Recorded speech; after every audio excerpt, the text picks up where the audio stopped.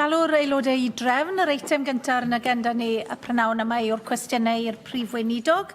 Yr cwestiwn cyntaf, Mohamed Ashka. Thank you, Madam Presiding Officer, and good afternoon, First Minister.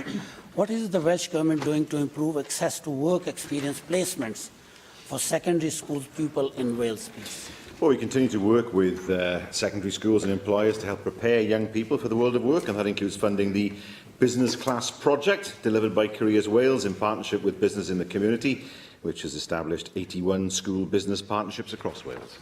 Thank you for the answer, Minister, but my question is, in previous years, secondary school people have been sent on placement to experience the world of work. It was the duty of Career Wales to check the employers and their workplaces were suitable, safe environments, and that legal requirements on insurance and risk assessment were met. However, your government has forced Career Wales to phase out this service due to budget cuts, thereby removing the opportunity for people to enjoy the benefit of work experience placements. Can the First Minister explain how stopping these safety checks due to budget cuts will promote and expand access to work experience placement in Wales? Well, I mean, as I understand, Gwynedd and Anglesey have taken the decision to withdraw from offering work experience placements for pupils. In other parts of Wales, schools and local authorities have worked together to find new solutions in response to the change of services provided by Careers Wales in 2015. David Rees. First Minister, work experience is critical for young people, and those with learning difficulties or perhaps other neurological conditions such as autism, which we'll be discussing tomorrow, often find difficulty in getting out of the workplace. Now, there are some schools which put on simulated work placements, and for those it's wonderful because they are in a safe and familiar environment. But others need to go out and get that experience because it helps them in the transition to adulthood. What more can the Welsh Government do to encourage employers to take on people with those conditions and learning difficulties so they can get that experience, so they can get the transition into adulthood and be confident that they'll be able to go out in the workplace? Well, we encourage schools, of course, to look to create those links with employers. I think it is important for some youngsters to get that experience first in a more controlled environment that makes them more comfortable, and then, of course, look at getting work placements in the future. But there will be examples, the member for Aberfan has already mentioned some, where schools are working proactively in order to provide placements for youngsters with particular learning needs. Rhina Piorwerth.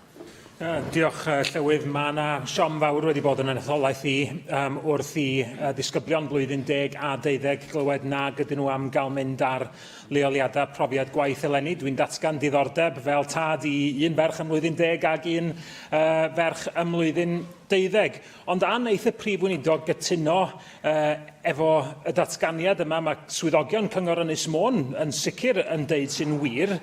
Mae'r hyn sydd wrth wraidd y penderfyniad yma tu hwnt I unrhyw amheuaeth ydy penderfyniad Llywodraeth Cymru I dynnu cyllid ac felly capacity oddi ar gyrfa Cymru I wirio lleoliadau fel maen nhw wedi gwneud yn y gorffennol. Wel, dwi'n gweld cynghorwyr yn fy marn I sydd wedi redeg awdurdod lleol nid swyddogion ta beth, ond dim ond Gwynedd ac Ynys Môn sydd wedi cymryd y penderfyniad hyn. Dwi'n gwybod awdurdod eraill yn edrych ar ffyrdd newydd I sicrhau bod yna lefydd ar gael. Caroline Jones. Diolch, Llywydd. First Minister, the best way to improve access to work experience placements for Welsh pupils is to improve links between our schools and industry. While there are many good examples across the country, it is not enough. What plans does your government have to ensure that every school in Wales maintains close links with local businesses? Well, most schools will want to do that anyway. As I said, most local authorities in Wales are working to, and they've had plenty of notice, working to see those links strengthened. We know that they knew the changes were coming in 2015, but despite that, of course, local authorities have been working proactively to maintain those links. Rhiannon Passmore. First Minister, the Welsh Government has a groundbreaking fusion programme that contributes to many of the goals of the Wellbeing of Future Generations Act. The fusion programme seeks to encourage and empower young people to take an active part in arts, culture and heritage, and equally includes innovative work experience placements. Additionally, the fusion programme in 2017 includes the priorities of employment and skills. First Minister, isn't this further evidence that the Welsh Government encourages a dynamic taste of the world of work from all quarters supporters of Welsh Life for Welsh school children, and how then can the Welsh Government build on this excellent best practice? We always looked at good practice and see whether that practice can be extended across the whole of Wales. It's right, of course, that young people have the opportunity not just to gain qualifications, but also to understand what the world of work requires and have a broader outlook on life. That's what the Welsh Bac is intended to deliver as well. But we always look at examples of good practice to see whether they can be extended. Cwestiwn 2, Russell George. Will the First Minister make a statement on the development of an active travel network in Montgomeryshire? Well, the first stage of the Active Travel Act has been completed and a number of active travel routes have been identified in Montgomeryshire. Thank you, First Minister. I'm sure you will agree that the Newtown Bypass will provide an opportunity to develop a meaningful active travel network for Newtown. Now, regrettably, Powys County Council were recently unsuccessful in securing funding from the local transport fund, which would have gone some way to securing the town's aspirations to be an active travel town. Now, I understand the bid was supported as a project but not funded. So could I ask you, First Minister, to ask officials to take a fresh look at this bid with a view to funding the scheme if additional funding can be made available? Well, I understand Powys will be launching the new Llanfyllin Safe Route in community facility on Friday. That was made possible through allocated funding from the Welsh Government, an example of that funding being made available to Powys. The 2 Powys Local Transport Fund schemes are at the top of our reserve list for 2017 to 18 as part of our wider work associated with the Newtown bypass, and we are looking at options to see how we could allocate some in-year funds to the Powys active travel bid for Newtown. Lee Waters.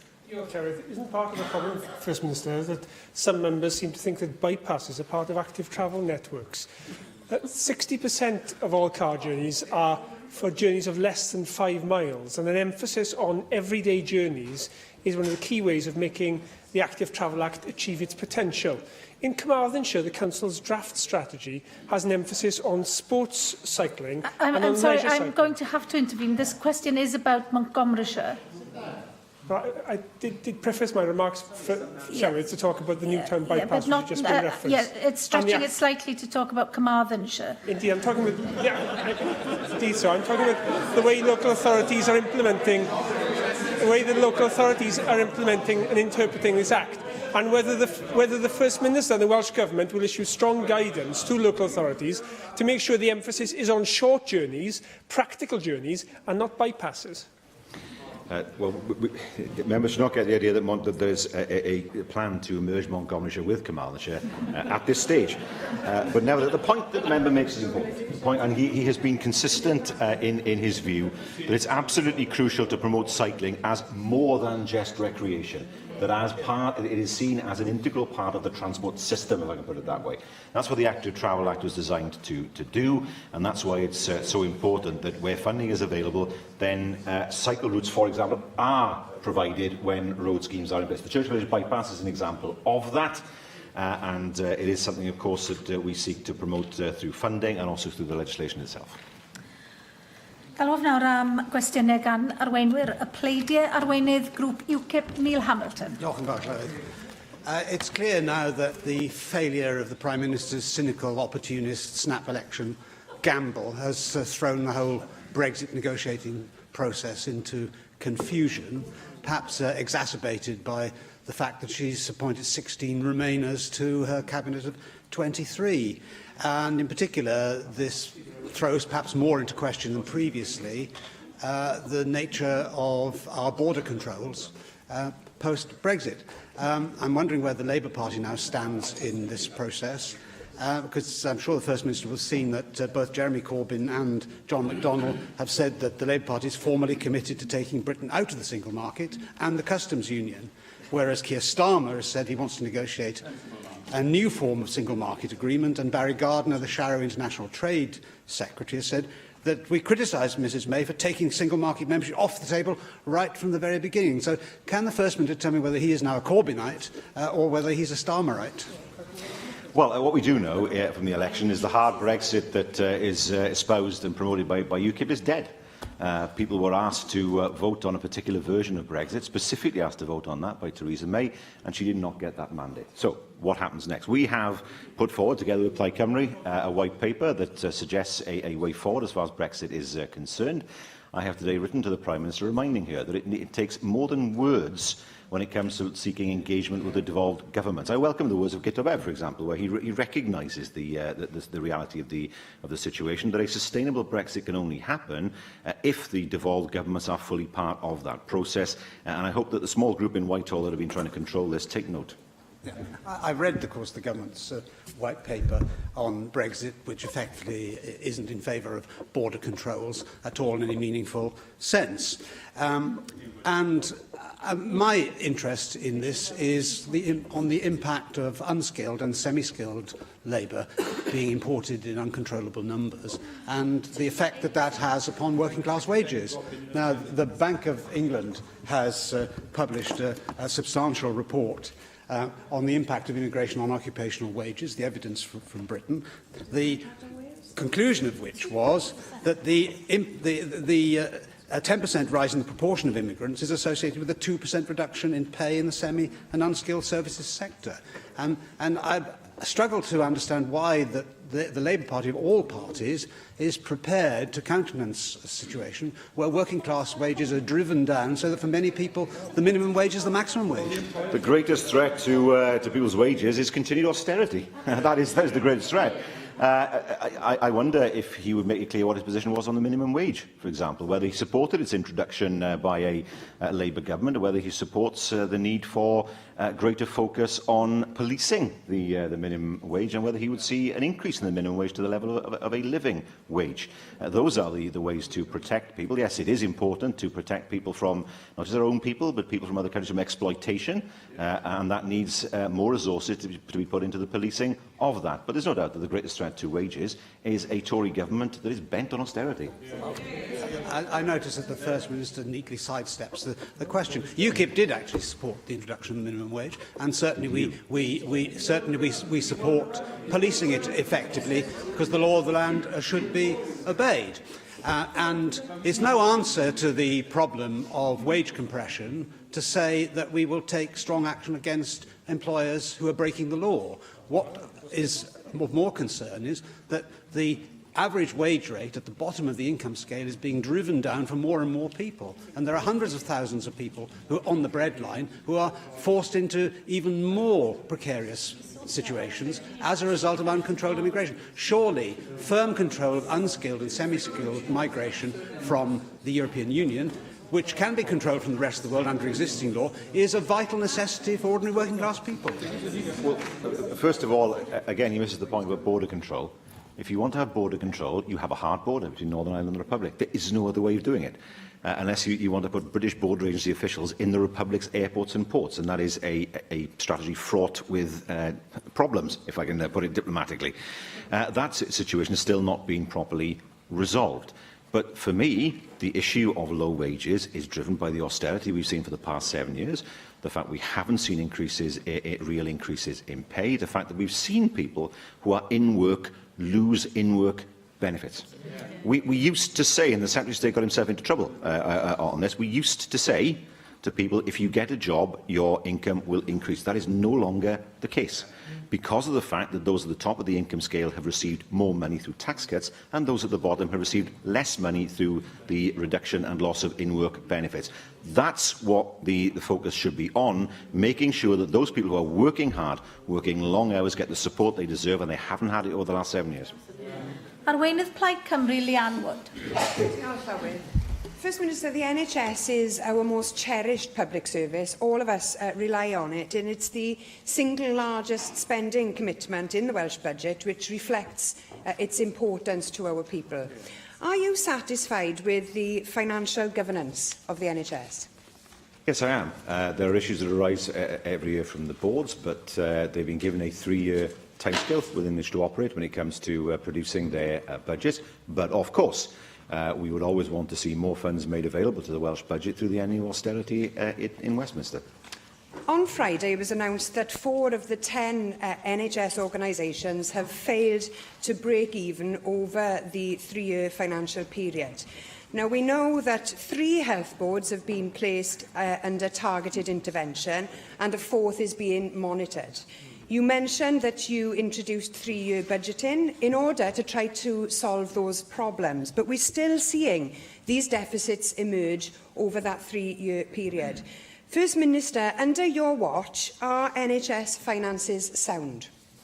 Yes, they are. 4 organisations out of 10 were unable to meet their 3-year duty. We've been open about the particular challenges those organisations are facing. It's why they've all been escalated under our NHS intervention arrangements. A situation where 4 out of 7 health boards aren't meeting your targets isn't one that can be described as financially sound. This is about how the NHS is being managed. It's about supporting the staff and the patients of the NHS by ensuring that the service is in good financial health. It's about health boards meeting the statutory duties which you have set out. Now, in March, your Health Secretary said that the 4 health boards in question would not be bailed out. He also said that he was, in quotes, pretty certain that NHS services wouldn't be cut as a result of these deficits. Now, being pretty certain doesn't fill me with confidence, First Minister. What we need today is a cast-iron guarantee. So can you tell us, when will the NHS finances improve? Is it still the case that you won't bail out struggling NHS health boards? And as the government responsible for the Welsh NHS, will you guarantee that deficit repayment plans for these health boards won't result in cuts to our health services? No services have suffered as a result of these deficits. We have ensured that these organisations had sufficient cash to meet their normal commitments, and we manage their deficits within the overall health budget. Subject to audit confirmation, the overall health budget was balanced in 2016 to 17. Now, through the intervention arrangements, we are working closely with those organisations to address the governance, management and service issues that underpin their deficits, and we will not shy away from taking firm action with these organisations if that is what is necessary. No guarantees. Arweinydd yr wrthblaid, Andrew Watty Davies. Thank you, Presiding Officer. First Minister, one of the stories that came through at the general election that because of the campaigning didn't get the coverage it deserved was the lack of this government's ability to meet its commitment from 2010 that all cancer patients in Wales would have a key worker.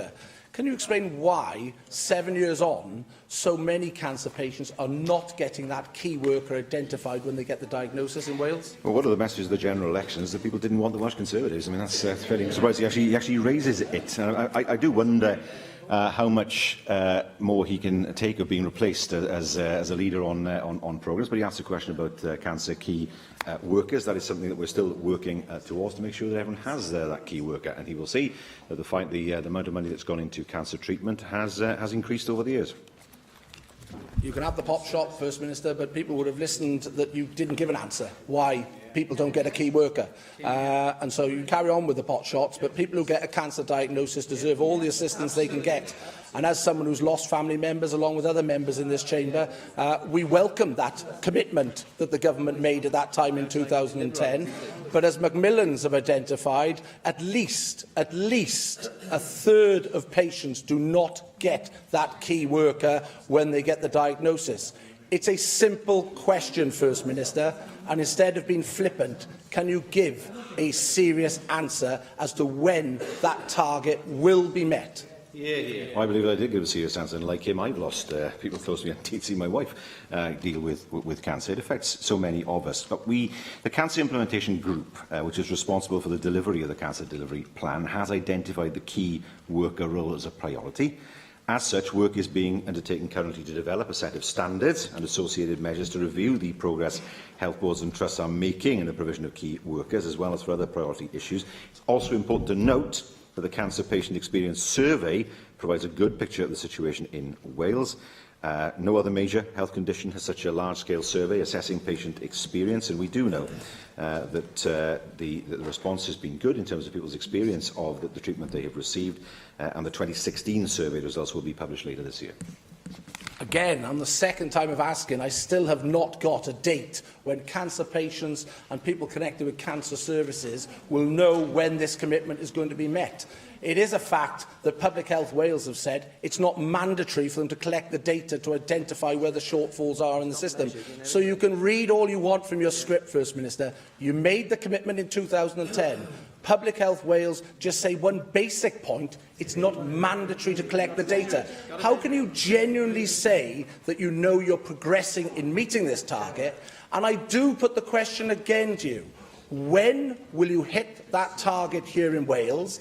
And will you now make it mandatory for Public Health Wales to gain that data so that we can see progress to meeting that goal? We support you in this measure. We want to see it met. Well, I can't go beyond the answer I've already given to him, namely that work is ongoing. He asks the question, when will that work be completed? I will write to him with a date on that. He's asking that specific question, but this is something that we want to see implemented in the future. Question 3, Neil Hamilton. What progress has been made towards Wales becoming a no cold calling nation? Well, the zones have been set up in the majority of Welsh local authorities. We are committed to making our communities safer.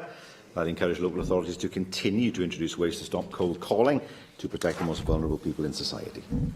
I thank the First Minister for that reply. I don't know whether he's aware of a poll which has been conducted by the debt charity called Step Change. This has discovered that 59% of people report having received one cold call a week. 8% have had more than one call per day. And one of the principal concerns about this is these calls offering high-cost credit. About a third apparently received one of these calls every week, and 1 in 8 has actually taken out high-cost credit with an average of £1,052 of extra borrowing taken out. This poses significant dangers for vulnerable people on low incomes, and I wonder if the First Minister can tell me what further progress the government intends to make in the next 12 months towards ending this curse. Well, we did provide funding in 2013 to increase the number of cold calling zones in Wales. That's helped to protect vulnerable people from scams. I know that some local authorities have also carried out that work. My own local authority in Bridgend, for example, ran a very successful campaign a few years ago, informing people of what scams looked like, not just postal scams, but online scams as well. They can be hugely believable, given the fact they will often use emails that look like emails from established companies, even though they are not. We will, of course, continue to work with the police and crime commissioners on issues including fraud crime. Mike Hedges. Presiding Officer, I'm a strong and long-term supporter of no cold calling zones, and I've raised this several times in this chamber. Far too many of them target the very vulnerable, and far too many of the very vulnerable are taken advantage of.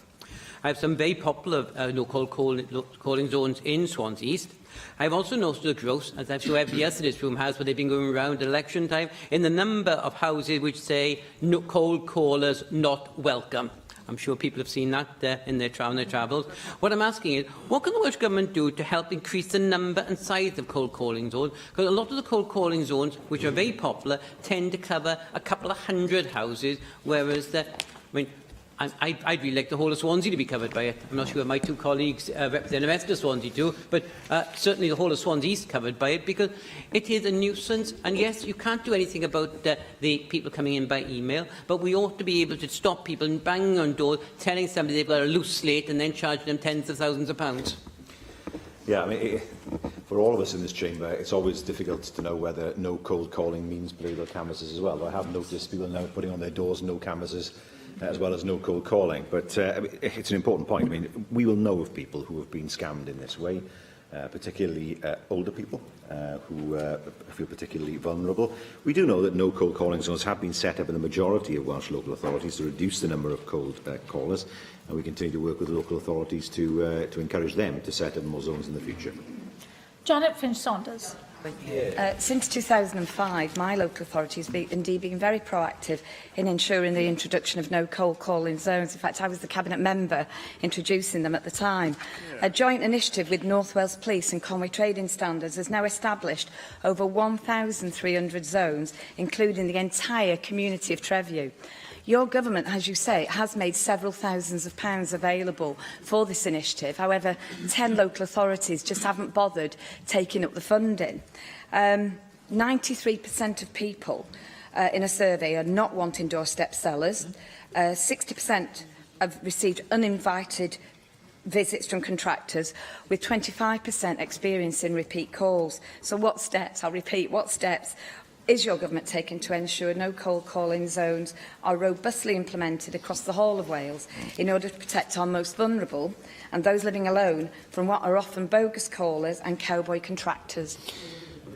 Well, the first difficulty is we don't have executive powers as a government to enforce the zones. The Assembly does have some legislative competence, but it's quite limited and limited to consumer protection. That means, of course, the local authorities have a particularly important role. She's mentioned, of course, her own local authority and welcome the work that they have done. For those 10 local authorities who haven't taken up the funding, it's a matter for them, of course, to explain, and a matter to be taken up with them as to why it is that they feel that no cold calling zones are not appropriate for their area. Question 4, Darren Miller. Diolch, Llywydd. Will the First Minister make a statement on the importance of seaside tourism in North Wales? Yes, our coastal environment is a major attraction for many visitors who are drawn by the quality of our coastal landscape, wildlife and at sea. And of course, many of those seaside attractions are along the northern coast.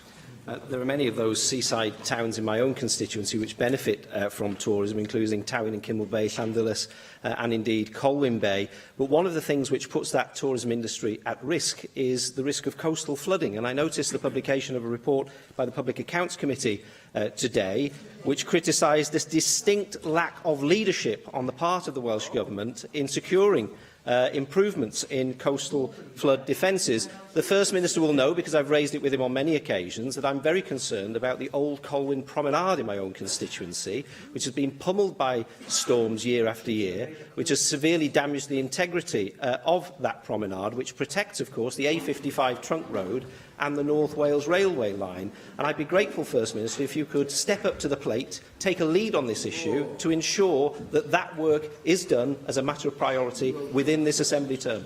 Well, first of all, in terms of the committee's report, it's not quite what it says to my mind. It does make the quite valid point that there are many different organisations who all have a responsibility for flooding, some 7. The point that the report was trying to say was, well, if things go wrong, who then is responsible? And that's a valid question which we will consider as part of the response to the committee's report. It may need legislation to make sure that the situation is clearer. I mean, for example, members will know I was a year and a half ago now on the A55 where flooding had occurred. Ultimately, it was a matter for Gwynedd Council, but it needed funding from Welsh Government, so we worked together to deliver that.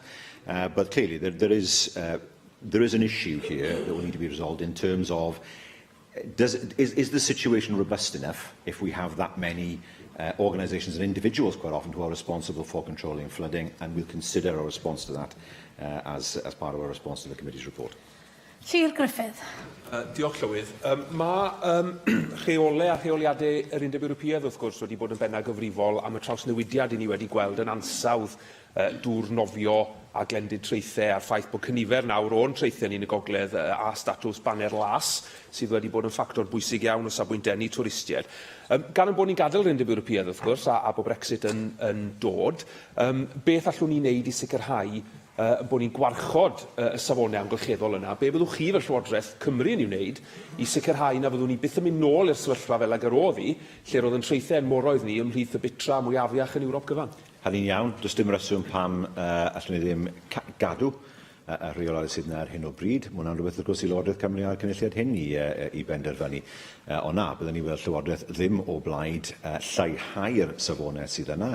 Fi'n cofio amser lle oedd yr afon oedd yn mynd trwyddo dre le ges i'n nghodi pen y bont, lle oedd yr afon yn rhedeg lliwiau gwahanol. Yn dibynnu ar beth wedi cael ei daflu mewn yr afon. Glo, lipstick, oedd popeth yn mewn yr afon, a achos hynny yr afon yn goch ac yn wyrdd, wedi sneb yn mynd ôl i hwnna. Ond wrth gwrs, beth sy'n bwysig yw, bod ni'n gadael yr Undeb Ewropeaidd, dwi'n ddim yn meddwl bod rhaid ni felly newid y rheoliadau yma yn Cymru. Cwestiwn 5, Jeremy Miles. Diolch, Llywydd. What assessment has the Welsh Government made of compulsory voting? We are not in favour of compulsory voting. As a government, of course, we've taken a position that in Assembly elections we want to see 16 to 18-year-olds voting, but not in favour of compulsory voting. I thank the First Minister for that question. And on the subject of voting, I thank him for his leadership of the Welsh Labour election campaign, which, in contrast with that of the party opposite, was both strong and stable. Another feature of the campaign was an increase in turnout, and yet 1 in 3 people did not vote. Compulsory voting is no substitute for political engagement or political education, but as well as being a right that people have fought for and died for, it can also be seen as a civic obligation that we owe one to another. As the Welsh Government and the National Assembly consider voting arrangements in the future, notwithstanding the Welsh Government's position, will he ensure that the experience of Australia and Belgium is taken into full account, and that of other countries where that civic obligation has been enshrined in law? We will consider that. I have to say, I sometimes consider compulsory voting to be a form of cop-out for politicians. It's all our responsibility collectively to increase turnout. We'll never get to 100% in the countries where there's compulsory voting. What I saw on Thursday was a huge increase in the numbers of young people voting. At 10 o'clock on the Thursday morning, I could see that something unusual was happening in terms of the turnout. And so, from my perspective, it was marvellous to see young people coming out to vote in the numbers that they did. I hope that continues in the future, because it was never good for society for a view to take hold that older people vote and younger people don't. And I'm glad that younger people have found their voice. David Meldon. First Minister, can I say that, like you, I'm glad that the voter turnout last Thursday was much closer to the historic trend that we've had in the United Kingdom, and that is something that we should all be very grateful for. One thing that's always struck me as very peculiar is why we vote on a Thursday.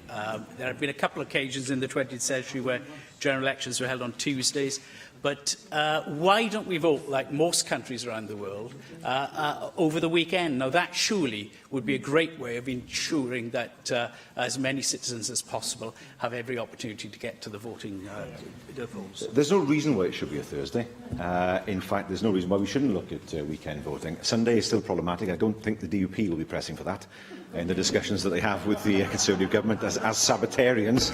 And indeed, the Western Isles of Scotland will have people there will have a view on that. I think Sunday voting, therefore, is still difficult in some parts of the UK. But there's no reason why people shouldn't vote on a Saturday, for example, when most people are not in work and when voting might be easier. And that's something to consider as an institution in the years to come. Simon Thomas. Diolch, Llywydd. Does dim ffigyra, wrth gwrs, bod yna ffigyra wedi dyfynnu, does dim ffigyra am y faint o bobl ifanc nath bleidleisio wythnos diwetha, ond fel chitha, o'n i'n teimlo bod yna mwy o bobl ifanc yn troi mas yn y gorllewin, ac wy'n arbennig o falch bod aelod ifanca Senedd erbyn hyn yn Ben Lake yn aelod dros Blaid Cymru yng Ngheredigion. Yn sicr oedd Ben Lake wedi cael lot fawr o fenwyr ifanc yn ei helpu fe yn ystod ei ymgyrch.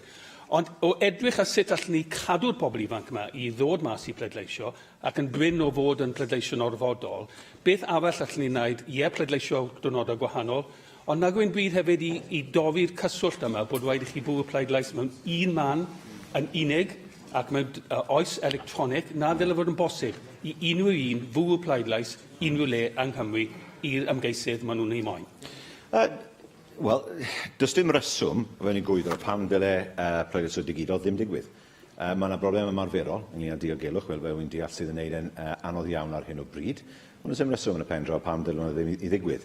Ar un adeg, oedd pob un yn y siambr hyn yn gweld dwyrnod pleidleisio fel dwyrnod oedd eisiau cael bobl mas i pleidleisio. Nid felly mai, dim rhagor, achos mae eisiau gwneud bobl yn pleidleisio trwy'r post.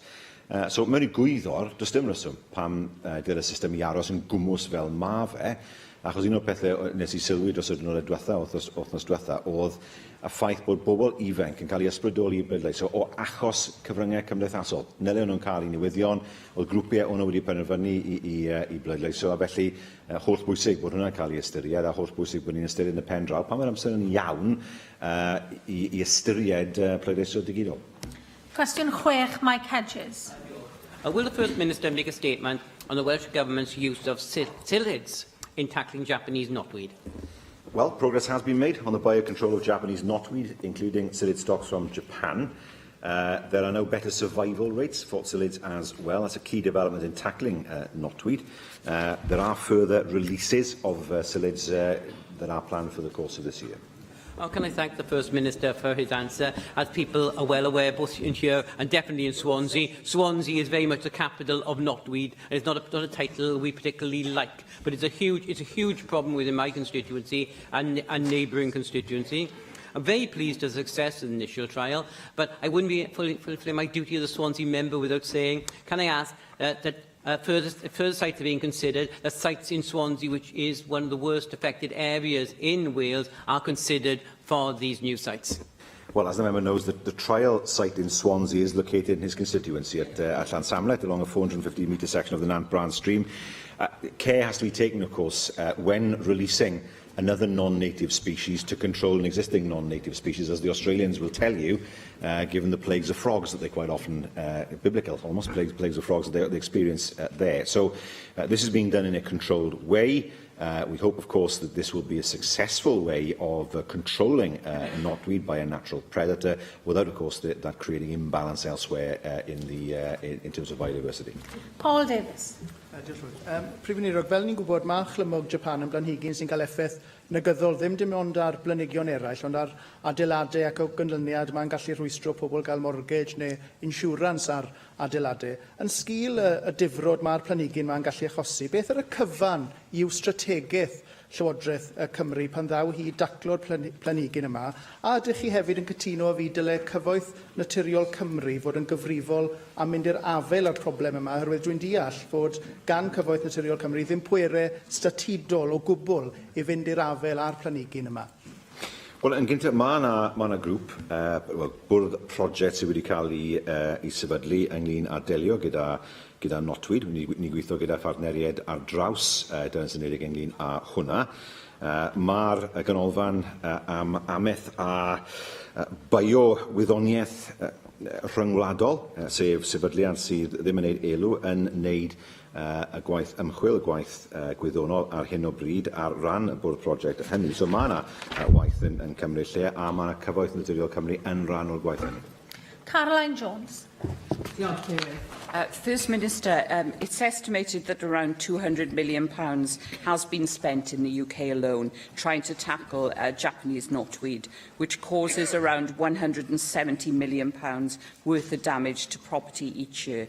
The psyllid trials are very promising, but if the insect can successfully establish itself in the UK, it will only tame knotweed, not eradicate it. What more can the Welsh Government do to support Swansea University in their search to find ways to ensure that knotweed is eradicated and no longer threatens the property of our constituents? Well, we have supported a 2-year trial at Swansea examining the chemical and mechanical control of Japanese knotweed.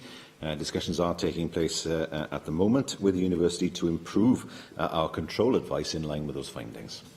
Cwestiwn 7, Rhyn ap Iorwerth. A wnaeth y Prif Weinidog ddatganiad am wasanaethau iechyd meddwl i'r ifanc. Erbyn hyn, rydyn ni'n gweld effaith rhaglen o welliannau sydd ar y gweill fel rhan o law yn llaw at iechyd meddwl, a geiff y rhaglen ei chefnogi gan 8 miliwn y flwyddyn o gymorth ychwanegol i wasanaethu iechyd meddwl plant a phobl ifanc. Mi o'n i'n falch iawn chydig wythnosau nôl o gael sgwrs efo Laura Burton, merch ifanc o Fôn sy'n gwirfoddoli i amser i newid a sy'n gwneud gwaith rhagorol yn pwyso am welliannau i wasanaethau iechyd meddwl. Mi o'n i'n cytuno efo hi yn sicr fod angen gwneud mwy i newid agweddau pobl ifanc tuag at iechyd meddwl, ond hefyd bod rhaid i gynnydd mewn ymwybyddiaeth fynd law yn llaw wrth gwrs a buddsoddiad mewn adnoddau a chyllid digonol. O ran yr adnoddau, ydy'r Prif Weinidog yn cytuno i bod hi'n anerbyniol fod Ynys Môn wedi cael ei gadael heb seichiatrydd ymgynghorol o gwbl i oedolion rhwng 19 a 65 oed, rhywbeth sy'n effeithio ar Laura fel llawer o bobl eraill. Ac ydy'r Prif Weinidog yn cytuno hefyd o ran yr ochr ymwybyddiaeth bod angen gwneud llawer mwy fuddsoddi mewn addysg iechyd meddwl ar gyfer pobl ifanc mwyn gwneud y gwaith na o godi ymwybyddiaeth. Mae'n ymgynghorydd ym mhob ysgol uwchradd wrth gwrs mwyn helpu, ond i rai bobl ifanc, mae rai cael mwy o gyngor. Dyna pam wrth gwrs ni wedi buddsoddi 8 miliwn y flwyddyn mewn i CAMS. Os ydych ni ar ardal Betsy Cadwaladr yn gynnwys Ynys Môn wrth gwrs, ni'n gwybod bod y nifer oedd yn aros am asesiad rhywun mewn o 669 i 90 mewn blwyddyn, so felly lleihad o 86.5%, a dyna wrth gwrs beth mae'r buddsoddiad wedi wneud. Angela Burns. First Minister, the Making Sense report was published in tandem with the Making Sense initiative, which is supported by the High Needs Collaborative and the Wales Observatory on the Human Rights of Children and Young People. And this report highlighted that for many young people, support for the transition into adult services is non-existent. In fact, young people say that they are ill-prepared for the way that adult services operate, which is quite differently to the way that CAMS operates. And it's a scenario borne out by many cases that have come to me in my own constituency of Carmarthen West and South Pembrokeshire. First Minister, can you clarify what the Welsh Government intends to do to ensure that that transition, which is a tricky time for children becoming young people and young people becoming adults in all sorts of different areas, from education through to health service, is particularly looked at and reviewed to help those who need the support of professionals such as adult services and children and adolescent mental health? Yes, that transition is important, but we have ensured that funding has been made available for third sector partners to ensure young people with the most severe mental illnesses are supported into social, education and employment opportunities. But of course, with regard to the extra CAMS funding, what that is designed to do, of course, is to make sure that young people get the help they need at the time they need it, so they don't have to rely. Some will, of course, but they don't have to rely on adult mental health services in the future. Cwestiwn 8, Paul Davies. Am wnaeth y Prif Weinidog ddatganiad am ddarparu gwasanaethau iechyd yn Sir Benfro? Fy mlaenoriaeth i yw gwneud yn siŵr bod Sir Benfro yn cael gwasanaethau iechyd sy'n rhoi y canlyniadau gorau posib i gleifio. Dwi'n siŵr y ddwch chi'n cytuno fi, Prif Weinidog, mae'n bwysig fod gwasanaethau iechyd brys yn cael ei leoli mor agos i bobl ag sydd yn bosib. Nawr, mae ymgynghorydd sydd wedi ymddeol o Ysbyty Llwynhelig wedi adolygu'r nifer o fybanod sydd wedi marw ar ôl genedigaeth yn Sir Benfro. Mae ei adolygiad yn dangos fod y sefyllfa wedi gweithygu ers i wasanaethau bybanod cael ei ganoli i Ysbyty Glangwili yng Nghaerfyrddin. Yn sgil yr adolygiad yma, ydy'ch llywodraeth chi nawr yn fodlon ail edrych ar y sefyllfa yma ac i ystyried ail gyflwyno'r uned gofal arbennig i fybanod a sicrhau fod gwasanaethau pediatric llawn amser yn Ysbyty Llwynhelig? Wel, bydd yn peth braf sy'r ymgynghorydd yn rhoi data i ni a sicrhau bod ni'n gallu ystyried y data mwyn gweld os mae'r data'n iawn yna. Dwi ddim wedi wneud hynny. Bydd hwnna'n help, ond ni'n gwybod bod y coleg brenhinol wedi gweud bod y gwasanaethau yn ardal Hywel Dda yn saff. Simon Thomas. Diolch, Llywydd. Ond mae sefyllfa gyda gofal pediatric nos i fod yn sefyllfa dros dro, lle mae hwnna wedi cael ei tynnu oddi ar Ysbyty Llwynhelig. Dyw hwnna ddim i fod yn sefyllfa barchawol. Felly pryd y gawn ni nôl y gwasanaeth pediatric dros nos? Wel bod y bwrdd iechyd yn ymgynghori ar hyn o bryd, yn mynd i ymgynghori cyn bo hir gyda arbenigwyr yn yr ardal mwyn sicrhau gwasanaethau canoliadwy, ond mae'n wir i weid rhywbeth dros dro yw hwn yn nid rhywbeth barhaol. Cwestiwn 9, Vicky Howells. Diolch, Llywydd. What action is the Welsh Government taking to promote equality for older women in the Cynon Valley? Well, we are strongly committed both to supporting older people and to promote equality between genders, and that's just reflected, of course, in the Wellbeing of Future Generations Act and the Strategy for Older People, which supports action to address issues facing both women and men in later life. Thank you, First Minister. I know you have written previously to the then Secretary of State for Energy and Climate Change, calling for a review of the Miners' Pension Scheme. I recently met with campaigners from the UK Miners' Pension Scheme Association, who highlighted to me how the current workings of the scheme badly affect miners' widows in particular, with some, for example, receiving just £10 a week. Would you write to the UK Government again, highlighting the way that reform of the scheme could benefit not only miners, but also promote economic equality for miners' widows in my constituency of Cynon Valley and elsewhere in Wales? Well, I met with representatives from the South Wales NUM a few weeks ago, and they outlined again strongly the case for a review. We will be writing to the newly elected UK Government requesting it to consider a review of the scheme. As a Government, we have indicated our support for a review of the current arrangements for the surpluses of the Mine Workers' Pension Scheme. As members will know, it's already been said in plenary, and I wrote to the trade unions this February to reiterate our support for a review. David Malden. First Minister, many older women have a problem with mobility. They're quite frail. And we need to shape certain public policies with that in mind. For instance, transport, the improvement in bus services, free bus travel, etc. is a help, but really we need to focus on things like community transport schemes as well, which allow people otherwise who would be excluded from at least easy transportation the right to access a whole range of services.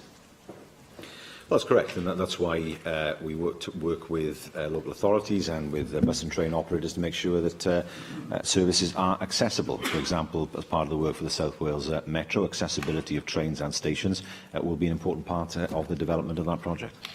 Question 10, Michelle Brown. Thank you, Presiding Officer.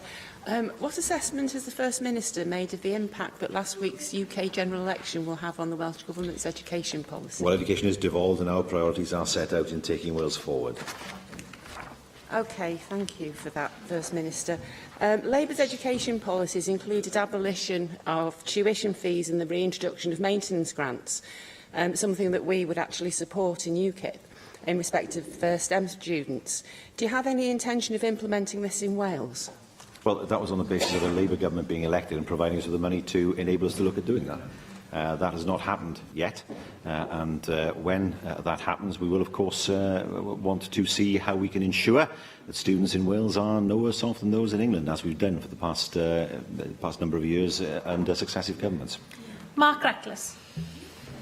Will the First Minister reconsider the future curriculum for Wales and the extent to which it will be based on changes that we've already seen in Scotland, in light of both the declining trend in Scottish PISA results and the decline in support for the SNP which have overseen that curriculum?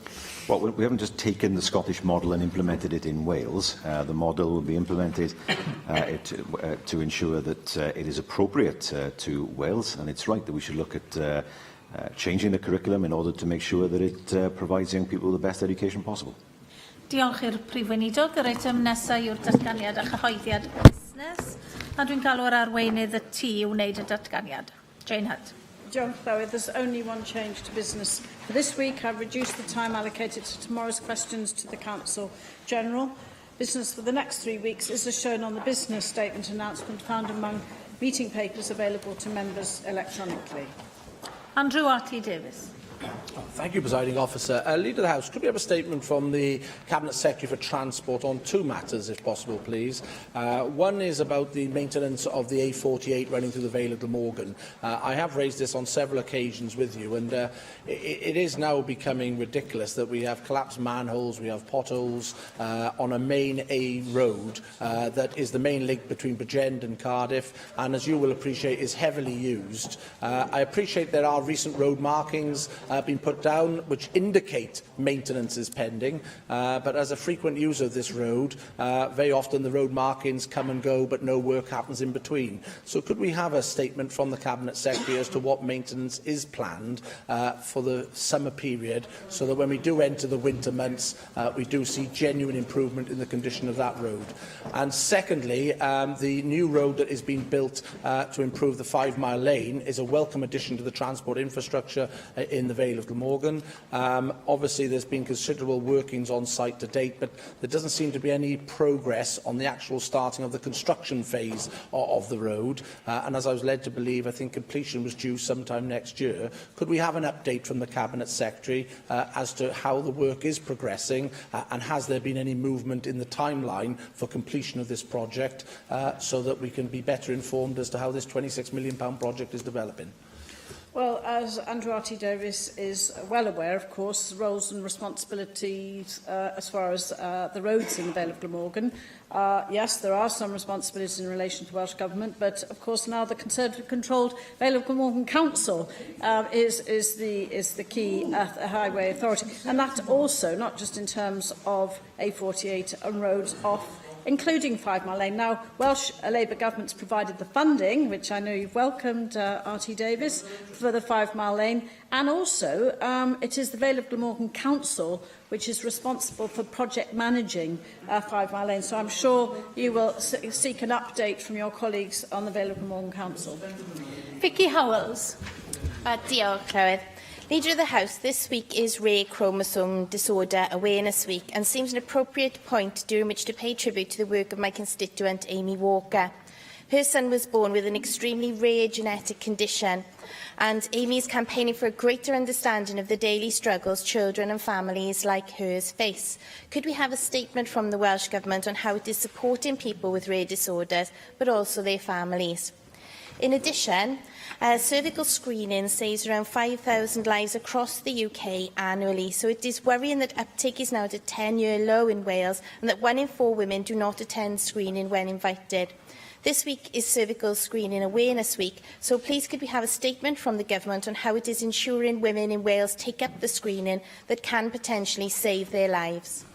Well, can I thank Vicky House for raising awareness again in this chamber for those two all-important awareness weeks. First of all, the work that's being done by the charity Unique to raise awareness and understanding of chromosome disorders. And obviously, in terms of the experience of your constituent, it's very important to recognise this is the 4th Awareness Week, and the Welsh Government's committed to improving services for people living with rare diseases such as chromosome disorders. Our Rare Diseases Implementation Plan was first published back in February 2015. That was a response to the UK strategy for rare diseases, and there's progress against the plans being monitored by the Rare Diseases Implementation Group, and that does include representation not only from Welsh Government health boards but also the patient group, the Genetic Alliance, and that will be updated to ensure it remains fit for purpose. And also on your second point, in terms of awareness of cervical screening, nearly 8 out of 10 women in Wales attend regularly for their smear, but we know that coverage rates for last year saw a slight drop. We have to do more work to maintain and improve participation rates, and the Screening Engagement Team of Public Health Wales is working with local public health teams, health boards and primary care clusters to consider cervical screening uptake in each area. There is a pilot programme also into looking at the future implementation of HPV testing, but I think back as far as cervical smear, cervical screening is concerned, we have to look at where the uptake is lowest. Neil McAvoy. Minister, in March 2017, the accounts of Natural Resources Wales were not given a clean bill of health.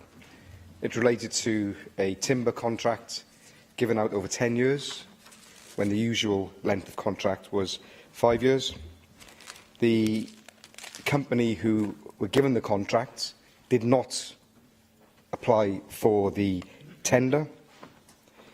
The Chief Executive of Natural Resources Wales told the Public Accounts Committee that there had been a full business case to justify the decision, and then it turned out in the following meeting that the so-called business case did not contain a single financial figure, not one, and he then said that it wasn't a business case. There's no evidence, we're told, of value for money, and there are question marks on the lawfulness of the contract process. So, given all these concerns, and especially the concern in the industry itself, how on earth can the Chief Executive of Natural Resources Wales be allowed to retire when there are so many questions to answer? This is a very inappropriate question, I would say, Llywydd. But I would also say there is a role for the Public Accounts Committee, which, of course, and under the chairmanship of Nick Ramsey, has examined this issue, particularly in relation to the contract which NRRW was responsible for. Hannah Blythen. Llywydd. Last week, Leader of the House, our very own Anne Jones received the prestigious Gold Medal Award from the National Fire Protection Association in the US for her work in making sure Wales was the first country to make fire sprinklers mandatory in all new build houses. Leader of the House, will you firstly join with me and many of others in congratulating Anne on her amazing achievement, but also in light of this issue being back on the agenda, could we have a statement by the Welsh Government on progress being made in improving domestic fire safety in Wales? Well, I'm sorry that I don't think Anne Jones is in the chamber at the moment. Also here are my congratulations to those of Hannah Blythen to Anne Jones for her recent award from the National Fire Protection Association. this is important, as we recognise, and I think this is shared across the Chamber, recognition of Anne's achievements. It's an international organisation, and those of us who have been here since Anne started on her journey to secure this domestic fire safety measure, it's a recognition of Anne's unwavering commitment to fire safety and the impact and influence that Anne Jones has had on fire safety in Wales. We should have coordinated the timing of chairing of this session slightly better. To be on the record, but it is on the record, and my congratulations also to Deputy Presiding Officer Anne Jones. Darren Miller. Leader of the House, can we ask for a statement from the Minister for Health and Social Services on security in Wales's hospitals? I had an email from a constituent just a few days ago who unfortunately is a cancer patient at Glenclwyd Hospital, and he remarked about the fact that he was able to walk around the whole of the hospital site at the weekend, in and out of individual offices. He could have lifted patient records, computers, telephones. In fact, anybody could that wandered through the door. Obviously, this is a concern, and I think it's incumbent upon the Welsh Government to ensure that patient records in particular are properly protected in our hospitals, particularly over the weekends when those offices may be vacant. Well, Darren Miller does raise an important point, which I'm sure he will be raising with Betsy Cadwallader Health Board. And, of course, this is something which we take very seriously in terms of security on sites, particularly in relation to patient confidentiality and, indeed, staff and patient safety. Adam Price. Leader of the House, I was wondering if you could say whether government colleagues have indicated to you yet when we can expect the statement on the Circuit of Wales that we've been promised by the First Minister before the end of the month. Would the Honourable Member for Blaenau Gwent, if he has anything to say, can get up and say it? Yeah, let me tell the Honourable Member, who is not particularly honourable, as no member in this chamber, to repeat myself as an honourable member, but yes, please, the Business Minister requires no help from other ministers in answering business questions. Adam Price. Thank you, Llywyd. If the Leader of the House could update us on when we expect that announcement, and in that context, is it possible for the government to correct the record in relation to a number of written answers that I've received from the government that it has subsequently emerged are inaccurate? In one instance, I asked about when the government was informed by the Auditor General of their intention to publish the report on the Circuit of Wales. I was told that government was informed on the 13th of April. It subsequently emerged they were verbally told for the first time on March the 10th and in writing on March the 17th, 6 weeks before that.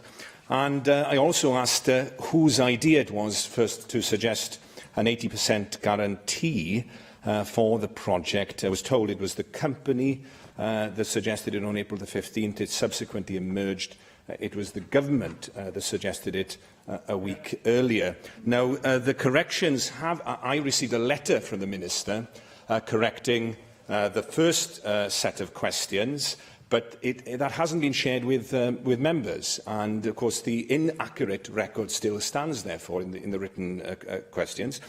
And in terms of the other issue, it was implicitly confirmed to the BBC yesterday that the account that I was given was inaccurate. I think it is important that before we have the statement from the Minister, that members have access to the accurate information, and indeed not just the statement that we'll hear in plenary, but also, of course, the Public Accounts Committee that is meeting to discuss the Auditor General's report, I believe, on the 26th of June. Well, I would like to take the opportunity to fully respond in terms of an update on Circuit of Wales and the questions and issues that Adam Price has raised. We have, of course, been working with the heads of the Valleys Development Company over many years to find a way to make the Circuit of Wales project work.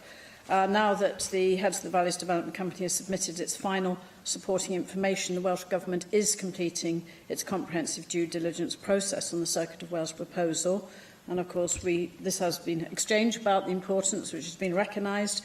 Due diligence is an important part of that consideration in supporting any project. Opportunity to ensure there's a sustainable and robust business plan in place, fair sharing of risk between the private and the public sectors, and to examine the wider economic impact of the proposal. And as has been said again, that once that work is completed, Cabinet will consider the project and we will announce a decision. The first formal proposal that included the idea of an 80% guarantee for the Circuit of Wales project was set out in a document dated the 15th of April 2016. Various face-to-face phone and email discussions on the risks and legalities of the project took place over a number of months prior to this date between officials, other key organisations, including the heads of the Valleys Development Company and their advisers, and the level of guarantee would have been part of those discussions. And indeed, I would also add that the First Minister has received correspondence from yourself and will reply in due course. Mark Isherwood. Diolch, Llywydd. I call for two statements. Firstly, to add my voice to the calls for a Cabinet Secretary, Health Secretary statement on cervical screening in this Cervical Screening Awareness Week. We know that cervical screening prevents up to 75% of cervical cancers from developing, but uptake in Wales is at a 10-year low and diagnosis levels are worryingly high. You referred rightly to the need to target the areas where the problem's greatest. Well, across Wales, only 70.4% cervical screening coverage occurs within 3.5 years for 25 to 64-year-olds.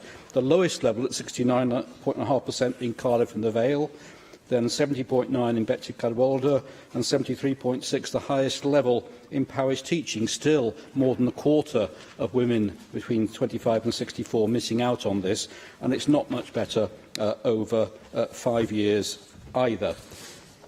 We must surely encourage women to talk to friends, mothers and daughters about the steps they can take to reduce their risk of cervical cancer, and fathers and brothers and uncles and grandfathers, as well as women, to talk to our loved ones, because we can't afford to see cervical screening attendance fall any further. I hope you will expand on your earlier statement and encourage the Minister to provide a statement accordingly. My second and final call is for a statement ahead of Father's Day next Sunday, and I congratulate every father here and I hope they enjoy their day.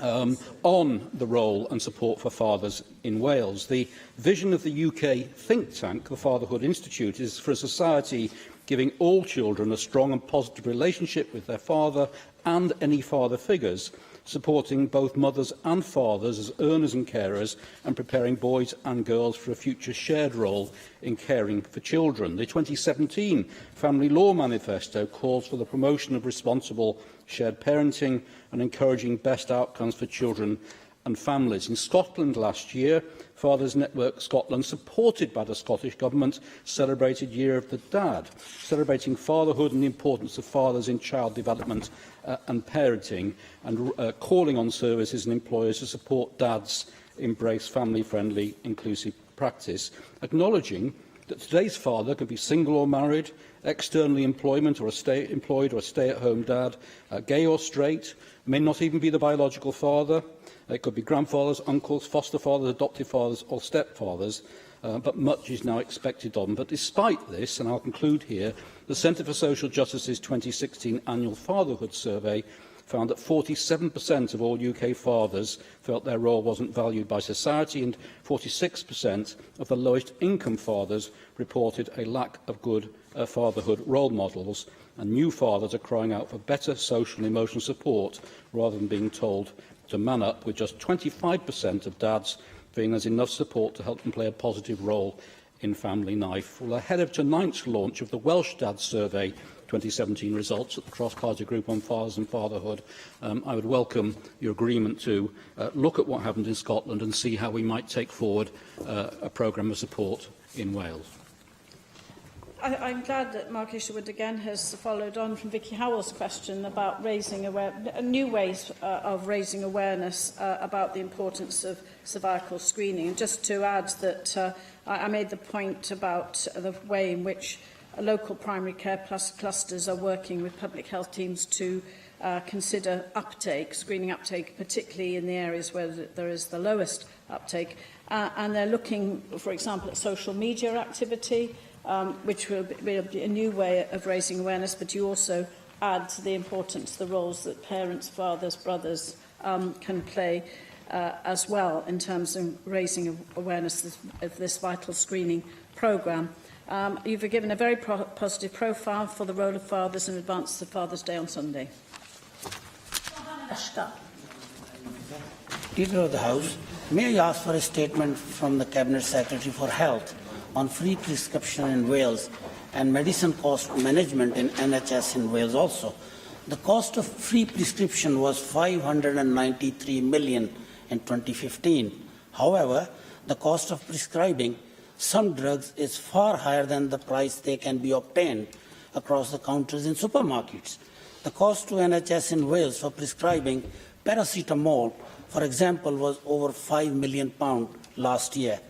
While I recognise the Welsh Government is not going to change its policy on free prescription, could I ask for the Cabinet Secretary for Health to look at ways that readily available treatments such as paracetamol can be issued without prescription, thereby reducing the cost to the NHS and releasing much-needed funds for other NHS services.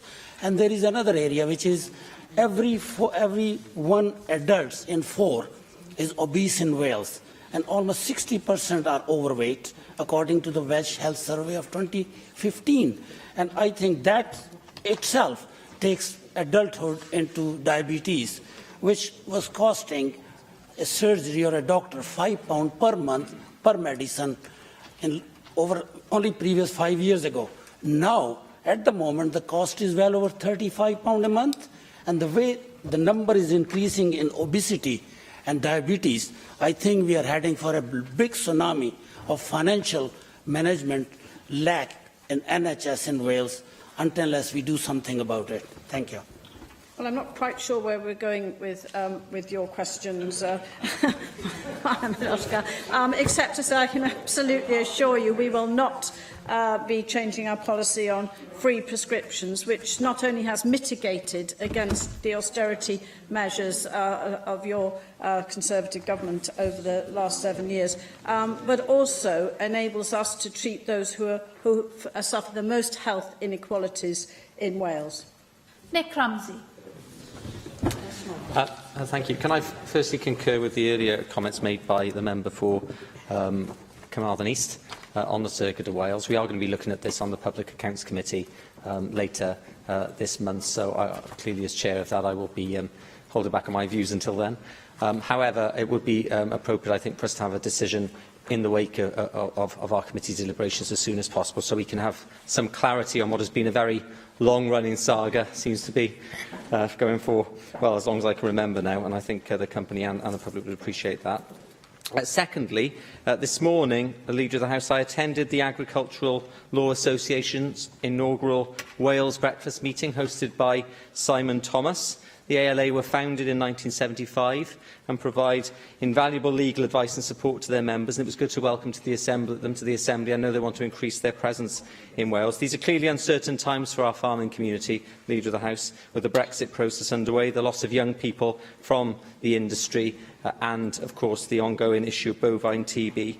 Will the Welsh Government undertake to work closely with the ALA and indeed the farming unions to reassure our farmers in Wales, and perhaps we could have a statement at an appropriate point in this chamber, or maybe a debate on ways that we can support our farming industry, both traditionally and perhaps looking at more innovative ways, because I think this is a vital aspect of the Welsh economy that does need to be supported and nourished over the years to come.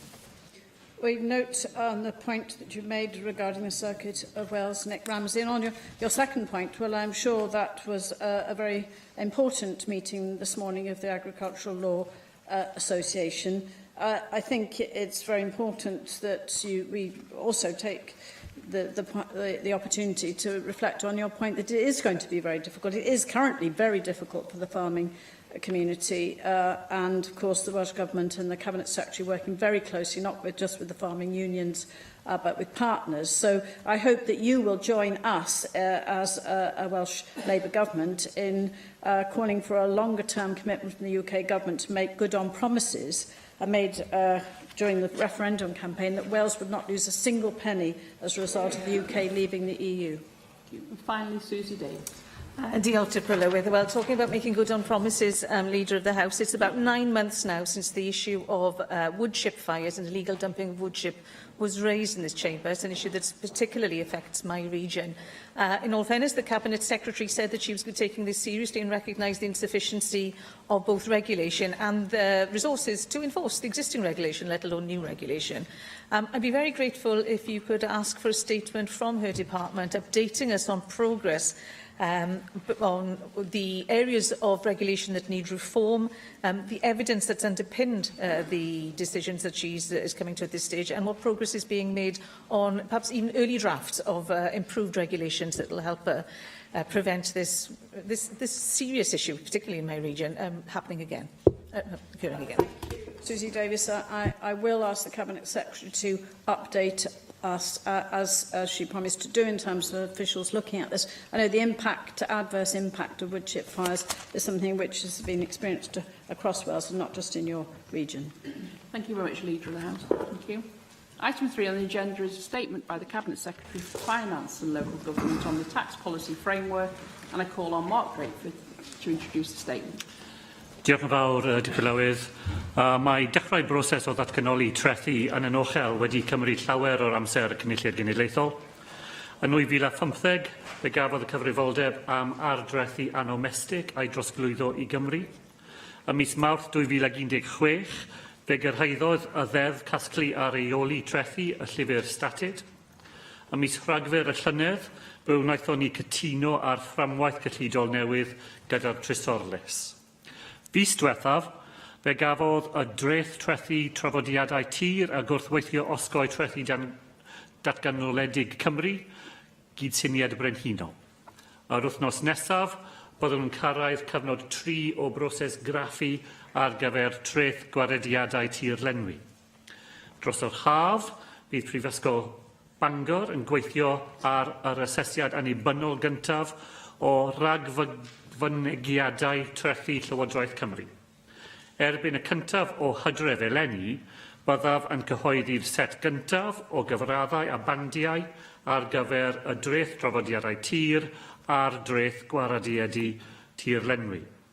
Ar ddechrau mis Ebrill y flwyddyn nesaf, bydd awdurdod cyllid Cymru yn gweithredu'n ymarferol yn casglu a reoli'r trethu hynny yng Nghymru. Y bwriad yw y bydd y broses o ddatganoli treth incwm yn rhannol yn dechrau ym mis Ebrill 2019. At that point, when that extensive timetable has reached its conclusions, decisions made in this National Assembly will shape the policy and practical actions to raise £5 billion worth of revenue on which our public services and the nature of the society we aim to be will be funded.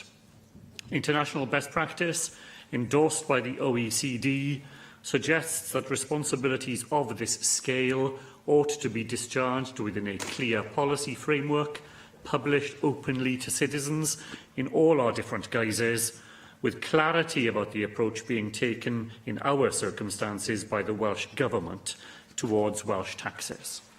Let me place on record again the fact that this Government sees no attractions whatsoever in the low-tax, low-pay, low-investment, dog-eat-dog economy of the neoliberal imagination. Taxes are the admission price which each one of us pays to live in a civilised society. And every single adult in Wales, and many children too, are taxpayers, with our poorest citizens very often, and far too often, paying a higher proportion in tax of their inadequate incomes than those who have more money than they will ever need. That is why taxes are also an investment in our collective future. What we depend on today owes much to the taxes which have been paid in the past by our parents and grandparents. These public services are benefits which define our society and underpin its values. They would not be possible without taxation.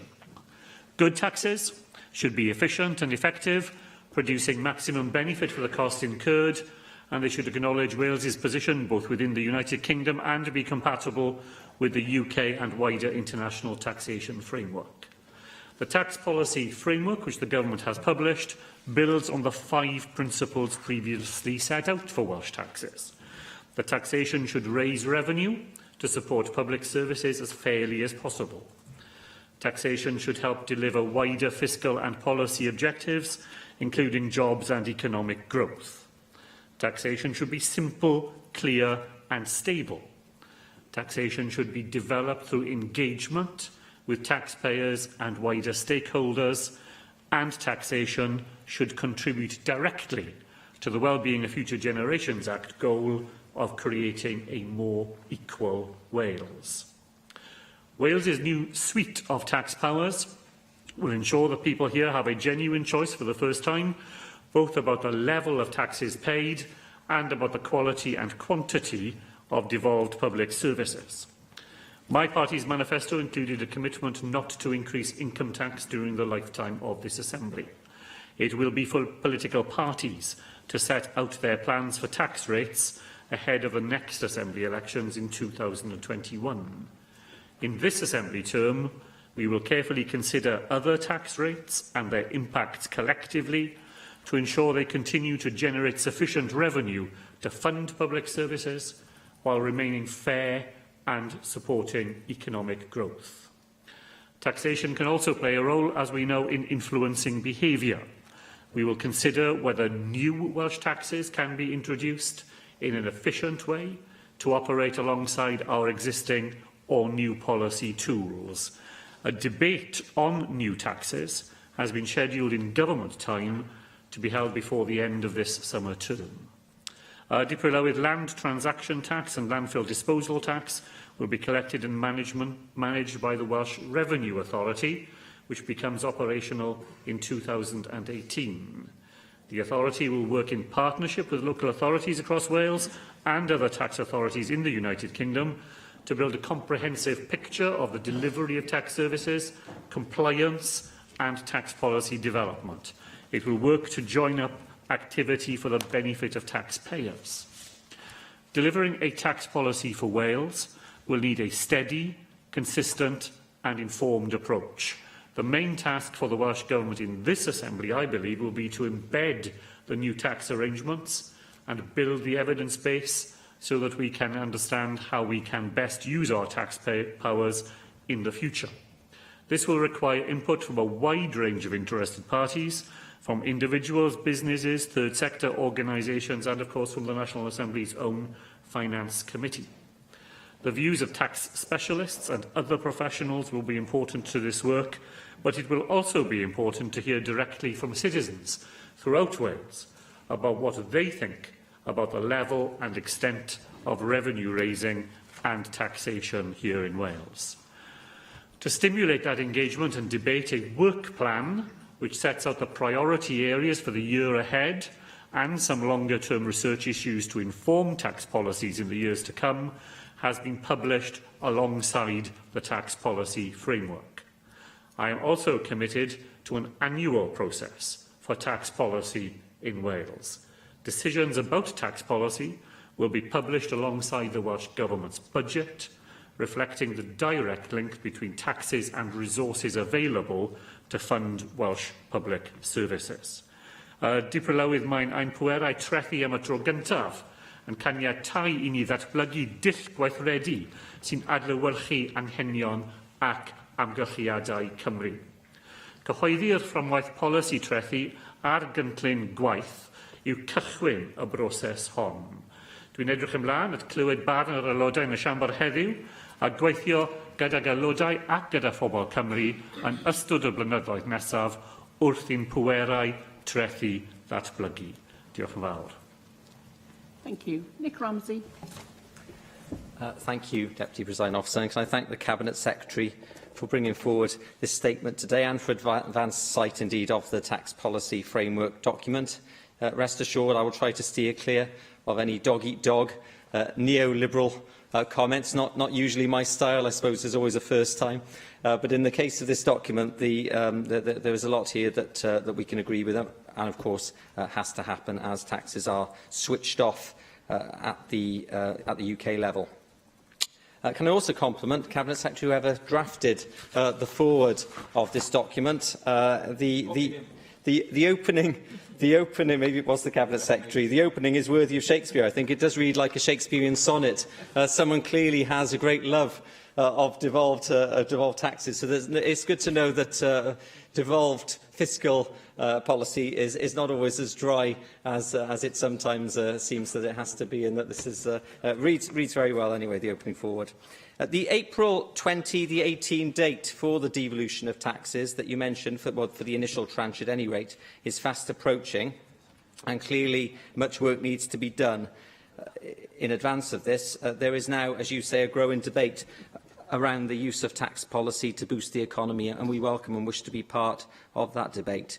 We clearly are on a steep learning curve and need to rapidly develop, I think we would all agree, rapidly develop our capacity in relation to fiscal expertise, and particularly in the area of forecasting, not just in the mechanical workings of institutions like the Welsh Revenue Authority. Cabinet Secretary, the tax policy framework repeatedly states that there should be no change for change's sake, an adage that you have pursued, that your predecessor Jane Hutt pursued, and that Welsh taxes sit within a wider UK context. That's something I would completely agree with. I think it's good that we're starting out with that maxim. In terms of it sitting within the wider UK and international context, what mechanisms are in place to see that there is a close dialogue with the UK Government when it comes to making tax policy decisions? Clearly, at the start of this process and with the establishment of the WRA, there have had to be UK-wide discussions.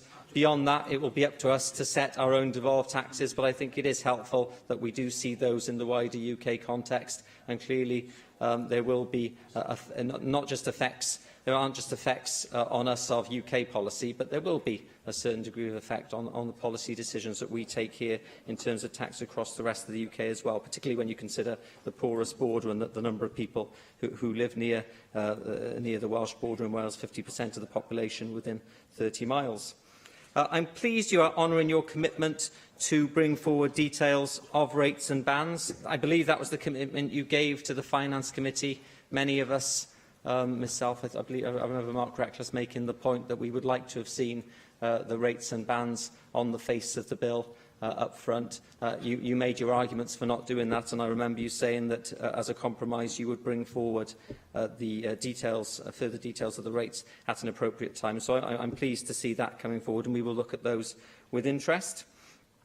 The policy framework refers to new taxes several times.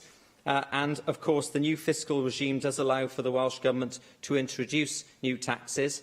You did mention, I think it was when we had the Senedd at Newport event, and you came to an evidence session there. I seem to remember you saying that you thought it would be interesting to develop or look at developing some new taxes, or one new tax, I think you said, as a trial to see how that process would work, to test that process. Have you had any further thoughts on that? Because clearly, if on the one, being cynical for a moment, if on the one hand you are thinking of keeping the existing tax take with the existing taxes like stamp duty and landfill, etc., keeping those relatively similar to where they are at the moment. If you bring in a new tax, then that is a way of surreptitiously increasing a tax take. So I'd be interested to know if you've had any further thoughts on developing new taxes.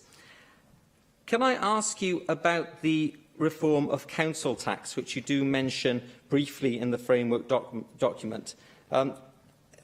Is this a precursor to a move or to a debate about potentially replacing that with a land value tax? There has been a lot of discussion between Assembly members and also within Wales outside within academia about the relative merits of a land value tax. I know it operates in other parts of the world. Clearly, a land value tax, I'm not going to get into the discussion about it now, but clearly a land value tax has benefits for some, but in rural areas where there is more land ownership, then that could cause problems. So I think if we are going down the line of looking at a land value tax, the sooner we initiate that discussion so we can all have an input into that, the better. And on the issue of not raising, well, on the issue of income tax in general, obviously different to the other two taxes. I'll finish with this, Deputy Presiding Officer. Clearly different from the other taxes in that I believe the responsibility for this remains, of raising this, remains with HMRC, not something that's going to be devolved here. So how are you working to strengthen relations with HMRC in this respect to make sure that this process does run as smoothly as possible? But thank you for bringing forward this framework today. I look forward to its development with interest. Diolch Deputy President. Thank Nick Ramsey for his broad welcome of the publication of the framework and its work programme. I did have a hand in the writing of the foreword to it. I think Maria Cuomo said that politicians campaign in poetry but govern in prose. And generally, I think the job of a working politician is closer to limericks than sonnets. But I'm glad that he enjoyed reading it. And can I say that I think he very accurately summarised some of the key debates that lie behind the framework, the advice which we have had from stakeholders about continuity in the earliest days of tax devolution with a possibility of greater differentiation in the future, and particular advice to us about the porous nature of the border and being attentive to the way in which decisions about devolved taxes made in Wales would have an impact upon cross-border activity. Nick Ramsey asked me a series of specific questions, with which I will try and answer now. In relation to how we will continue to have a close dialogue with other component parts of the United Kingdom, I look forward to the continuation of the Finance Quadrilateral meetings involving the Finance Ministers of the North of Ireland, of Scotland and the Chief Secretary to the Treasury, in a spirit of cross-party cooperation. Let me put on record my appreciation of the work of David Gauke when he was Chief Secretary to the Treasury. He's now been promoted, I guess, to a more substantive cabinet portfolio, but I always found him someone with whom it was possible to do business and to have proper conversations, even when we didn't agree, and look forward now to re-establishing that relationship with his successor. Can I confirm this afternoon, Dipolowyd, that I do intend to bring forward a statement in relation to rates and bans by the 1st of October, as I agreed with the Finance Committee. As to new taxes, I think, Dipolowyd, it would be accurate to say that the new settlement allows the Welsh Government the potential to propose new taxes rather than to introduce new Welsh taxes. There are a series of hurdles set out in the command paper that led to the Wales Act of 2014 that we would have to meet were a new tax successfully to be proposed for Wales. I am very keen, as I said in Newport, to test the machinery that has now been established. And as I said in my statement, a debate has been agreed in government time before the summer recess. And I hope that the nature of that debate will be genuinely open.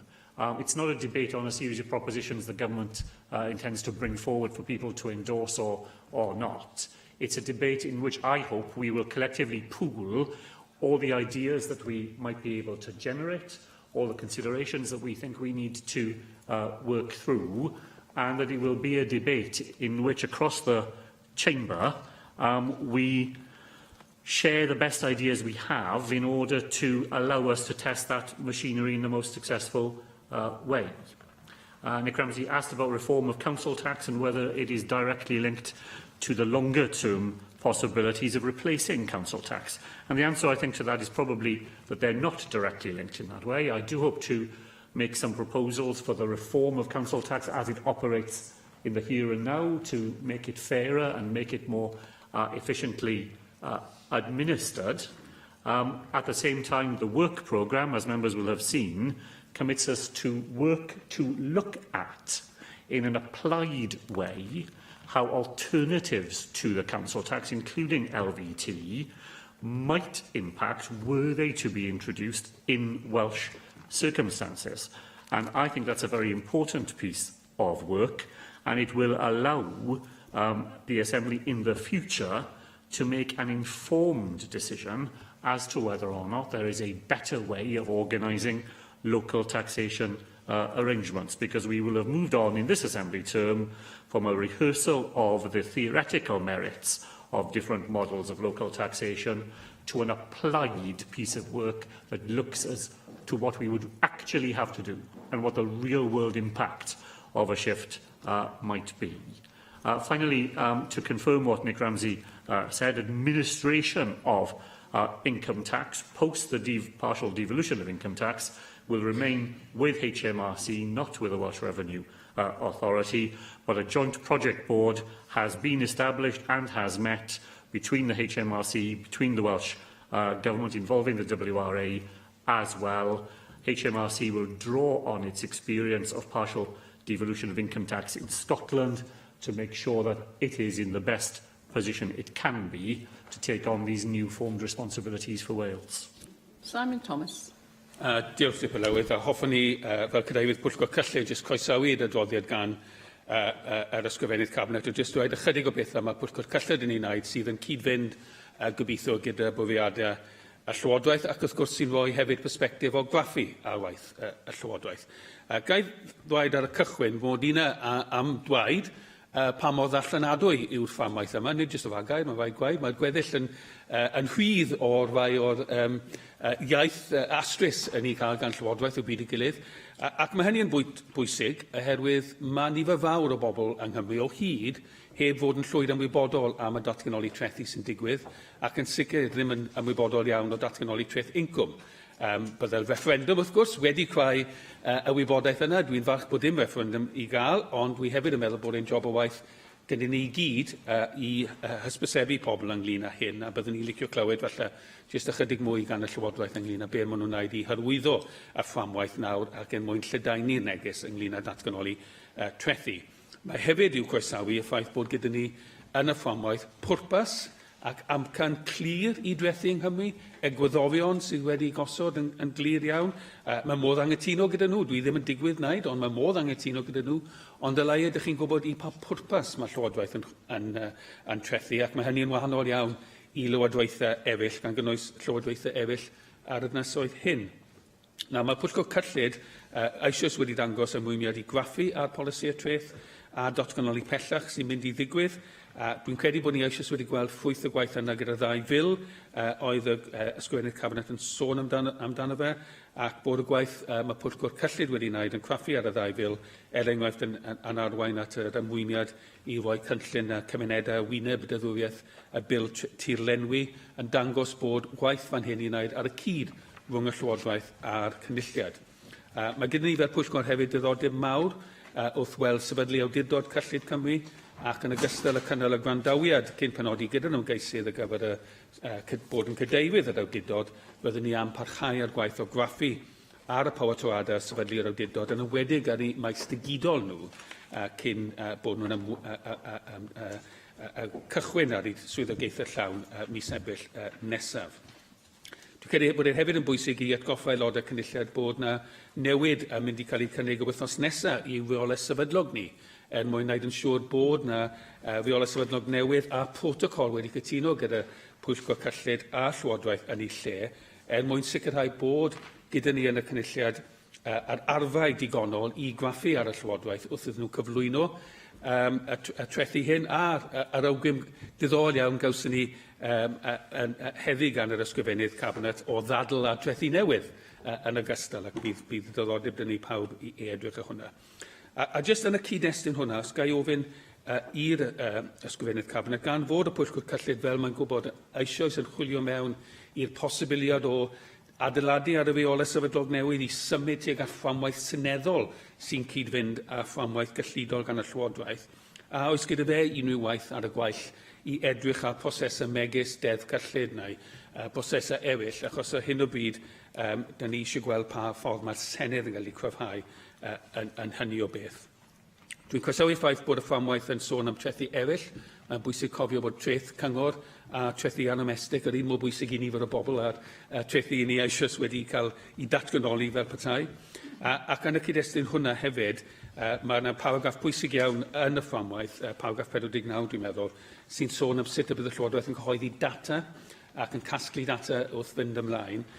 Mae pwyllgor cyllid yn ymweld yr Alban y wythnos yma, a tua dydd Iau, fyddwn ni'n gobeithio cynnal trafodaethau gyda Comisiwn Cyllidol yr Alban.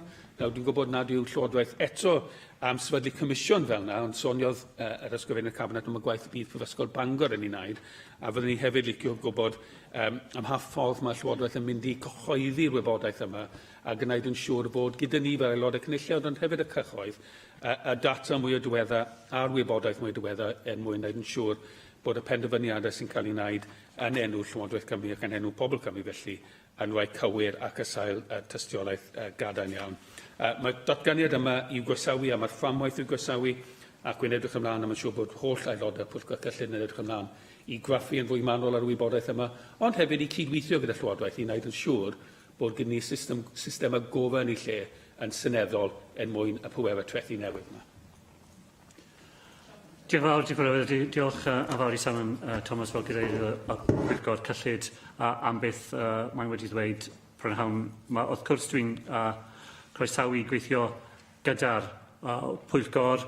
Mae'n mwy nag un darn o waith ar y gwell gyda'r pwyllgor a mae'n mwy nag un ffordd o gweithio hefyd. Dwi'n cydnabod ambell waith bydd y pwyllgor yn craffu be mae'r Llywodraeth yn wneud, ond dwi'n meddwl ni'n gallu dangos dros y flwyddyn diwetha mae'n wedi bod yn posib i cydweithio a rai pethau pwysig i bobl yng Nghymru hefyd ac i wella rai o pethau sydd wedi dod o flaen pwyllgor a dwi'n edrych ymlaen i gweithio gyda'r pwyllgor yn y ffordd na yn dyfodol. Dwi'n cytuno gyda Simon Thomas, mae darn o gwaith fawr da ni i wneud i treulio esbonio i'r cyhoedd beth yn union ni'n wneud yn y maes trethu. Ni yn mynd i cyhoeddi pamfflet i'r cyhoedd sy'n trial i dod lawr ar un tudalen y pethau pwysica yn y fframwaith sydd da ni, a trial i dosbarthu y pamfflet na ledled Cymru i helpu bobl i deall beth ni'n trial i wneud yma yng Nghymru. Ni'n wedi mynd ar ôl yr egwyddorion mae'r OECD wedi cyhoeddi a trial i mynd ar ôl y egwyddorion yna yn y fframwaithau hunan, ond mae'r OECD hefyd yn rhoi rhyw fath o help i ni yn yr ymdrechu trial i cael bobl i deall y pwerau newydd sy'n dod i Gymru am beth y Llywodraeth ni'n trial i wneud dan nhw. Dwi'n cydnabod, wrth gwrs, y ffaith mae'r awdurdod cyllid Cymru, mae hawliau annibynnol gyda'r pwyllgor i craffu y gwaith a'r awdurdod, a dwi'n gwybod mae'r cadeirydd newydd yn edrych ymlaen at y gwaith mae hi'n mynd i wneud gyda'r pwyllgor yn y dyfodol. Dwi'n falch hefyd mae wedi bod yn posib i cytuno ar proses newydd i dod o flaen y cynulliad wythnos nesaf i trial i cael y prosesu ni'n defnyddio yn y broses o creu cyllid am gwasanaethau cyhoeddus yma yn Cymru gyda'r pwerau newydd sydd â ni. Mae swyddogion yn y Llywodraeth yn bwrw ymlaen i gweithio ar y broses ac i weld sut mae pobl eraill yn wneud yr un peth a dwi'n edrych ymlaen i ddysgu mas o'r gwaith mae pwyllgor yn mynd i wneud yn y maes yma, a dwi'n siŵr bydd lot o pethau i ddysgu yn yr Alban pan mae'r pwyllgor yn mynd lan wythnos yma. Dwi'n hapus i gadarnhau bydd y gwaith mae'r Prifysgol ym Bangor yn wneud. Ni'n mynd i cyhoeddi hwnna, mae'n gwaith annibynnol, mae'n nhw'n mynd i cyhoeddi. A gwaith o bydd aelodau'r cynulleidfa yn gallu weld beth mae nhw'n dweud am y gwaith ni'n wneud fel Llywodraeth. A gobeithio cyn yr haf neu yn yr Hydref, dwi'n gallu cyhoeddi cynlluniau am y tymor hir sut ni'n mynd i cael pobl i wneud y gwaith mae'r Comisiwn yn wneud yn yr Alban i ni yma yng Nghymru. Thank you. Mike Hedges. Deputy Presiding Officer, can I very much welcome the statement, I think, as everybody else has done, and certainly the framework, I think, is very helpful. Can I just say I agree entirely that taxes are the admission price which each one of us has to pay to live in a civilised society. It's taxation which provides the key public services which we all rely on. And we cannot live in a country with Scandinavian-type services based on American tax rates, especially as corporation tax for multinationals is basically optional, and they can use internal transfer rates to move money and profit around the world so that they can make their profits in the British Virgin Isles on money raised in Britain, because they're paying internal transfer costs and they're paying the cost of intellectual property rights. That is a serious problem, and although corporation tax is not likely to be devolved in the near future, I prefer to see a tax on turnover rather than on profits, because the ability to move profits abroad or to low tax or zero tax places is having a very serious effect on the amount of money coming in. And we know that the amount of money coming in from in terms of business taxes has reduced the proportion of the taxation raised within this country. Whilst taxation rates in some areas are being devolved, of course you can't deal with it in isolation, can you? Because whatever tax rate you set on anything, somebody is going to say, they might say it, people sitting next to me or people sitting opposite, they are paying less in or more in. Please name the neighbouring or nearby country or place. So I think that itself does put constraints, and we know what happened in Scotland, don't we? I mean, Scotland had the power to vary tax rates, and they varied it exactly the same way the Westminster Chancellor varied it. The Westminster Chancellor moved it up, they moved it up. Westminster Chancellor moved it down, they moved it down. In complete synchronisation. So you have powers, but sometimes powers are things that exist in theory, but don't necessarily exist as a practical means of doing things. I actually have 3 questions. The first one is, as you know, Cabinet Secretary, a large number of taxes could not be devolved to Wales due to membership of the European Union and European rules. Things we included were one that was meant to be devolved, which hadn't been, which is the aggregate levy. What additional taxes does the Cabinet Secretary think that should be considered for devolution, apart from the aggregate levy, not necessarily to be devolved, but actually to be considered as part of the devolution settlement?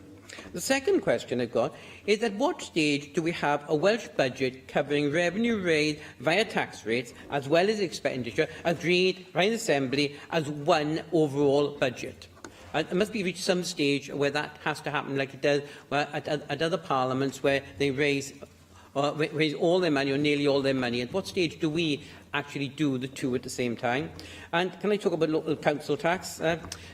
I think I'm going to might get agreement with it. Can we have increased upper bands brought into the council tax bands? I think that the upper band covers far too large an area. I'd like to see some narrowing the bands as well. I think that the proportion of the value of a property paid by somebody who has a £30,000 house as opposed to somebody who pays £2 million house is substantially less. And for the person with a £2 million house, I think that's fundamentally wrong. And the council tax system does have people in lower cost properties paying a higher proportion of the value of that property in council tax than the very affluent.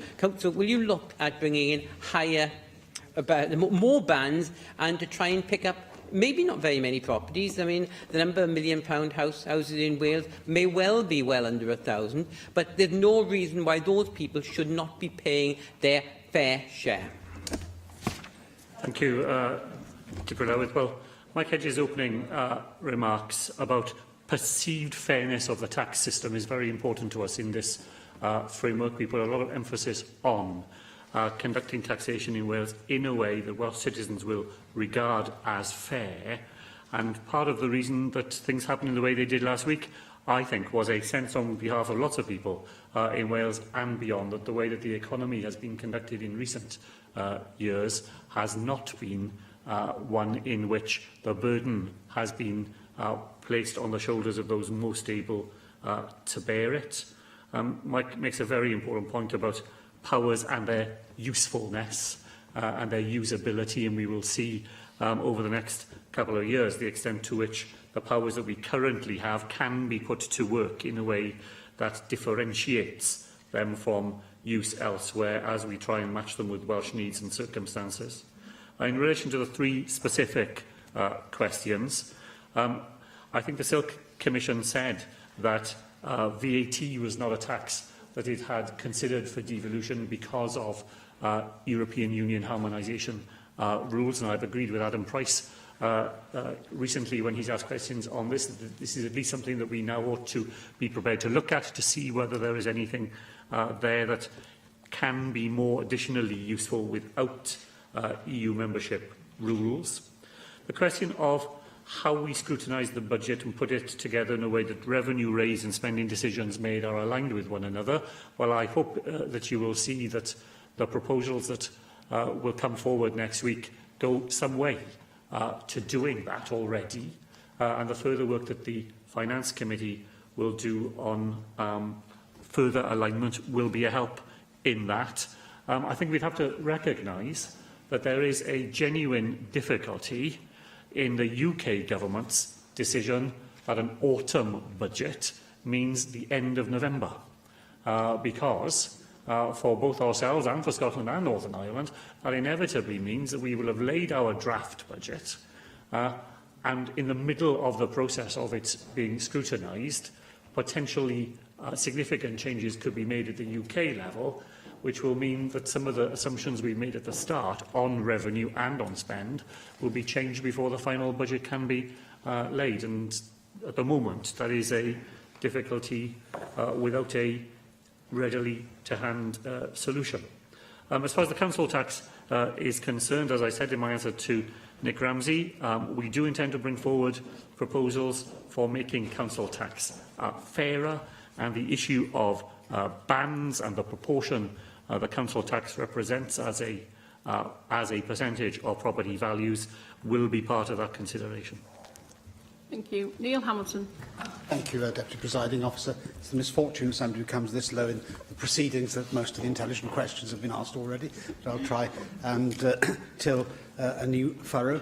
I broadly welcome the statement from the Cabinet Secretary, although I must say some of the language doesn't seem to bear the normal professorial detachment with which the Cabinet Secretary has added so much lustre to the various offices that he has held. And I don't know whether, in particular, the bottom line on page 1, which refers to the dog economy of the neoliberal imagination, was specifically directed at me, but I'd like to assure him that there's nothing neo about me, at all. And as my exact contemporary, Jeremy Corbyn, we were elected to Parliament on the same day, same age. I at least have advanced in my station to the Welsh Assembly, but to respond to the interruption from David Rees. Just as he's a paleo-socialist, I suppose I'm a paleo-liberal conservative in financial and economic terms, at least.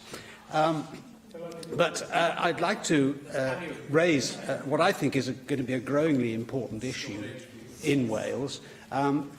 I've just read an HMRC publication called A Disaggregation of HMR Tax Receipts between England, Wales, Scotland and Northern Ireland.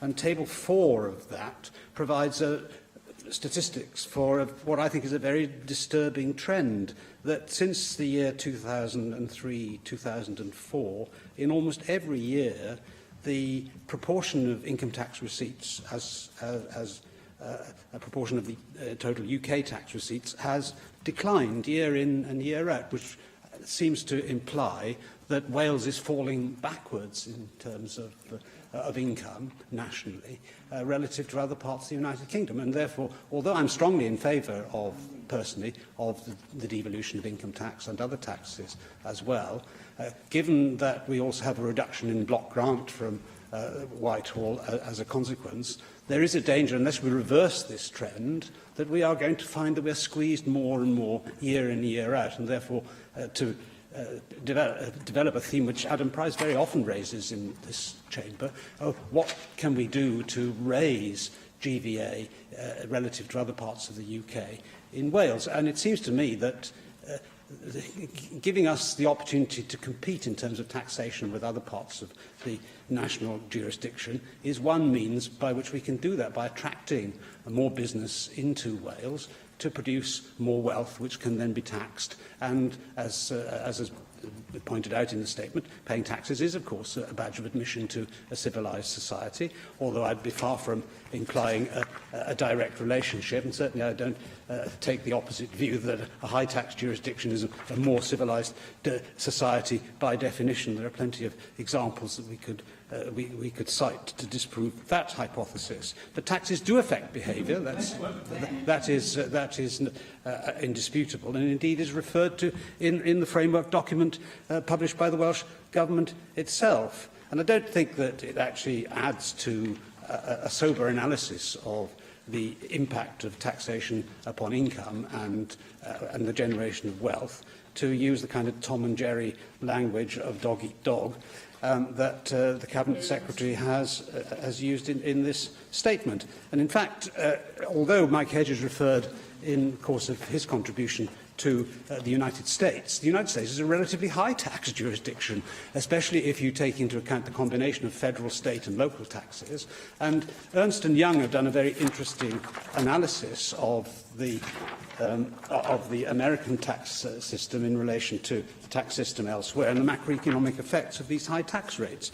And they say, for example, that the high US corporation tax rate is beginning to have significant adverse economic consequences for the US economy and American workers, and suggest that the reform of the US corporation tax includes a significant reduction of the rate would likely to provide important economic benefits to the United States.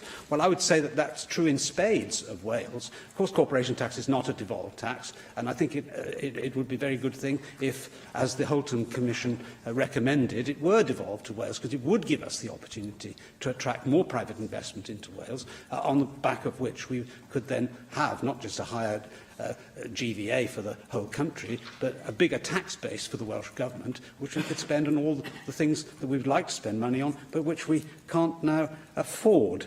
So I know that the Cabinet Secretary has disparaged what he thinks are my views in relation to what he described in our last exchange as the Laffer curve.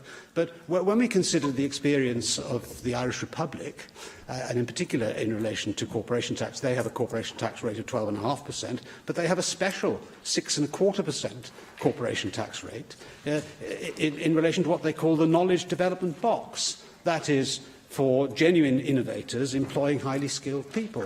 It seems to me that Wales has a far too high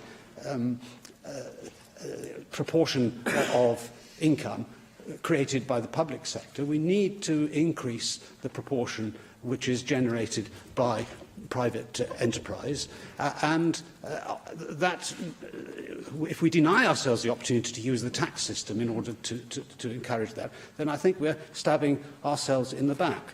Because if we take the sort of party political badinage out of this, there's a massive empirical evidence to show that whilst there isn't a direct relationship, obviously, between particular tax rates and economic growth or wealth in a society, there is, as the Cabinet Secretary will readily admit, a connection of some kind between the two, and lower taxes generally tend to produce higher GVAs. I mean, after all, take the logical extreme of this is Singapore, one of the wealthiest countries in the world, with almost no natural resources and the lowest tax rates.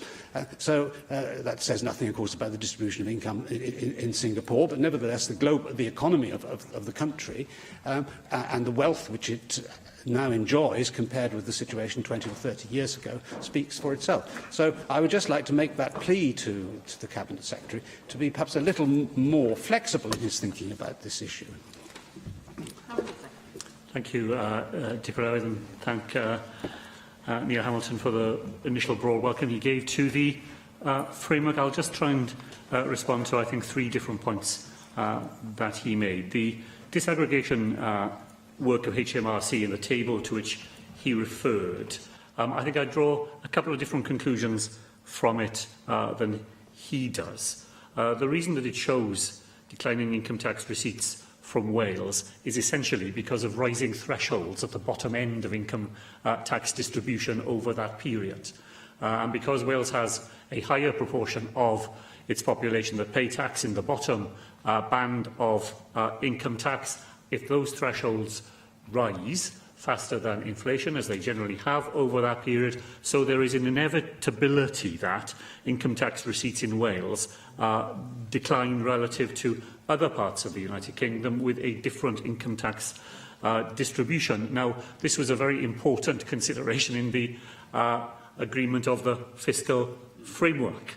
It's why we have an agreement that the Welsh economy for income tax purposes is compared separately at each of the 3 bands, and why the block grant adjustment will be taken into account separately against those 3 different ways in which income tax is raised. So I think it's an important point that he raises, and he's right to point to HMRC's work, but I don't think its conclusions are quite as bleak for Wales as he suggested, and I think that our future ability to raise revenue in Wales and the fiscal framework will help to protect us against decisions that are made elsewhere over which we have no direct control, but which have an impact on the extent to which income tax receipts are collected here in Wales.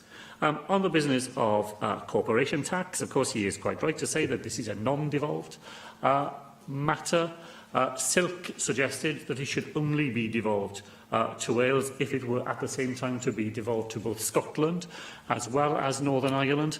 And I'm sure the member would find it interesting to explore the Northern Irish experience to date, where the practical use of the devolution of corporation tax has proved much more difficult than originally anticipated, and in particular, the Treasury's refusal to take into account second-order effects of corporation tax devolution has made that, from a Northern Ireland perspective, they will pay all the costs of corporation tax devolution with very few of the benefits, and that's why its introduction, I think, has been delayed there.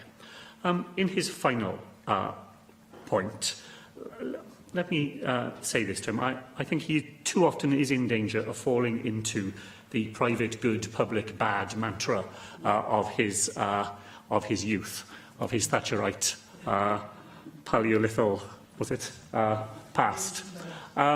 What I would say to him is that I think we are very clear in our framework that we recognise that the way we discharge our fiscal responsibilities will have a direct impact on the future of the Welsh economy, and that we want to exercise these responsibilities in a way that helps us to grow the Welsh economy and to create new sources of wealth and income for people of Wales in the future. There's no ambiguity in the Welsh Government's position in that, and we will always have the interests of our economy in the forefront of our mind when we come to make the decisions that are now being devolved to us here in Wales. Thank you. And it will please me if the next speaker and the last speaker in this statement could just ask a very brief introduction and a question, and then we can finish probably just 5 minutes over time. Adam Price. This is my university mastermind specialist question, but I'll be as brief as I can, but I'll welcome the framework and the general principles. I recognised from my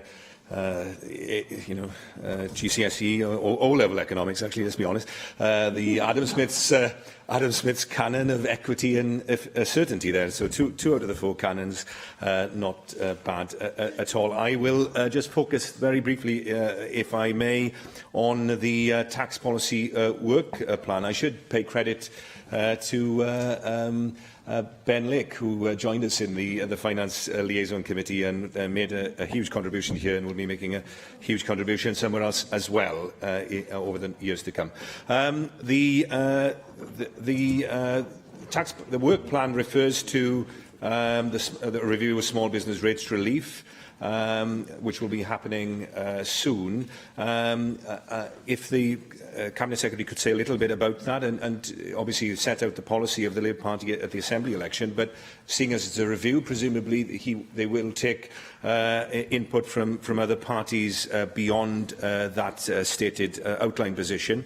You mentioned APD. Can you confirm there was an implicit recognition that this is Labour Party policy at a UK level to devolve it to Wales, but it wasn't quite explicit, so if you could set that on the record. I followed the debate with interest about the Laffer curve that we often have here, but would the Cabinet Secretary accept that actually one method of using corporation tax, obviously, to close a prosperity gap is to devolve? There are attendant issues with that that he referred to in terms of block grant reduction in the case of Northern Ireland.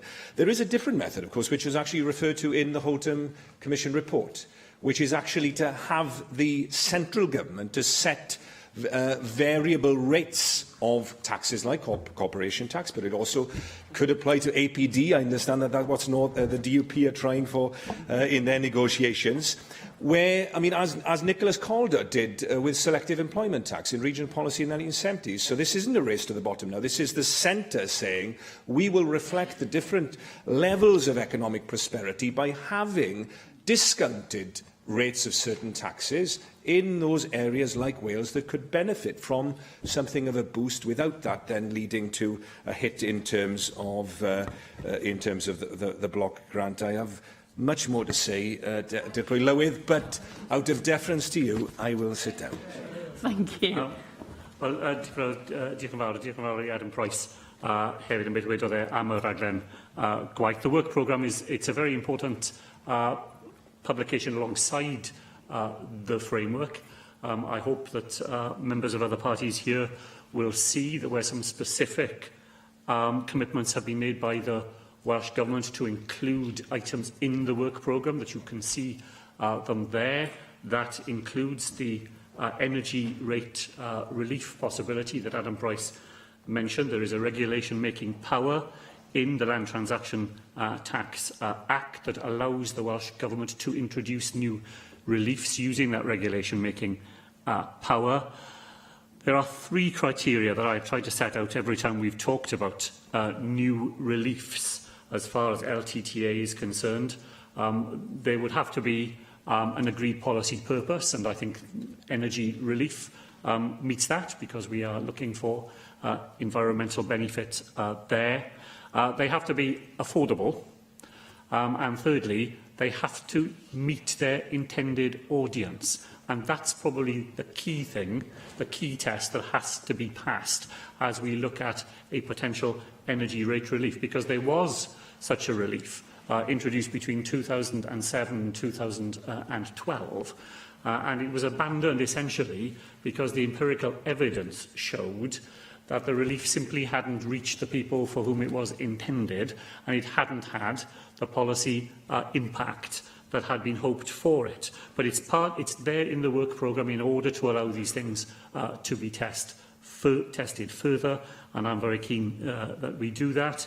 I think members opposite will also see in the work programme a specific commitment to the publication of data by the Welsh Revenue Authority about the higher rate for second homes and whether there is a regional impact of that in Wales to allow local authorities that might wish to make a case to the Welsh government for differential arrangements in the future to have the data that they would need in order to be able to mount that case effectively. Can I echo what Adam Price said in relation to the new Member of Parliament for Ceredigion, who I always felt played a very constructive and helpful part in the discussions that have gone on between our two parties, and I obviously congratulate him very much on his success there last week. As far as APD is concerned, this really is an area where the record of the UK government does not stand up to examination. It demonstrates an entirely haphazard way of making tax policy across the United Kingdom. Its own Silk Commission recommended at least the devolution of APD for long-haul flights. The refusal of the UK government to publish the evidence that they say they have drawn on in denying the devolution of this tax to Wales cannot be sustained. We will carry on working, as the work programme says, to demonstrate what our belief that proper devolution of this piece of taxation would be to the benefit not just of Wales but to economies close by to us as well. The issue of corporation tax devolution has been raised a number of times here this afternoon. I'm aware, of course, of the Holtham variation on corporation tax devolution, and I read with interest the recent article by Airfel Ap Gwilym, which returns to that idea. My own view is that it remains something that we ought to continue to debate. I've said here in the past, that I do have a concern about a race to the bottom in corporation tax devolution, but there are ways maybe that could be mitigated if it was done in particular ways. I noticed that Airfel Ap Gwilym says in his paper that this variable setting of rates in different parts of the United Kingdom by the UK government would be politically palatable. And I could not help but believe that it would be one of those ideas that would be politically palatable to those who benefit from it and maybe slightly less palatable to those who would not. But it's a debate for another day. I'm very grateful to all members who have taken part this afternoon for what has been, I think, a very useful discussion of these very important new responsibilities. Thank you very much. Thank you. The next item on the agenda is a statement by the Cabinet Secretary for Economy and Infrastructure on the independent review of support for publishing and literature in Wales. And I call on Kent Gates to introduce the statement. Thank you, Deputy Presiding Officer. In May 2015, I announced a review of support for publishing and literature in Wales, chaired by Professor Medwyn Hughes. This is the first time that an independent review has considered the Welsh Government's overall support for publishing and literature.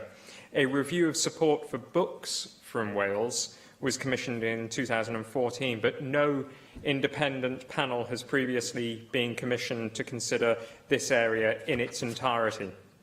I am grateful to the members of the review panel for their professionalism and hard work. The panel's report will be available on the Welsh Government's website this afternoon. I asked the panel to assess the main aims of the Welsh Government in supporting the publishing industry and literature in Wales in both languages. What are we seeking to achieve culturally, socially and economically? Are these aims still fit for purpose in the 21st century? I asked them to look at the scale and remit of the support currently given, including the relationship between the bodies responsible for delivering this support. They were also asked to consider the impact of digital developments within the publishing industry and to assess the administrative arrangements for our support of a Welsh language daily online news service, as well as the Papurau Bro. Finally, the panel were to consider support for publishing and literature in disadvantaged areas across Wales.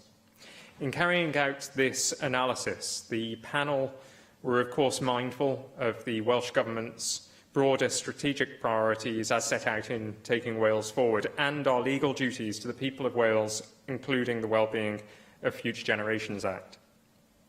There have been huge changes in the way in which both written and audio-visual material is published and consumed.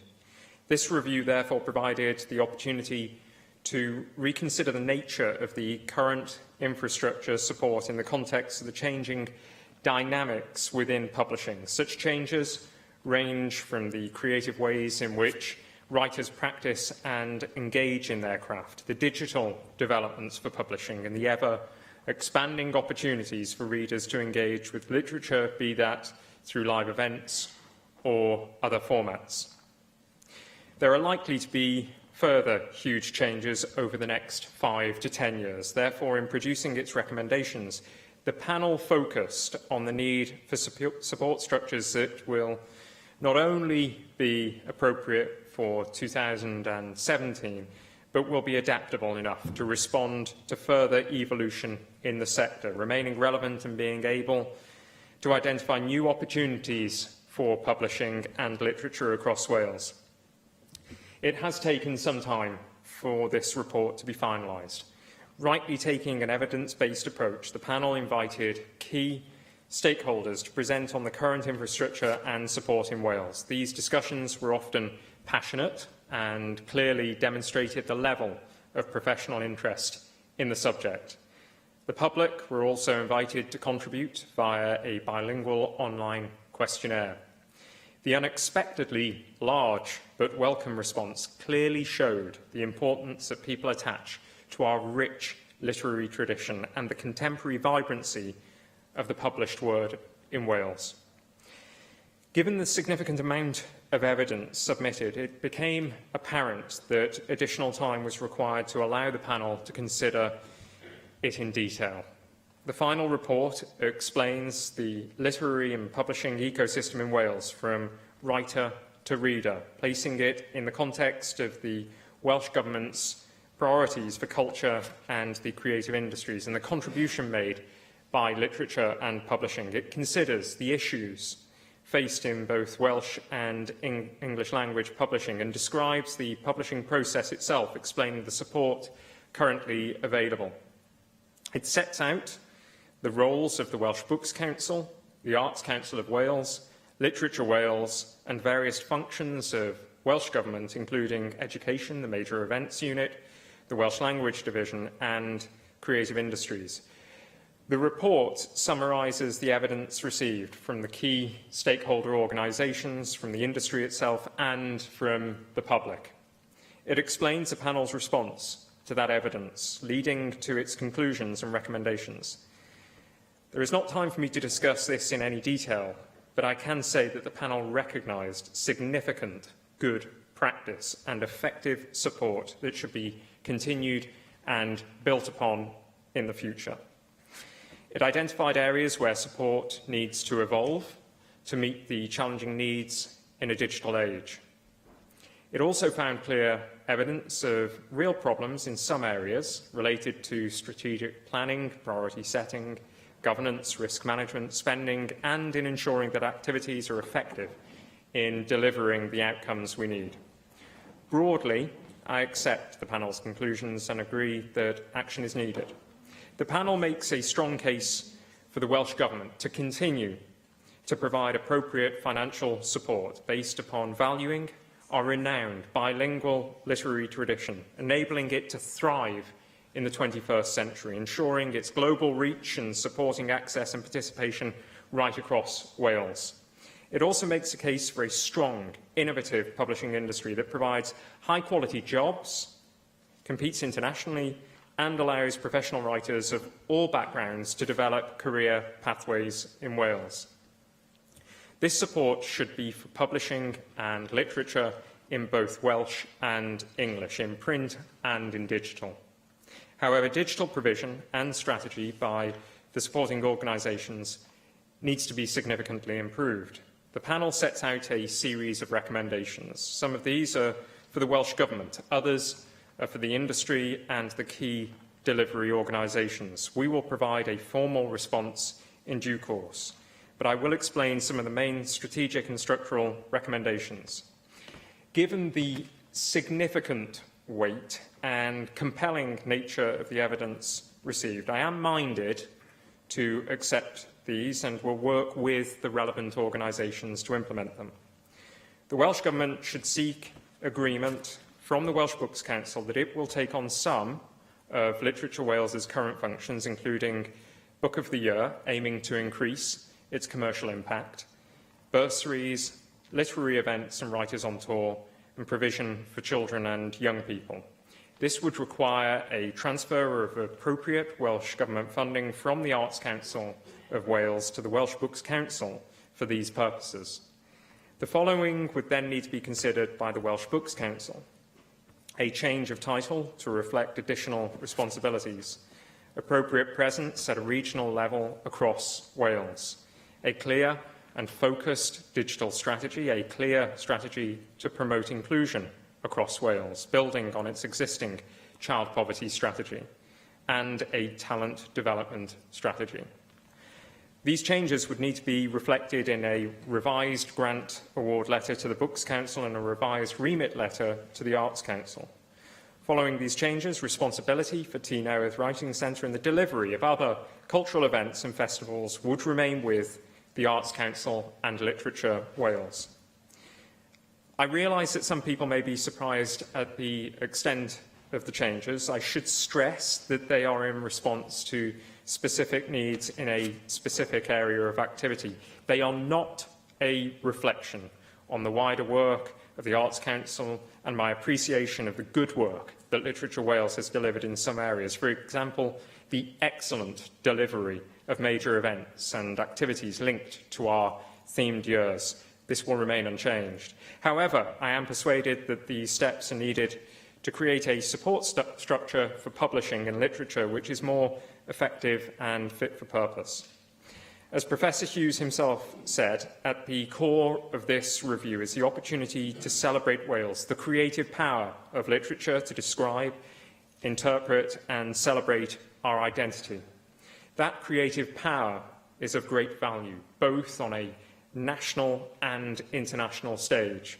The proposed changes will allow the excellent organisations that underpin our current infrastructure to excel in the areas where they can achieve the most impact in this fast-changing environment, thus enhancing the creative talents of our writers and supporting a dynamic publishing infrastructure for our country. Diolch, Llywydd, and thank you very much, Cabinet Secretary, for the statement today. I think this review was long overdue, and I'm quite pleased to see it was broader than actually I anticipated originally, so I do thank you for that. My first question was going to be, when can we expect to see the report? But I can see that it did arrive within an hour of plenary, but being 200 pages long, I hope you will give us the same courtesy as you extended to the group in order for us to read it thoroughly and scrutinise you more thoroughly on it in due course, to use the words. I must admit, I was watching the website for a while and it's still not there, if you want to pass that on to officials. I am very pleased to hear that there was a good response to the consultation. I would have liked to have heard a little bit more what that said on good practice, but I appreciate this is a statement today and you'll probably hear from me again on that one. But Assembly members, I don't think, were approached during this consultation, and we weren't actually particularly attention wasn't particularly drawn to it. I hope this isn't just me, but I must admit I didn't know an awful lot about it until I went looking on the internet for this and only came across a rather unhelpful media piece about a potential conflict of interest, which I know that you've responded to. But in particular, I was a little bit worried when you said in your statement that a questionnaire was the main way of getting hold of people to respond to this. I don't even know where that questionnaire was. Perhaps you can just fill me in on that.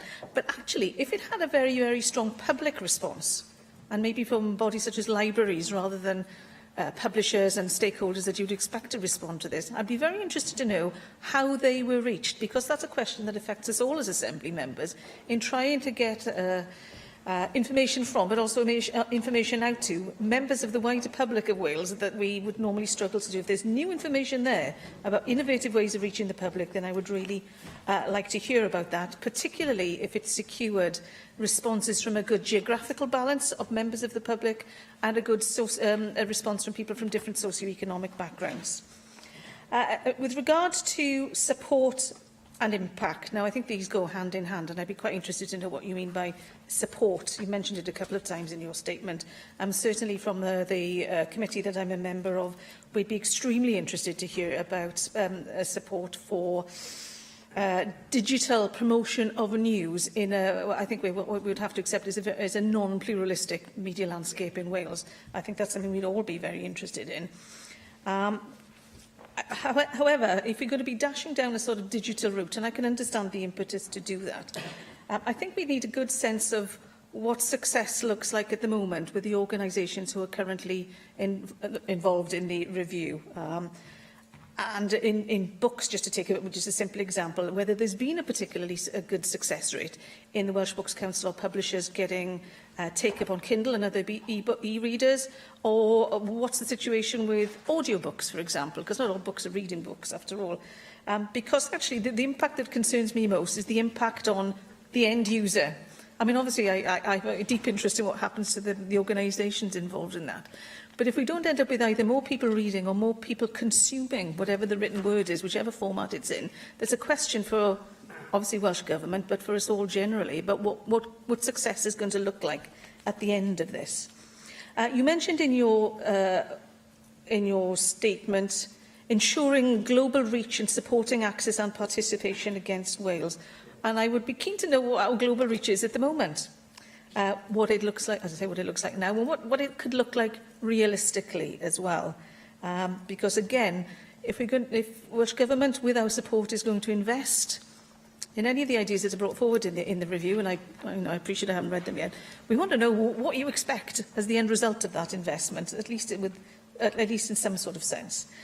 Just a couple of specifics, so that I leave questions for others. The new school curriculum. Now, obviously, we're going to need an immense amount of resource for the new school curriculum. Is there any intention either to bring resources from your budget into the education budget to help fund both written and digital resources, or is it going to go the other way? And actually, a responsibility will be given to the Welsh Books Council and the other people involved in this to provide those resources with money from a different budget. I can see the Education Cabinet Secretary looking very worried at that prospect. And then, finally, you say the evidence was compelling. Obviously, I haven't had a chance to test that myself yet. But, I note that there's a suggestion or a recommendation that a number of responsibilities move to the Welsh Books Council from Literature Wales.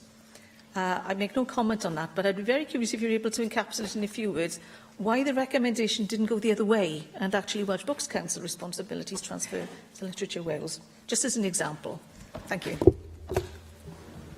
Can I thank Susie Davis for her questions and for her contribution. Granted, this is an extensive publication. Approximately half of the 200 pages provide the evidence that has informed the recommendations. And it's worth stating at the outset that the response to the consultation was actually one of the most successful that's ever been conducted. Something in the region of 820 organisations and individuals responded to the online questionnaire. In fact, if we compare to some other consultations that have taken place in recent times, and I think primarily about transport, the consultation that took place into the new franchise for the Wales and Borders network attracted something in the region of 120 responses.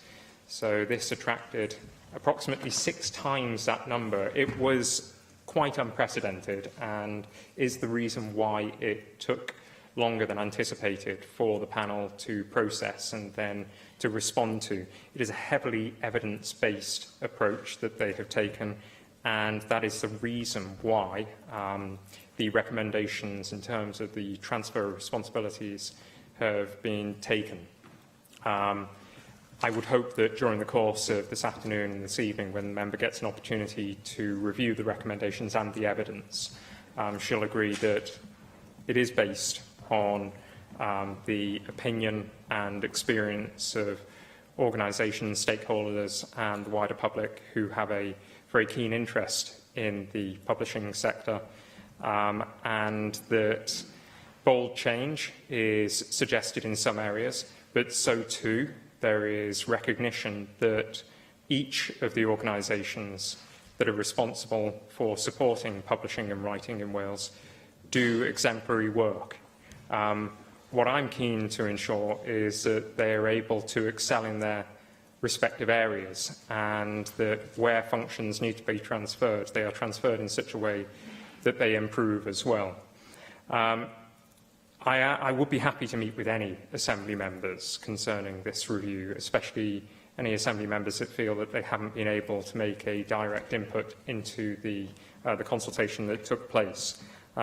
Likewise, I'm very keen to meet with the 3 national bodies that the review primarily concerns at the earliest opportunity, the Arts Council, the Books Council and Literature Wales, to discuss in a collegiate fashion how recommendations can be taken forward, and indeed to hear of any concerns that any of those organisations have about the panel's recommendations.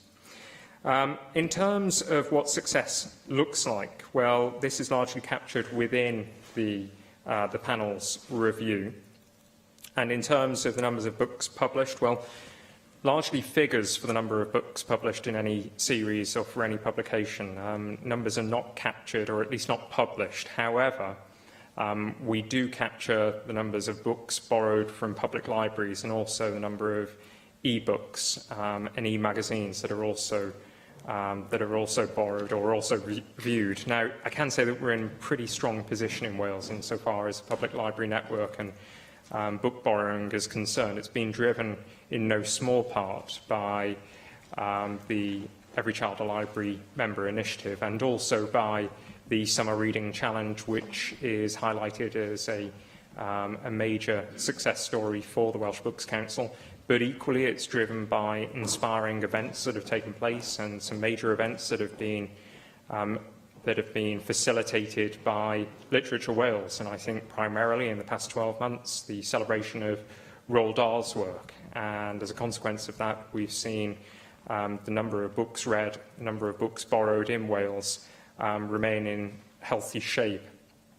Internationally, a good deal of activity has traditionally taken place and been taken forward by Wales Arts International and also through the Literature Exchange. And having reviewed a significant body of the evidence that is provided in the report, it is my view that the Literature Exchange is a highly valued method of ensuring that international operations bring benefits to Welsh writers, to Welsh publishers and to Welsh culture as a whole.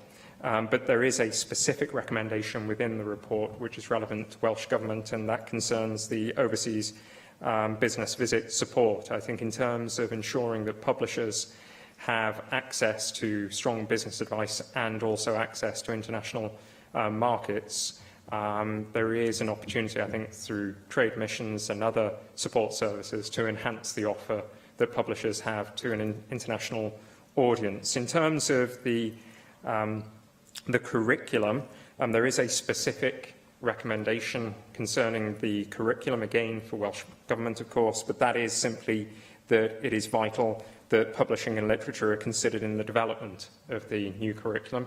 And for that reason, I am keen to be meeting with the Cabinet Secretary for Education and Skills. I can't guarantee that my chequebook will be open with a pen hanging over it at the point of our meeting, but we will be having discussions concerning publishing and literature in Wales and how it can contribute to the education of people young and old. And I think I've already highlighted the reason why the report largely focuses on a transfer of responsibilities from Literature Wales to the Welsh Books Council, but I would like to state again and put on record that, that the report, and indeed many of the people who responded to the consultation, deeply value the work of Literature Wales and of the Welsh Books Council. Dai Lloyd. Diolch Llywydd, a allai diolch i'r sgrifennydd Cabinet am ei ddatganiad cynhwysfawr a hir ar yr adolygiad annibynnol ma o gymorth ar gyfer cyhoeddi a llenyddiaeth Cymru. Yn her ma, wrth gwrs, yn her ni fel gwleidyddion yn fan hyn ydi craffu ar beth mae'r adroddiad yma yn ei ddweud, yn ogystal â beth ydych chi wedi ddweud am yr adroddiad. A wrth gwrs, mae'n her sylweddol yn y craffu yna, achos mae'r adroddiad 212 o dudalennau yma dim ond wedi ymddangos ar yn system gyfrifiadurol i ryw 2 awr yn ôl. A wedyn, gyda phob parch yn fe, dwi ddim wedi cael cyfle i ddarllen pob gair yn y 200 o dudalen yna eto. Ond di hynna ddim yn mynd i ddal fi nôl rhag gofyn cwestiynau, mae rhaid fi ddweud. Mae yna nifer o bethau yma i'w croesawu, ac un o'r pethau, wrth gwrs, ydy bod hwn yn bwnc allweddol bwysig. Fel mae'r adolygiad yn dweud, a chi'n dyfynnu yn y paragraff ola fan hyn, mae'r adolygiad yma'n gyflau i ddathlu Cymru, grym creadigol llenyddiaeth i ddisgrifio, dehongli a dathlu ein hunaniaeth. Mae'n gwerth mawr i'r grym hwnnw ar lwyfan cenedlaethol a rhyngwladol. Wel, o gymryd hynna o ddifri, mae eisiau cymryd y pwnc allweddol yma hefyd o ddifri. Achos yn naturiol, mae'r tirlun yn maes llenyddiaeth a chyhoeddi wedi newid yn eitha syfrdanol dros y blynyddoedd dwytha yma. Mae'n nifer o blatfformiau gwahanol, digidol ag ati, fel da ni wedi clywed eisoes. Ac wrth gwrs, yn lle dim ond mynd i'r siop lyfrau leol neu i'r llyfrgell, yn y bôn mae rhywbeth o'r enw Amazon hefyd wedi dod i'r brig, sydd hefyd y ffordd amla mae pobl yn cael i llyfrau dyddiau yma, a sut mae yr holl busnes yma o gweithio, os da ni eisiau gweithio efo pethau fel Amazon sydd yn darparu rhan fwyaf o'r lyfrau sy'n cyrraedd yn tai ni dyddiau yma. Mae angen, wrth gwrs, nodi wrth Amazon bod angen fwy o ddarpariaeth yr iaith Gymraeg yn beth maen nhw yn ei ddosbarthu. Dwi'n nodi wrth basio, os dwi'n cofio nawr, bod gwasg o lolfa gyda rhyw fath o drefniant efo Amazon, ond bach iawn ydy'r trefniant iaith Gymraeg. Wedyn mae yna her sylweddol gan fod y tirlun yn newid, ac mae yna esblygiad parhaol. Wrth gwrs, gyda'r arian cyhoeddus sydd wedi dosrannu ger bron, fel da chi'n nodi, mae yna lwyddiannau newid efo'n papurau bro ni.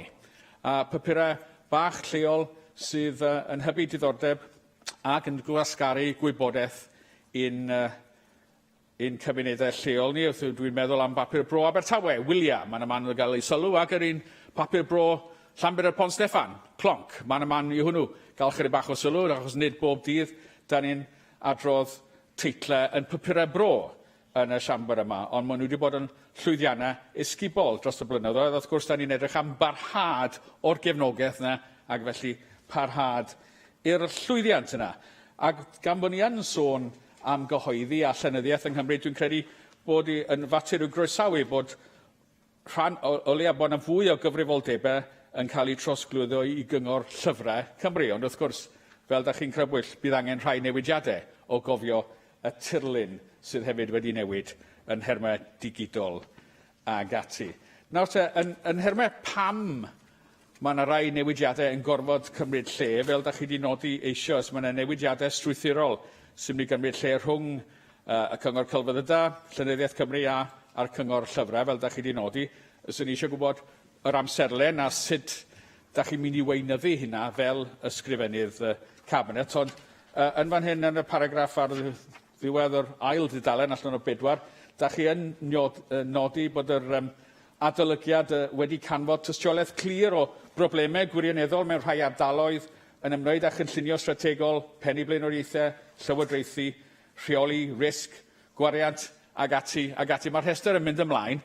Wrth gwrs, os da ni yn mynd i gael datganiad ar adolygiad, ydy'r gweddill ohono ni ddim wedi cael cyfle i ddarllen, byswn ni eisiau gwybod mwy o wybodaeth ynglŷn â mwy o fanylion ynglŷn â beth yn union ydy'r problemau yn yr cynllunio strategol, y pennu blaenoriaethau, y llywodraethu, y rheoli risg ag ati, gan bod chi wedi mynd fewn i gryn fanylder ynglŷn â disgrifio'r broblem, ond heb fanylu ni wrthyn ni beth yn union ydy'r broblem. Felly, mae yna her. Wrth gwrs, falle bydd yr ysgrifennydd cabinet yn ymwybodol bod y pwyllgor diwylliant na Susie Davies grybwyll yn eisoes, da ni'n gwneud adolygiadau yn y pwyllgor diwylliant ar newyddiaduraeth newyddion ar hyn o bryd, a ffordd mae cyfathrebu'n digwydd yn yr oes ddigidol yma. Mae'n rhyw fath o groesdoriad, beth sy'n digwydd yn y pwyllgor diwylliant sydd yn gwneud yr adolygiadau yma ar hyn o bryd. Falle weithiau mae eisiau cyfeirio at y gwaith sydd eisoes yn mynd ymlaen yn yr Senedd yma. Ond ar ddiwedd y dydd, gan bod yna gymaint o fanylion, da ni ddim wedi cael ei cyfle i'w craffu nhw, mi fyswn ni'n gofyn, ar sail y datganiad yma heddiw, yn iawn, ateb cwestiynau, ond mi fyswn ni yn gofyn am ddadl llawn yn amser y Llywodraeth hefyd. Diolch yn fawr.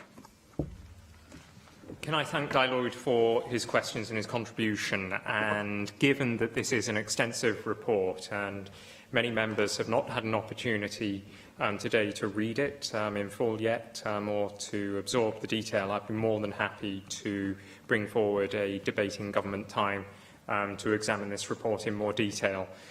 Scrutiny of the report will also include further discussions with the national bodies and organisations to whom it is most applicable. In terms of, I'll run through some of the general points and then the more specific points that the member raised.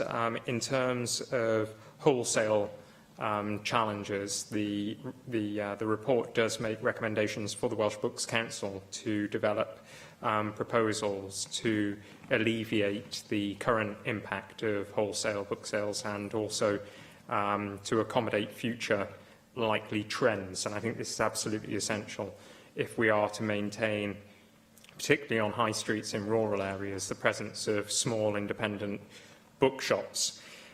The panel recognised the great success story of Papau Bro and recommended that it should be retained as a Welsh Government responsibility, given the various examples that the member has already outlined and the evidence that was provided by members of the public and stakeholders. It's quite clear that the current arrangements are fit for purpose and should not be changed.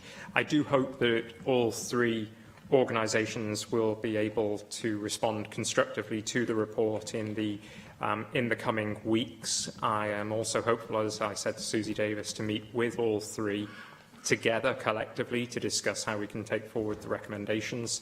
The steps that the report sets out are designed primarily to ensure three things. One, to foster excellence where it's already embedded. Secondly, to allow all of our supporting organisations to focus on what they do best. And then thirdly, to ensure that activities that are currently not being delivered to the best that we could expect are moved to the best place for them to be delivered effectively for publishers, for writers and for readers. There is detail about the challenges that the member has asked about within the report. They are quite extensive and along with the challenges that we currently face, there are clear recommendations on how they can be overcome. And again, they are detailed in the report. I should also add that one recommendation that is made by the panel is to conduct a further review in 5 years' time. And I think that would be valuable, given the fast-changing nature of the sector and the need to ensure that the sector itself receives appropriate support from government, but also that writers, publishers and readers are receiving appropriate support from the national organisations. And so I'd be happy to say that in 5 years' time, I think that it should be subject to a further review. Lee Waters.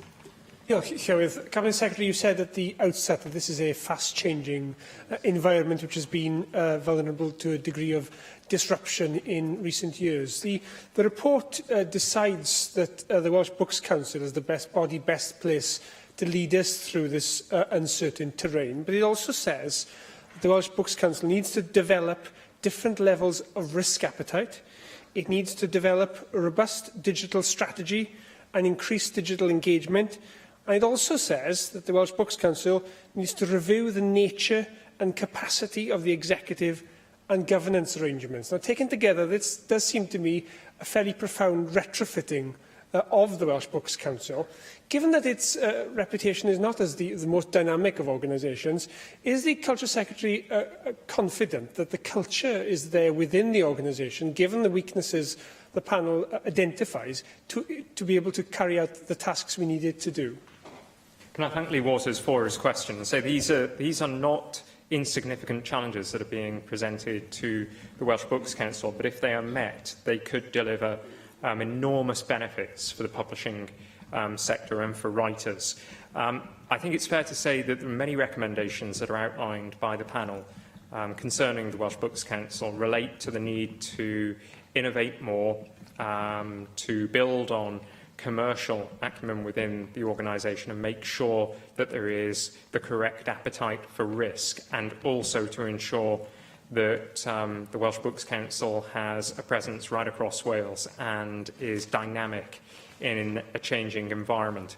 I think in terms of the organisation itself and its ability to respond to some of the recommendations and what could be additional responsibilities, clearly there are recommendations concerning the executive and the board, which I think would, if adopted, I think would ensure that the organisation is able to adapt to increases in its responsibility levels, and in doing so would then lead to an improvement of service delivery. Bennett. Diolch, Llywydd, and thanks to the Minister for your report, for the panel's report. Sorry, for your statement today. And the report, as you said, is a long one, so I'm not sure I look forward that much to reading all of it, but I'm sure we can look at the salient points and discuss them later on. It's encouraging that the stakeholders did deliver such a strong response. Now, you've identified yourself that one of the major changes, perhaps the biggest change, is the move from the printed page to digital publishing. Now, there are some structural changes proposed. Are you confident that this will help to deliver that change to digital successfully, and will safeguard publishing jobs in Wales? And could you give a little bit more detail on why you think that these changes are going to be positive ones? Although the medium has changed, is changing, the readership to some extent remains the same. You still need people to be wanting to read books and other materials. So we need to be fostering a love of reading among the young. So I wondered how much of an onus there will be in future on developing this, and how does the panel's report address this? If you could explain those things, perhaps in abbreviated terms, that would be good. Thank you. Sure. In terms of the publication itself, it is exhaustive, but it's also very detailed and provides a very thorough analysis of publishing and literature in Wales. The change that the member refers to in terms of digital is captured in a number of sections, and there are recommendations not just for Welsh Government and the Welsh Books Council, but for a whole number of organisations and for the publishing sector as a whole to embrace. And I think if that change can take place, if the recommendations for all organisations and the sector as a whole can be implemented in terms of digital transformation, then we will see a step change. What is very clear, not just from the recommendations and the panel review, but also from the evidence that's been submitted as part of the consultation, is that the digital market needs to be embraced fully. And whilst we do have a great tradition in writing and in publishing in Wales, we are yet to catch up with some of those markets and some of those countries that are at the very forefront of e-books and digital exploitation. But as I say, there are a number of recommendations for all organisations, and I think in order to gain maximum benefit from digital opportunities, those recommendations will have to be considered as a whole, not just individually. In terms of children and how we ensure more children are reading more of the time, there are a number of very, very successful initiatives that are operated not just by the Welsh Books Council, by Literature Wales, but also by Welsh Government. I've already noted a number of them, including the Summer Reading Challenge and the Every Child a Library member scheme. And of course, there are the added benefits of getting more young people reading, which include more parents then become readers more of the time. And I think this has great benefit in terms of adults gaining greater skills for employment. I mentioned in the statement that I made that the Welsh Books Council will need to examine, in terms of inclusion, and this relates to the promotion of books to young people, will need to reflect on its current strategies and its current policies and enhance, in terms of inclusion, enhance its presence around Wales in order to ensure that its work and the work of publishers and the work of writers is promoted and taken to all communities in Wales. I think this is incredibly exciting for the sector. It's exciting for writers, and if the recommendations clearly, after further scrutiny, can be implemented, then I think we can see an even greater number of people taking up reading and also taking up writing. David Melding.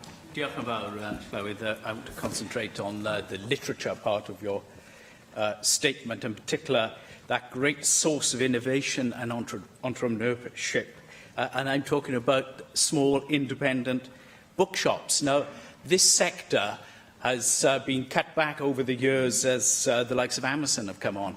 But those that survive are outstanding businesses, great connections to the local community, involved in all sorts of events. And can I here commend Griffin Books in Penarth for the literary lectures they run, the events for children and young people to promote interest in books, and also for the Penarth Literature Festival. It's an outstanding programme that is run from this one independent bookshop. And I might invite you indeed in July, your former colleague Hugh Lewis will be taking part in the Penarth Literature Festival when we'll be talking about his childhood memoir about being brought up in Aberfan. So, outstanding events. And I would also say that serendipity plays a great part in literature, just going in, talking to people that are very knowledgeable about a subject and looking at the shelves. And the great thing about a smaller bookshop is the wonderful selection that is usually made by the people running that shop. And that, I think, is always a rich source to draw on, and you have access to some of the finest literature out there. So I do hope the new structures will ensure that that sector gets, continues to get support, and that's even increased for the likes of literary events. And can I, in the same breath, commend the role of micro-publishers, which I know many of us have followed, including Lee Waters there, in publishing some highly innovative literature that then becomes mainstream, but not at first. And in particular, poetry is often reliant on these much smaller publishers. And of course, they are now also benefiting from the digital age. We've heard some of that. But again, you know, some targeted resources there to enable those platforms to develop will continue to support the wonderful, rich literary heritage we have in Wales. Can I thank David Melding for his contribution, and if my diary allows, I'd very much like to take up the invitation in July. Something in the region of 1,000 people in Wales are employed in bookshops and by publishers. This is a significant number, but as I said earlier, it's of greater significance to some of those rural communities that really do depend on a vibrant town centre or town high street, and based on, in terms of a vibrant and mixed economy, and bookshops are incredibly important. I go to places like Hay-on-Wye, or indeed to towns closer to where I live, such as Mould, and those independent bookshops are absolutely crucial in adding value to the cultural and retail offer of town centres. And the review does make recommendations, primarily focused on what the Welsh Books Council can do to support the publishing sector and independent bookstores to rise to the challenge of wholesale threats, but also to become more innovative and more distinctive in the offer. Now, it's not just about taking the established approach of diversifying what you offer, although that can be successful. And again, in some towns, there are independent bookstores that have cafes, and it can work in some areas. But it goes beyond that. It's about embracing innovation in terms of how you offer a service that is bespoke and truly independent. And as we look across government at the changing face and nature of the working environment and changes in terms of retail and the high street, I think it's important that we support, through not just the Welsh Books Council, but other organisations and bodies such as Business Wales, support local independent bookshops to become vibrant, not just in the daytime, but also potentially in the evening as well. We're trying to encourage right now a nighttime economy in our high streets, and I think bookshops, as well as other retailers, can offer a distinctive evening opportunity for people to gather, for people to learn, and for people to purchase. This was established in the United States many years ago, but it was driven largely by the multinationals who offered a coffee shop in every one of their huge gargantuan bookstores. But thankfully, local independent bookstores in the United States responded, they competed, and as a consequence, many are thriving. I'd like to see the same in Wales. Diolch i'r ysgrifennydd Cabinet. Yr eitem nesaf yn agenda ni yw'r datganiad gan ysgrifennydd Cabinet dros addysg ar ddyfodol llwyddiannus y diweddaraf ynglŷn â materion digidol. A dwi'n galw ar yr ysgrifennydd Cabinet i wneud ei datganiad. Kirsty Williams. Thank you, Presiding Officer. As I have said before in this chamber, education reform is our national mission, and I am determined to ensure that our young people have the opportunity to reach their full potential. The OECD recently published a report on our reforms, acknowledging the widespread commitment to improving teaching and learning in Wales's schools. One of the key areas highlighted in the report as having made good progress has been at the vanguard of our reforms, the development of our learners' digital skills. From the outset, we have been clear that being digitally competent is one of the fundamental pillars of a modern education. That is why digital competence was identified as the third cross-curricular responsibility alongside literacy and numeracy, and why we fast-tracked the supporting framework which was made available in September 2016. The Digital Competence Framework, the DCF, developed by Leading Edge Digital Pioneer Schools, Regional Consortia and Estin, embeds digital skills and knowledge across pupils' learning experiences as they progress through school, and will see teachers increasingly apply relevant digital skills in their lessons. Since its launch, there has been a number of developments to support teachers to weave digital skills into their teaching. A curriculum mapping tool was published last term to help schools plot their journey through the DCF, and an updated professional learning needs tool on Hub helps identify teachers' skills needs and the most appropriate development opportunities for the workforce.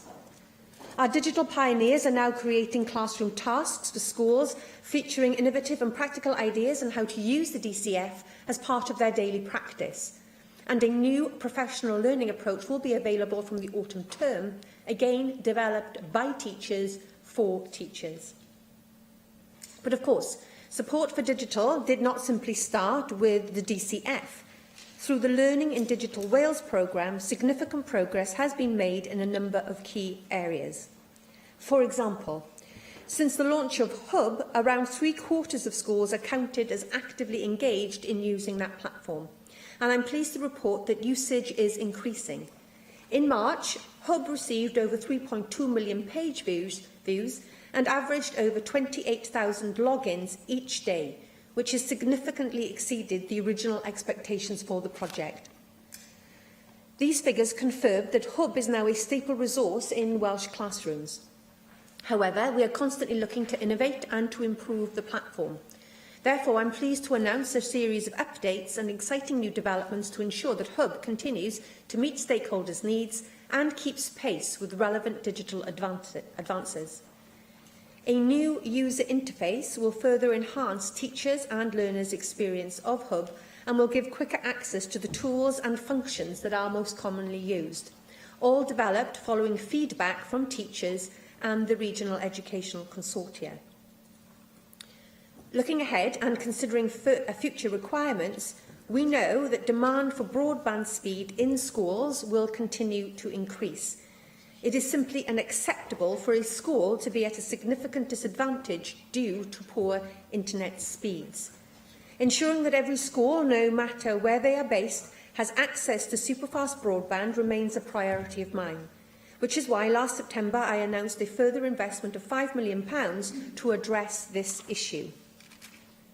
Final scoping for this work has been completed, and 341 schools across Wales will be eligible to benefit from this investment, which includes provision of 100 megabits per second to every special school in Wales.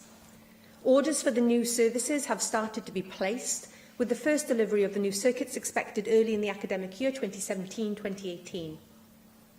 In addition to this, my officials will continue to identify where additional improvements can be made to network resilience and centralised services such as web filtering to ensure that schools in Wales have the best access to ICT services possible. But my ambition for learners does not stop here. I want our learners to go further than just using the tools and infrastructure that we have made available. I want them to move from being users of technology to being creative authors. Learners' ability to write code is a key aspect of that ambition and is far broader than just using technology. It's about problem solving, being creative and doing things in a different and fun way. Being able to code cuts across so many subject areas and so many exciting careers, and has the ability to open up new opportunities for young people and teachers. Next week, Deputy Presiding Officer, I will be announcing plans for how we are going further to support our learners to develop coding skills in and around the classroom. And I will be setting out what Welsh Government will be doing, working with regional educational consortia, universities, businesses and the third sector to expand the network of code clubs in every part of Wales. The approach will focus on support for teachers, closer engagement between school and creative partners, and a stronger role for parental engagement. I'd like to finish this update by fulfilling another one of the OECD's recommendations for education in Wales, and that is being better at celebrating our successes. Our approach was recently described by Microsoft as world-leading, and that we are leading the charge by threading digital competence throughout the curriculum. Next week, I will be speaking to 350 teachers at the National Digital Learning Event and Awards to continue to celebrate the current best practice in our schools. This is an ambitious, exciting and innovative agenda where we can be proud that Wales is leading the way for our teachers and for our learners. Miller. Llywydd, and can I thank the Cabinet Secretary for her statement and for an advance copy of the statement which was distributed earlier on today. I want to welcome the announcement of the additional £5 million today in order to improve broadband speeds at our schools. We know that it's only as recently as earlier this year, that some schools have actually had a broadband connection at all, which I think we all agree is completely unacceptable, and we clearly need now to make sure that we are absolutely at the vanguard of taking advantage of the opportunities that broadband and superfast broadband access actually provide. And my party certainly recognises the importance of ensuring that our children and young people are digitally equipped for the 21st century, and that's why one of the reasons why we brought forward a debate just a few weeks ago on things like internet safety, and of course the importance of coding is something that we've raised in the past too. So I'm very pleased that some important progress is being made on those matters, and I was particularly pleased to hear you make reference to having appropriate web filters in place in our schools as well. I think that it is absolutely right to celebrate success, and I also want to congratulate the Welsh Government on the establishment of Hub, and it's nice to see that it's getting some attention internationally. Unfortunately, as we all know, we've had too much international attention for our lacklustre performance in recent years. So it's nice, actually, to be leading on something, and I think that this is something that we can really continue to trumpet in the future. I think it is concerning that we've still got a quarter of our schools, 1 in 4, not accessing the Hub on a regular basis. You made reference to the fact that 75% of our schools actually are. That still means we've got a quarter who aren't making use of the wonderful resource that is there available to them. And I wonder, Cabinet Secretary, what work you're going to be doing to encourage them to take advantage of it, because we know that many schools are finding that they're having a much richer experience in terms of being able to use those online resources and to bring them and introduce them into the classroom. Can I also ask you that in terms of the higher broadband speeds, of course they're important, but it's also important that we've got an IT infrastructure which can take advantage of that. You know, I've been into many schools that are using sometimes quite old equipment that might be in need of an upgrade. And I wonder what work you're going to be doing with local authorities to make sure that there's proper investment in the IT infrastructures in our schools to make sure that it's up to scratch and that the higher speed broadband services are actually going to be worthwhile being used on some of that older equipment. Can you also tell us what you're doing to ensure that those pupils, particularly those who are digitally disadvantaged by not having a broadband connection in their own home, don't fall behind in this digital revolution that we're having in our schools? Because obviously, if a child, if a learner goes home and they're not able to do their homework online in the same way as other children, or to continue to develop those skills which they've been learning in the classroom, then I think it's important that we try to have a strategy to overcome that. And I wonder what thoughts the Cabinet Secretary has on how we can do that in a successful way, and what discussions she might have had with the Minister for Science and Technology about the Superfast Cymru rollout. And I note that there is a statement on the rollout of Superfast Cymru this afternoon. Can you also tell us when you're going to publish the action plan in terms of the Internet Safety Action Plan that was referred to a few weeks ago in the Chamber, when you made an important announcement that you were going to develop that?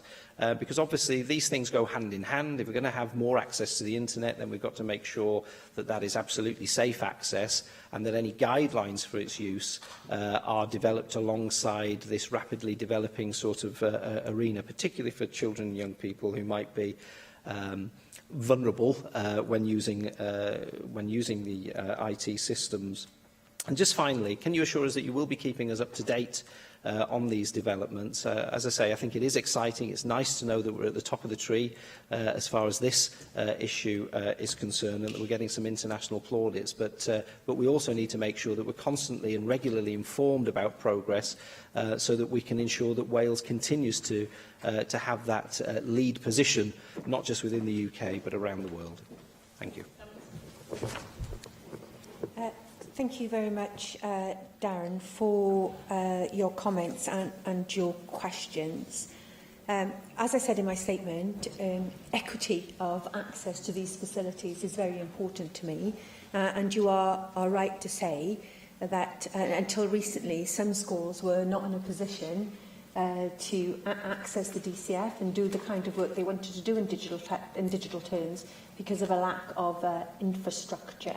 The previous government had made a commitment to minimum speeds for schools, and unfortunately, on coming into office, I found that there were a number of schools that were not reaching that target. I'm very pleased to say that all schools are reaching the minimum target now.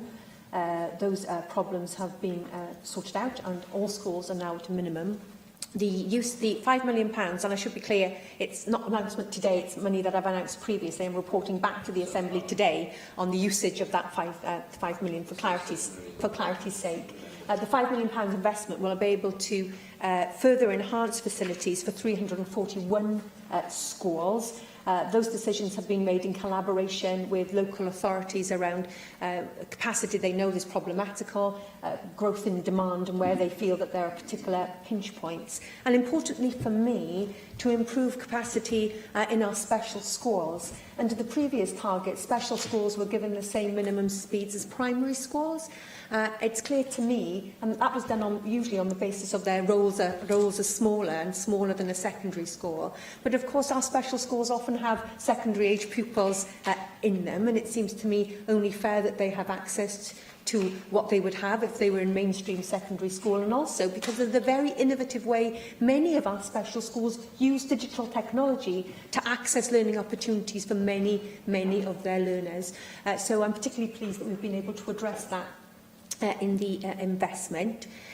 Darren, but you're also correct. The gubbins outside the school is one thing, but if we haven't got proper infrastructure within the school, then this investment will not reach its full potential. Sometimes when I visit schools, people complain to me about a lack of broadband, but actually it's connectivity issues within the school building itself that are the cause of the problem. So we will continue to work with local authorities to look at local networks, the capacity of Wi-Fi within an individual school building, and also, crucially, support from the centre of councils to support schools in the use of their ICT, and we will need to continue for them to do that. We also need to challenge some behaviours. So you talked about web filters, you said about protecting children, but sometimes web filters can be used in a way that actually confines what we can do with ICT. I'm aware of one particular local authority in Wales where the web filter does not allow Skyping. So in one county, we can have school children Skyping with an Antarctic explorer, literally down in the South Pole, and they can have that conversation with that explorer, but in another authority, because of issues around web filter, they cannot use Skype. So we need to address those kind of issues that are confining our ability to use this technology. You said about literacy disadvantage. I am aware that some schools use their PDG to address some of this. In fact, in Brynelion, where you and I went to visit, you'll be aware that that school sends Raspberry Pis home with children, so that actually they can do their work in their home environment. So for those children that perhaps whose parents haven't got those resources, the school makes an effort to ensure that that isn't the case, and that's a really good example of good practice in your constituency that I would commend. As you'll be aware, and as you referred to, my colleague will make a statement later on rollout of superfast broadband. I'm particularly keen that nobody is disadvantaged. Many of these children have to go home at the end of the school day because of school transport issues. And if they're in a community that doesn't have access to this technology, they are indeed at a disadvantage. There isn't a day goes by when my daughters don't come home from school and their homework demands of them some research on the internet. With regards to safety, Hub has got many resources with regards to internet safety, and we continue to work very closely in ensuring that our children have the skills, the knowledge and the wherewithal to keep themselves safe online. And I will be publishing that report as quickly as possible. I'm keen to do that in a timely fashion. Thank you. Lleu Griffith. Diolch i'r Pwylywydd. Gai na hefyd groesawu eich datganiad chi y prynhawn yma a chroesawu unwaith eto'r ffaith bod cymwysedd digidol yn agwedd trawsgwricwlaidd yn rhan ganolog o gynlluniau addysg y Llywodraeth yma, a mae Plaid Cymru wrth gwrs wedi galw'n y gorffennol ar i lythrennedd digidol gael ei ystyried yn gyfartal a llythrennedd arhifedd, ac yn amlwg i ni felly'n croesawu pob symudiad pellach i'r cyfeiriad yna. Gai na hefyd dystio fel rhiant i lwyddiant hwb. Yn sicr yn y tŷ ni, mae plant llawer fwy parod i fynd i wneud i gwaith ar hwb yn hytrach na mynd i dwrio mewn llyfrau. Mae rhywun yn cydnabod bod angen y ddau, wrth gwrs, ond yn sicr mae gyfraniadau yn fawr iawn ac yn un i'w groesawu ac yn un i'w adeiladu arno ymhellach fel mae'r ysgrifennydd cabinet wedi i awgrymu. Nawr, fel i ni wedi clywed, mae cael bandlydan i fwy o ysgolion yn un peth, wrth gwrs. Mae sicrhau bod yr is-adeiledd yn ei le yn beth arall, ond wrth gwrs yr hyn hefyd sydd ei angen yw sicrhau bod y caledwedd ar gael, oherwydd dwi'n gwybod am un ysgol enghraifft lle os oes mwy na 2 disgybl yn defnyddio iPad yr un ar yr un pryd, mae'r holl system yn crasio, wel o gael yr bandlydan yn ei le, yna mae angen bod yna 20 o ddisgyblion yn defnyddio iPads, a does gan yr ysgol ddim 20 o iPads. Felly mae angen buddsoddiad cyfalaf mewn prynu offer i gymryd mantais llawn o'r is-adeiledd newydd fydd yn cael ei roi yn ei le, ac yn yr hinsawdd lle mae cyllidebau ysgolion wrth gwrs yn lleihau, lle dwi'n gwybod enghraifft am ysgol arall lle mae yna angen gwario 5 i 7,000 o bunnau ar brynu cyfarpar os ydyn nhw'n mynd i gytundeb gyda darparwyr eraill am wasanaethau IT. Wel, mae hynny'n anodd, felly dwi'n gwybod pa ystyriaeth mae'r ysgrifennydd cabinet wedi rhoi i o bosib greu rhyw fath o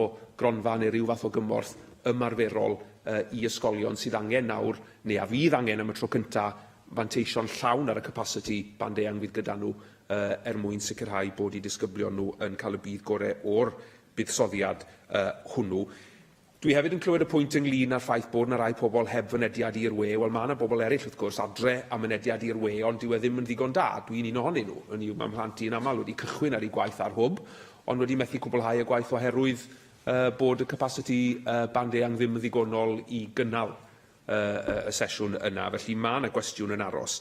Ac i chi'n cyfeirio yn eich datganiad am parental engagement, wel, yr engagement dwi'n gael gyda Hwb yw'r un o'r rwystredigaeth llwyr pan dyw'r system ddim yn gweithio oherwydd y problemau hynny. Falle gewn ni glywed mwy mewn datganiad sydd i ddilyn.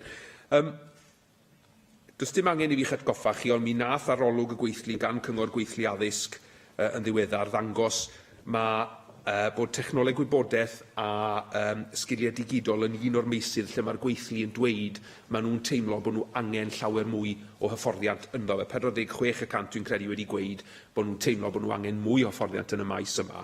Nawr, mi gyfeirio chi at gyfleoedd sydd yn mynd i gael eu cyhoeddi wrthnos nesaf felly.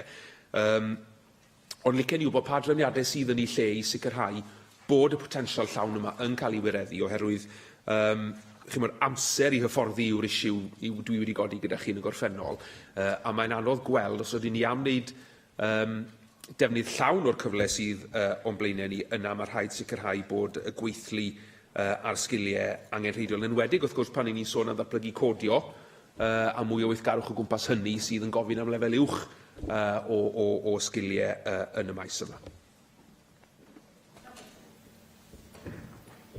Thank you, Llia, for your support for the importance of digital competency and recognising that if we're to give our children the very best opportunities to compete in a global marketplace, being digitally competent is absolutely crucial to them. With regards to Hub, and apologies for not answering Darren Miller's question in the first session, it is very encouraging to see the increasing usage of Hub and the recognition of the value the resources that are available on Hub can play.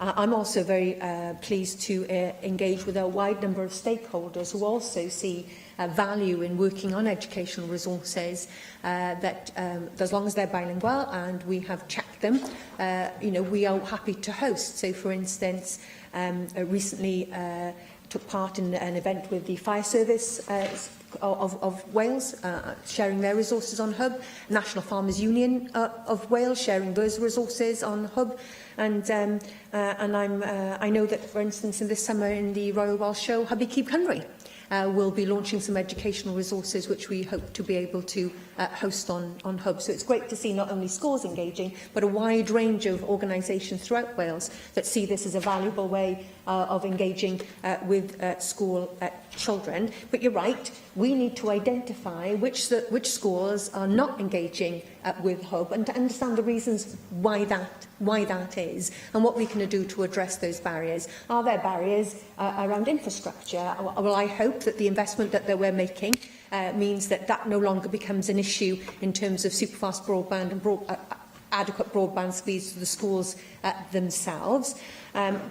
I have not been made aware that hardware is a particular issue, but undoubtedly, I'm aware that parents and PTAs and friends of schools are working really, really hard, often in this area, to make those resources available for our young people.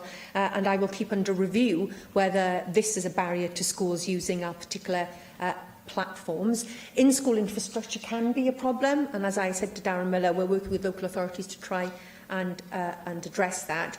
Broadband connections at the home is not my job. My job is to get the broadband connections to the school. We've got everybody up to the minimum speed. We're improving that for 341 schools, but I'm sure Julie James later on will explain very clearly how the government intends to make sure that broadband connections for the home usage are what we would all want them to be. Professional learning is absolutely key, and we need to work on this on a number of levels. You will be aware, as I mentioned in my statement, that the first thing we need to do is to be able to assess what the professional learning needs are. And that's why the Hub self-assessment tool, which has now been renamed the DCF Professional Learning Needs Tool, it's been developed by our pioneer schools. The updated version is now available. It's got new functionality attached to it. Now, that supports teachers in assessing their skills and their confidence. It supports DCF coordinators in school to identify professional learning needs within their own individual school, and it's there to assist in developing professional support for staff It also allows local education authorities and consortia to identify what the learning needs are in their particular areas, so they can adapt their learning, their professional learning programmes and what's available to meet those needs. So identifying the need is one thing, and then we need to look at what those offers are. And those offers are many and varied. So, for instance, I recently launched barefoot resources on Hub at Cadoxton Primary School in Barry. Now, barefoot resources have a teach-yourself material specifically for staff. Yesterday I was in a school in Llandoch with the Cabinet Secretary for Health, and the teachers there said that they've had great enjoyment learning side by side with their pupils, and actually getting pupils to explain to them has not only increased their skills, but that's a great way of testing learning. If a pupil can explain to you what is going on, that's a really great way of knowing that learning has been embedded as well as developing of the skills. But we need a national approach, and that is being developed. Welsh Government previously has funded a number of posts to train teachers in the use of Hub, and as I said, the ongoing professional learning needs of our staff will be absolutely crucial in delivering this agenda. Thank you. Lee Waters. Thank you, Cabinet Secretary, and I certainly welcome your statement about the future investment in coding. I think that's very encouraging, and I do hope, given the opportunities there are from coding, that the announcement is of a sufficient scale to be able to take advantage of those opportunities. I also acknowledge your remarks about the NDF and Hub being hailed across the world, and we should congratulate all those involved in those projects to get that kind of recognition. But of course we should be cautious. We're not short of our strategies being recognised across the world as being innovative. We know that the implementation of them is the tricky bit, and we should be worried about Estin's comments in the last Chief Inspector's annual report about the level of digital excellence in schools across Wales. Though, of course, that does raise the question of whether or not Estin are best placed to make those judgments. Would Estin recognise good practice in digital learning, and do they have the skills and capacity to be able to be in a position to make assessments of that? I'm going to ask the Cabinet Secretary to say something about that. My primary question, though, Cabinet Secretary, is about the need for leadership in this area, and the need for head teachers and school leadership teams to see digital learning just as important as numeracy and literacy, and what the government is doing to ensure that the new National Academy for Educational Leadership instills digital leadership amongst future heads on an equal basis. Thank you very much, Lee, for that. As you said, implementation is everything, and the document in itself will not get us there. I think what is absolutely clear in ensuring successful implementation, we need a number of factors. We need individual teachers who feel confident and skilled in the use of the DC, in the use of the DCF, and I outlined clear some of the proactive way in which we are making those professional learning opportunities available to existing teachers. We need to make sure that in our initial teacher education, our training our new generation of teachers, that when they are looking at issues on pedagogy around literacy and numeracy, this will form part of our new ITE offer, so that teachers coming out of our institutes of higher education already have these skills and feel confident and knowledgeable about how digital literacy can work through all of their lessons. Leadership, as always, in all aspects of school improvement and raising standards in our schools is absolutely clear. Programmes that will be delivered by the Leadership Academy are currently being developed at the moment, but given the importance of digital competency alongside numeracy and literacy as the three underpinning themes of our educational reform journey, one would expect and indeed require the ability of school leaders to demonstrate their commitment and their competency in this particular field. With regards to assessment and who is best to judge what goes on in our schools, I think, like any organisation, as new technology develops, an organisation has to test itself as to whether it has the right approaches to be making judgments on others. As you'll be aware, Estyn are already reviewing their current and have made adaptations to their current schools inspection framework. They're currently developing a new framework for how they inspect individual local education authorities. But I'm sure Estyn would be the first to say that their overall approach to how Estyn can contribute to school improvement and its role in our national mission of education improvement will have to be looked at some stage. Thank you. And finally, Michelle Brown. Thank you, Deputy Presiding Officer, and thank you for your statement, Cabinet Secretary. I welcome your commitment to the objective of ensuring that all pupils in Wales are digitally competent by the time they leave school. In modern workplaces, there are few jobs that don't require at least some level of competence with digital technology, and few areas of life where it does now not extend. I'm therefore pleased that such skills are part and parcel of the curriculum. I also welcome the Welsh Government's efforts to educate pupils about cyberbullying through the Digital Competence Framework. The introduction of a curriculum mapping tool and updated professional needs tools are welcome, and from what you tell us about take-up of the new online resources, it would appear that teachers and pupils find them useful. I welcome your efforts as well to assist and support teachers in developing their teaching to keep up to date in a fast-changing environment. You state that a new professional learning approach will be available from the autumn term. This concept sounds interesting, but you haven't provided any information in your statement about what this might entail and what the new approach is likely to look like. So please would you provide some further information on this? The uptake of Hub by users would indicate that the resources are at least popular, and I welcome that Hub's ongoing development is off the back of feedback from teachers and regional educational consortia. I am pleased that the Cabinet Secretary's efforts to include such stakeholders in the development of online resources, but it also makes me wonder why parents are not accorded the same privilege to have their views properly canvassed and taken into account in reports into the quality of schools, in the same way that teachers and regional consortia's views are being canvassed and considered about the quality of online resources. Greater reliance on online tools and IT in the classroom will of course lead to an increased demand on school broadband. And I agree with you that it's unacceptable for a school to be at a disadvantage due to poor internet speed. I therefore welcome the additional funds that the Cabinet Secretary has set aside for the improvement of broadband in schools.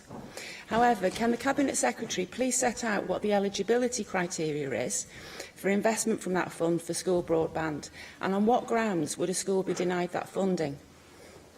What provisions are there in place for a school denied funding for improvement of their broadband to appeal the refusal of funding? I note the Cabinet Secretary's comments about the development of coding in skills in schools. In principle, teaching pupils the basic skills that will enable them to take up technological jobs is welcome.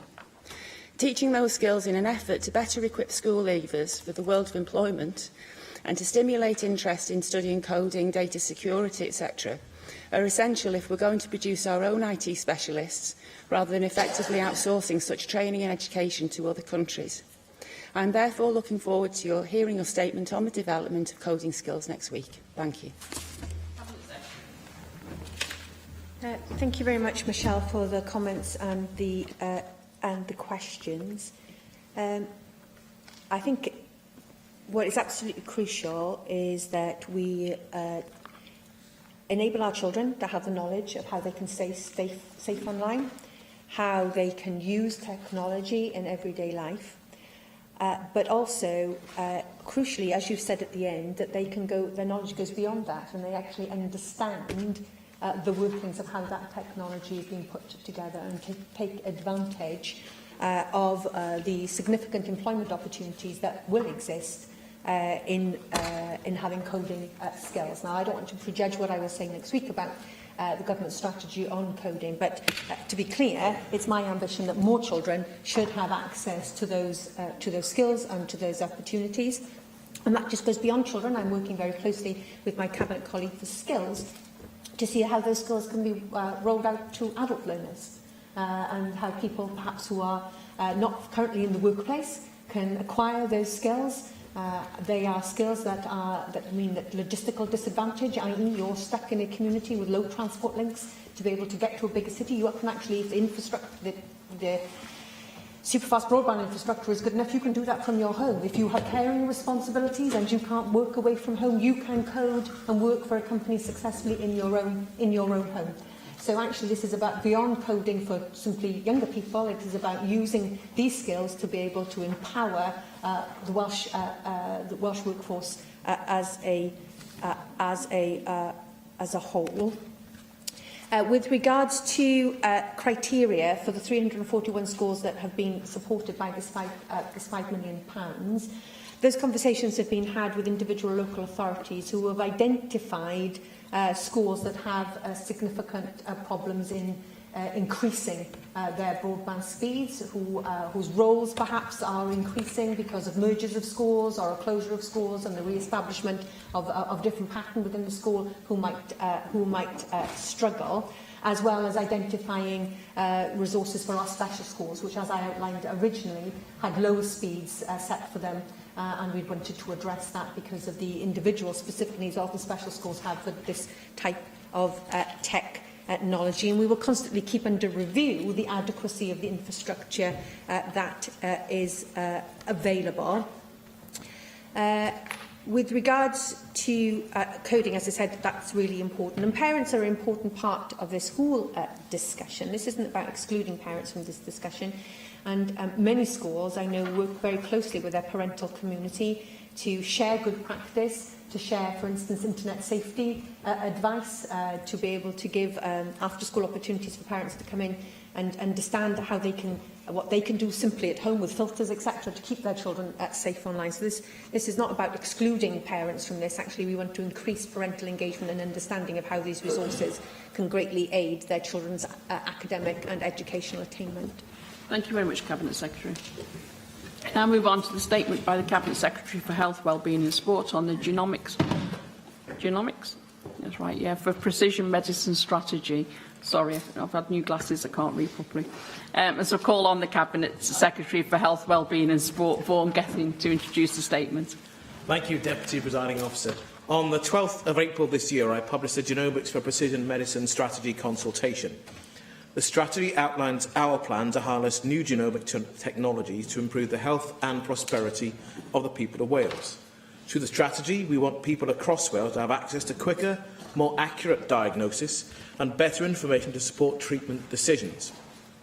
We also want to apply the latest techniques for improved disease prediction and gain a better understanding of disease outbreaks. New genetic and genomic technologies are allowing us to develop a much more detailed understanding of the link between our genes and our health. Traditional laboratory genetic tests apply sequencing methods that analyse a single gene or a part of a gene to identify DNA changes that cause illness. However, the recent emergence of newer, next-generation sequencing techniques has enabled the study of tens, hundreds or thousands of genes, or even the whole of a person's DNA or genome at the same time. Parallel developments in IT, data storage, sharing and analytics have enabled us to scrutinise, observe and analyse the vast amounts of information that is generated by this type of sequencing.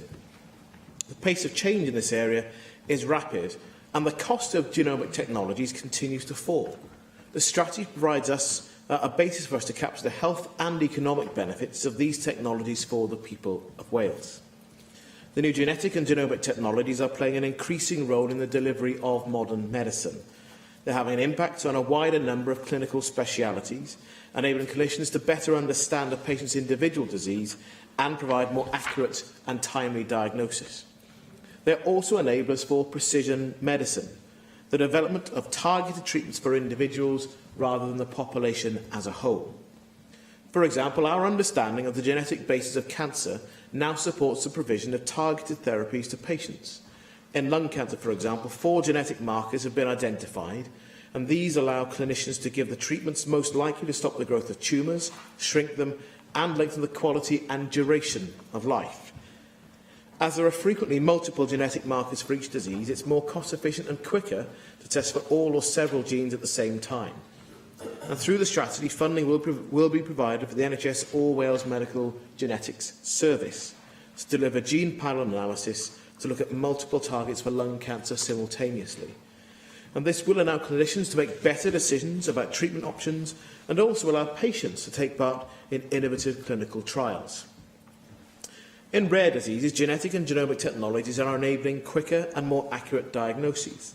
Most rare diseases have a genetic basis, but it often takes a long time for patients to receive a diagnosis, if they do at all. And that leaves patients and their families with little information about the risks for their family and options for treatment or the management of their condition. And what's more, in complex conditions like some intellectual disability, over 1,000 genes are involved. The ability to analyse a greater number of genes simultaneously will mean that more patients with rare diseases and their intellectual disability will have access to the most up-to-date technologies for a quicker, more accurate diagnosis. The strategy, though, is not just about pushing more DNA through sequencers and crunching data. It's also about co-production of services that will support public or patient in accessing the most accurate test in a timely manner. And importantly, it's about what happens next, once we get the results that may affect not just our future selves, but also the future of others close to us. And the very nature of genes and DNA means that our problem can be passed on to our loved ones. Genetic counsellors and other medical professionals work tirelessly at the interface of genomics and the human condition to clarify the impact that this knowledge may have on our health, well-being and the support that we may need. It's clear that patient benefits in this field will not be delivered by the NHS in isolation. Links to research and industry activities are more important than ever, and the wider ecosystem for genomics must be aligned to maximise health and economic benefits for Wales. In addition to developing new services for patients in Wales, the strategy outlines actions to develop research in genetics and genomics, to grow knowledge and skills amongst the NHS and the non-NHS workforce, and to build precision strategic partnerships in genomics for precision medicine. In this highly competitive and rapidly expanding field, it is important that Wales is able to work together with partners on an international stage, as this attracts additional funding, supports the development of the skills base in Wales, and underpins a faster adoption of new treatments for patient benefit. With Welsh Government support, Wales is joining the 100,000 Genomes project through partnership with Genomics England. And this will enable Welsh patients with specific rare diseases to take part in a large cutting-edge research project, with the potential to receive quicker and more accurate diagnosis that may come from whole genome sequencing. The project has attracted £1 million in funding from the Medical Research Council, allied to £2.3 million of Welsh Government funding, and it's supporting high-quality jobs and bringing additional economic benefits here to Wales. The Genomics for Precision Medicine strategy was developed by the Genomics Task Force, built upon close working between colleagues in the Welsh Government, the NHS, the third sector and higher education institutions. And the Task Force has worked hard to consult throughout the process and ensure that as many stakeholders as possible have been able to have their say in the development of the strategy. And the strategy now focuses on developing genomics capabilities, because these technologies are becoming increasingly affordable and having that positive impact on precision medicine and the management of infectious disease. Investment in genomics alone, though, will not be sufficient to deliver precision medicine. Other technologies such as imaging, molecular studies, real-time monitoring of illness and data analytics all play an important role alongside traditional clinical methods of assessing an individual's disease. These diagnostics, of course, need to be integrated with the development of a new targeted therapeutics involving advanced therapeutics arising from cell and genome therapy approaches. It's clear that the challenges ahead are great, as are in many other areas of medicine and the health service. And further partnership will, of course, be necessary to make precision medicine routine practice in our National Health Service. But this Genomics for Precision Medicine strategy underpins what should be a bright future to capture the health and economic benefits of genomics technologies within Wales. Thank you very much. Angela Burns. Thank you, Deputy Presiding Officer, and thank you for your statement, Minister. Genomics has enabled groundbreaking advances in research and medicinal applications, and I believe holds an enormous hope for us all in the future. We all know of the crisis facing humans because of the overuse of antibiotics and the ever-mutating bacteria that produces the superbugs that seem to survive all. Finding alternatives for the treatment of illnesses that are caused by antibiotic-resistant bacteria is dependent on the study of bacteriophage genomics. Being able to maximise on a drug's efficiency and toxicity will be able to be key in optimising drug therapy. So the Welsh Conservatives welcome this focus on the area of precision medicine. And the consultation and subsequent strategy have set parameters within which we can explore how we can develop Wales's abilities to play a crucial role in the development of precision medicines. Now, studying the report, Cabinet Secretary, I do have 4 questions that I would just like to ask for further expansion on. Priority 2, it mentions IT infrastructure requirements. Now, there's obviously a need for high-quality, reliable communications infrastructure to be in place to allow these facilities to grow across Wales and not just in urban centres, particularly if they're going to be allied to universities and to various hospital research centres. So what guarantees can the Cabinet Secretary give us that all corners of Wales will be linked up to fast communication network so that we can really maximise on this? In my own constituency, I have a number of highly innovative companies that deliver targeted precision medicinal implements around the world and have built businesses that are doing incredibly well, but they have had to face the communications challenge again and again and again to enable their businesses and their research facilities and the collaboration that they have with partners across the world to really grow. So that would be my absolute first question. Secondly, the strategy acknowledges that large data sets are an essential tool and that there are challenges with respect to the anonymisation of data. And it also talks of the need to access patient samples and of the integration with SAIL. What processes, Cabinet Secretary, are in place to protect data, to protect the patient and patient confidentiality? Cyber attacks are a growing threat, and I think we must be mindful of security.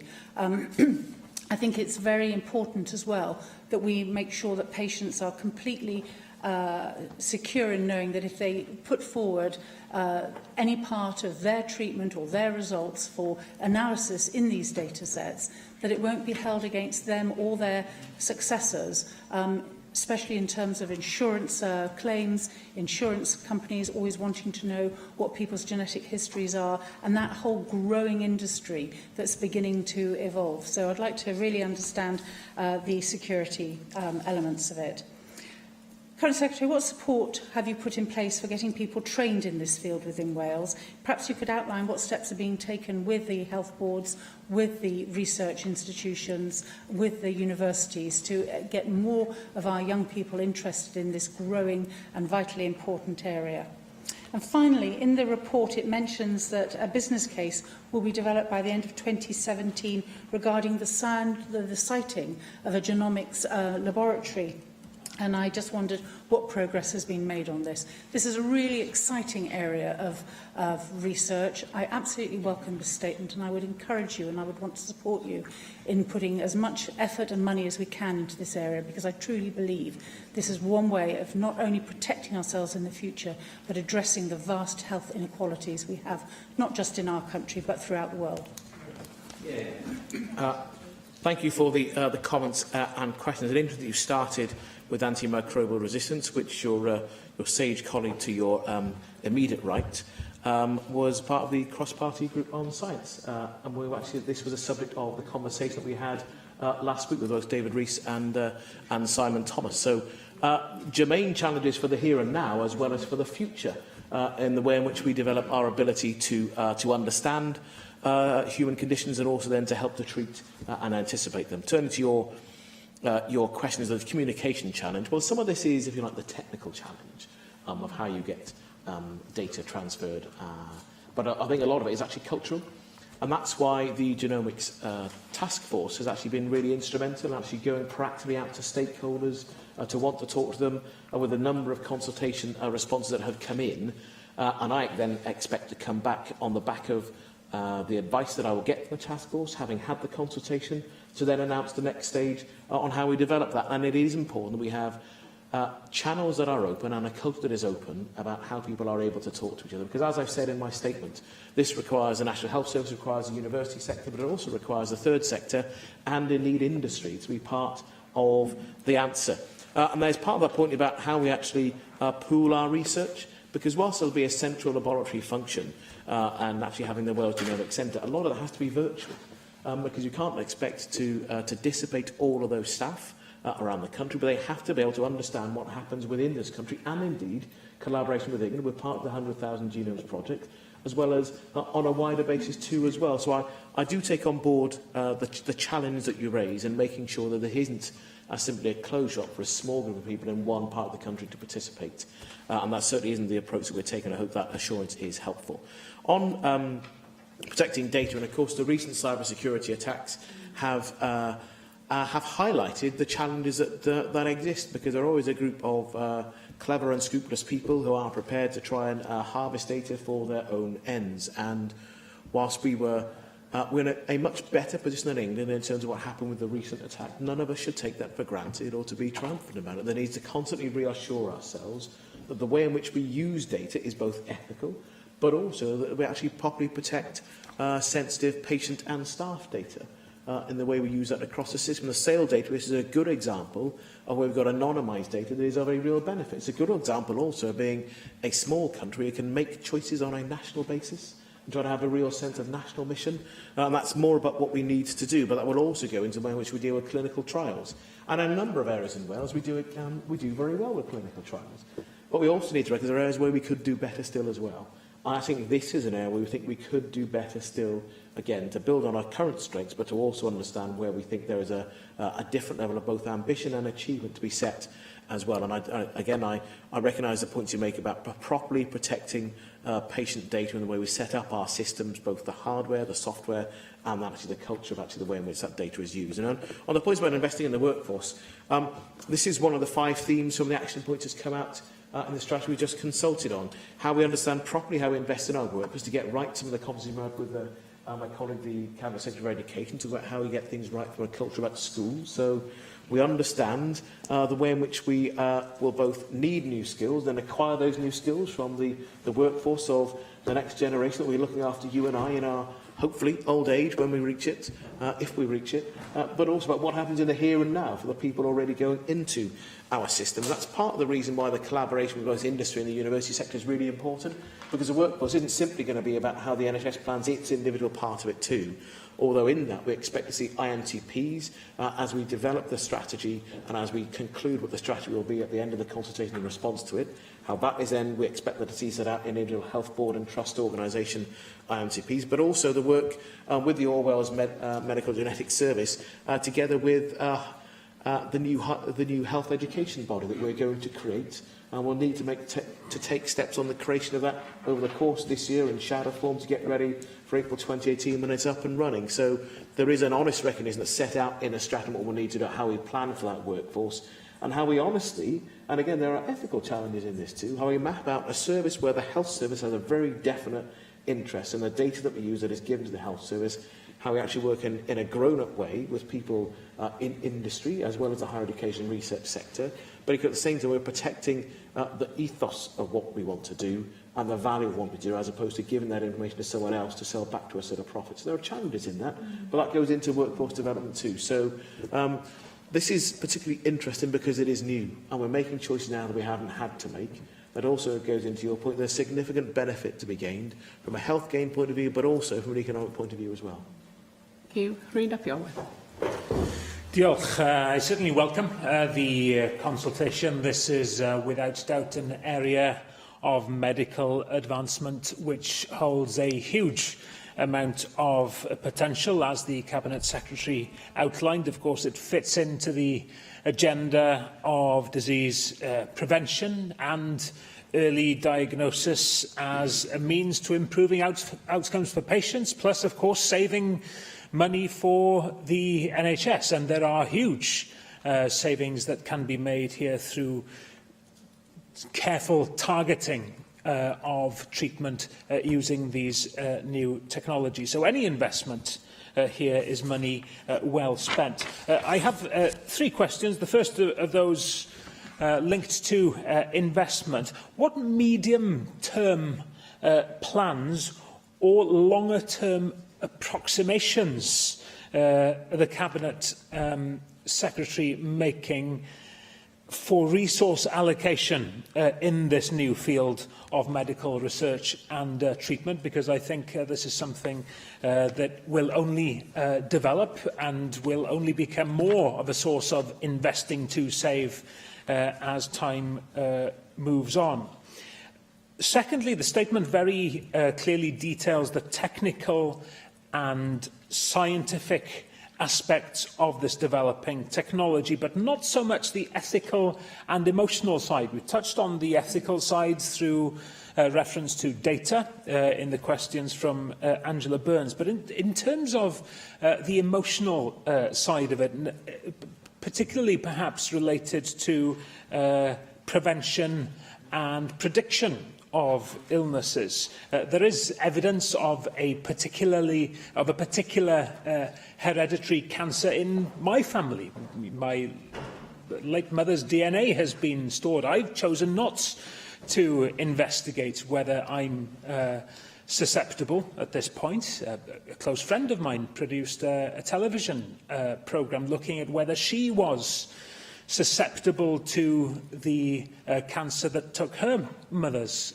life. And she decided at the end of that journey that she didn't wish to know if she had been pre-programmed. So there are some very difficult emotional and ethical questions here. And I wonder what plans there are to invest in that emotional support for families and individuals who find themselves in a place where perhaps this technology could be of use to them, but they have fears about what that would entail. And thirdly, this is, of course, a global a project that Wales can be proud of innovations that we have contributed towards over the years. But many of our researchers, of course, will be engaged in pan-European research and frameworks. Will the Cabinet Secretary perhaps comment on what safeguards need to be put in place to protect that as we exit the European Union? Yes, thank you for the comments and questions. I'll deal with your last point first, because in many areas of scientific endeavour and research, we recognise there are real risks in and challenges for the United Kingdom in the Brexit negotiations, and we've been upfront about that in the discussions with your party and the white paper we're having in the ongoing conversations that will need to take place, not just with the research community, but also between the different governments of the United Kingdom. About our approach to that, because actually we could have an exit that cuts off scientists, or actually, if not cutting off, makes that collaboration more difficult.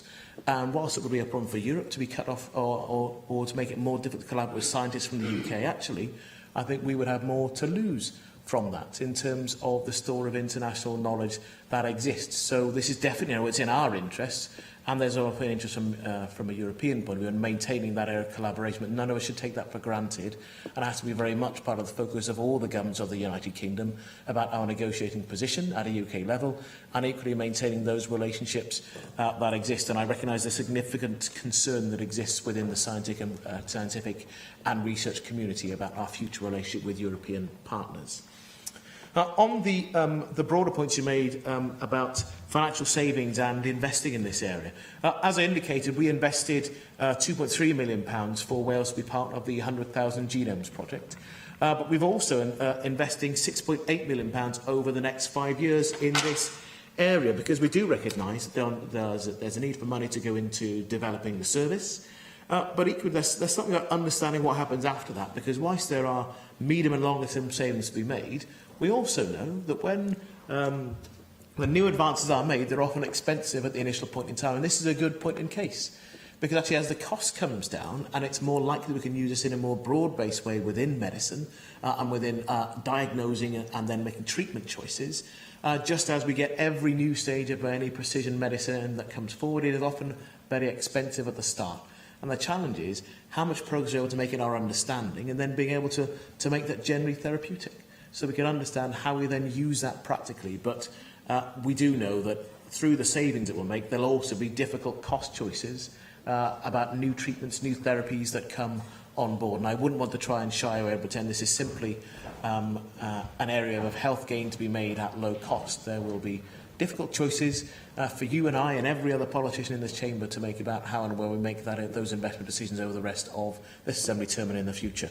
Then your final point, which you mentioned about the broad area of genetic counselling, because as I mentioned in my statement, we already have a team of genetic counsellors around a range of different conditions, not just the rare disease and conditions that exist, but lots of people as they're going through and choosing to start a family. Often there are choices that are made. It's a standard part of the IVF conversation. If families are going through that, they'll have a conversation. They'll be referred to a genetic counsellor, have a conversation about what's possible. And that's an important part of that process. It's getting more mainstreamed as well. And I think the challenge for us will be not just how we rely on a specific speciality within the health service, but actually how we normalise this as part of the conversation for healthcare professionals. So, looking at a colleague sat over your right shoulder, in general practice, there's a need to understand what this looks like, as well as in specialist areas of treatment beyond. And not just with doctors, but actually a whole range of other therapies. To understand, if we're having a conversation about treatment options, how would we have it in a sensitive way to understand and lay out potential options for people about what they would choose to do? Because you're absolutely right, different people will make different choices. And this isn't an area where we will require people to act in a certain way, but it is how do we have an informed conversation with the citizen about the advances that are possible and how they can understand their potential risks and the informed choices they want to make. And again, you think about a range of areas in pregnancy and maternity. It's a choice about whether people want to have a range of tests about the health or the nature of their unborn child. And people already make those informed choices because we've mainstreamed that conversation within our midwifery workforce, and it's done in a sensitive way with new parents. This is about, on another different level of conversation about different conditions, different risks that may be inherent in who we are and who we could be in the future, about how that conversation takes place in a way that is sensitive and highly professional and equips people to make those individual choices for them and their families. Lee Waters. Diolch, Deputy Cywydd. Cabinet Secretary, I'm genuinely excited about the potential of this strategy, not only as a health intervention, but as an economic intervention too. Genomics is one of the fast-emerging industries of the much-talked-about fourth industrial revolution. We've discussed some of the unparalleled health advantage we're told we can expect. Cancer treatments, for example, 20 times more powerful than current interventions. But I am particularly encouraged that we've looked beyond the health impact to how we might position ourselves as a global leader in this mind-blowing science. But we do need to match our ambition with rigour. And I'd urge the Cabinet Secretary to be clear-headed on precisely where Wales's competitive advantage in this huge and rapidly evolving field might lie. High-quality foreign direct investment in life sciences, for example, is generally attracted to Cambridge or the M11 corridor, which could leave Wales just pitching for what is left behind. So can I ask him to tell us on how clear he is on precisely where we can bring unique contribution to the table, where our existing expertise might offer us the competitive edge. And once we are clear on that, then we must be ruthless in pursuing these opportunities. Diolch. It's an interesting point you make, and I'm delighted that there is something that Lee Waters has stood up and said he is generally excited by. But you raise an important point about how we do target our best areas to realise real gain, not just in the health terms, but you're right about the economic sector. And of course, the strategy was launched in 2013 jointly by the then Minister for Health and Social Services and the Minister with responsibility for the economy. It's always been a recognition about the dual benefit to be gained, and you're right about the life sciences sector as an area for growth that we've already seen. But it isn't about trying to directly compete with what happens in and around Cambridge. You're right, there will be a range of people who will always choose to go there first. But actually, what I think is genuinely encouraging is about the way in which we're setting ourselves up in Wales to understand a different sort of conversation with the pharmaceutical industry, who, after all, will still be significant players in investing in the future of medical research and innovation, and in which our higher education sector, and going back to the points that Angela Burns made, the way in which you use data within Wales as well. Because what the English system doesn't have is it doesn't have a genuinely integrated national approach, which we do have here.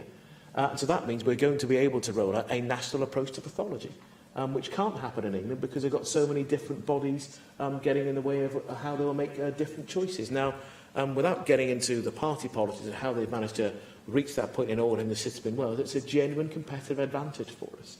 And what we'll need to be better at, not over the next few years, but over the next decade and more, is our ability to make national choices with only 10 organisations in the health field, the health boards and trusts, and then the government with them as well, and how we actually get alongside people to make those choices, because we've already seen a range of pharmaceutical players investing in Wales as a choice because of the environment that we are creating and because we're able to have a conversation that recognises the potential without compromising on our values.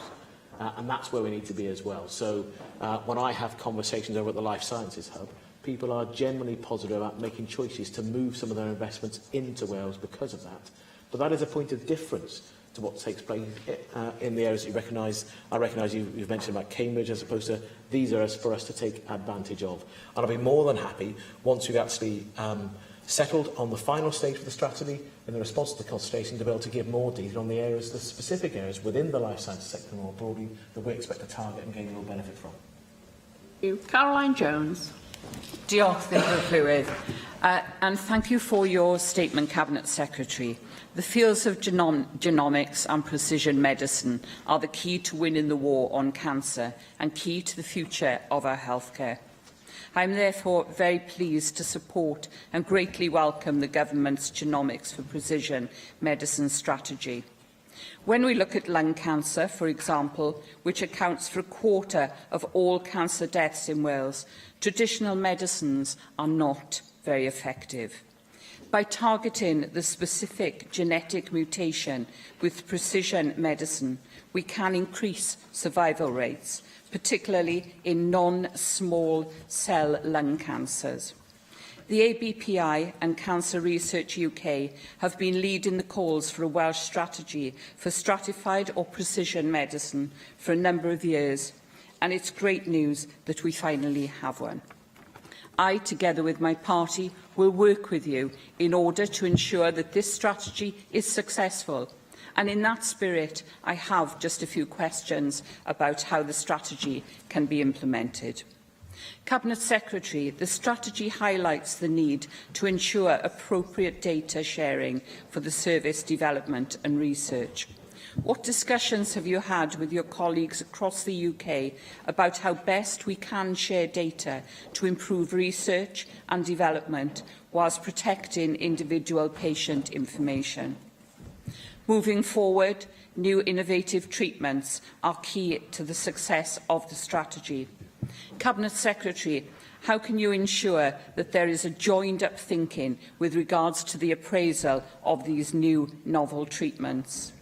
How will you ensure that the Welsh Health Shared Services Committee, the All Wales Medical Genetics Service, the AWMSG and, where appropriate, NICE, work closely with the pharmaceutical industry? Finally, Cabinet Secretary, how will you ensure adoption and uptake of clinical and clinical genetic services across Wales? And how will success be monitored and assessed? And I thank you once again for your statement and for bringing forward this strategy, which will help improve how we develop and how we deliver health treatments in future. Diolch yn fawr.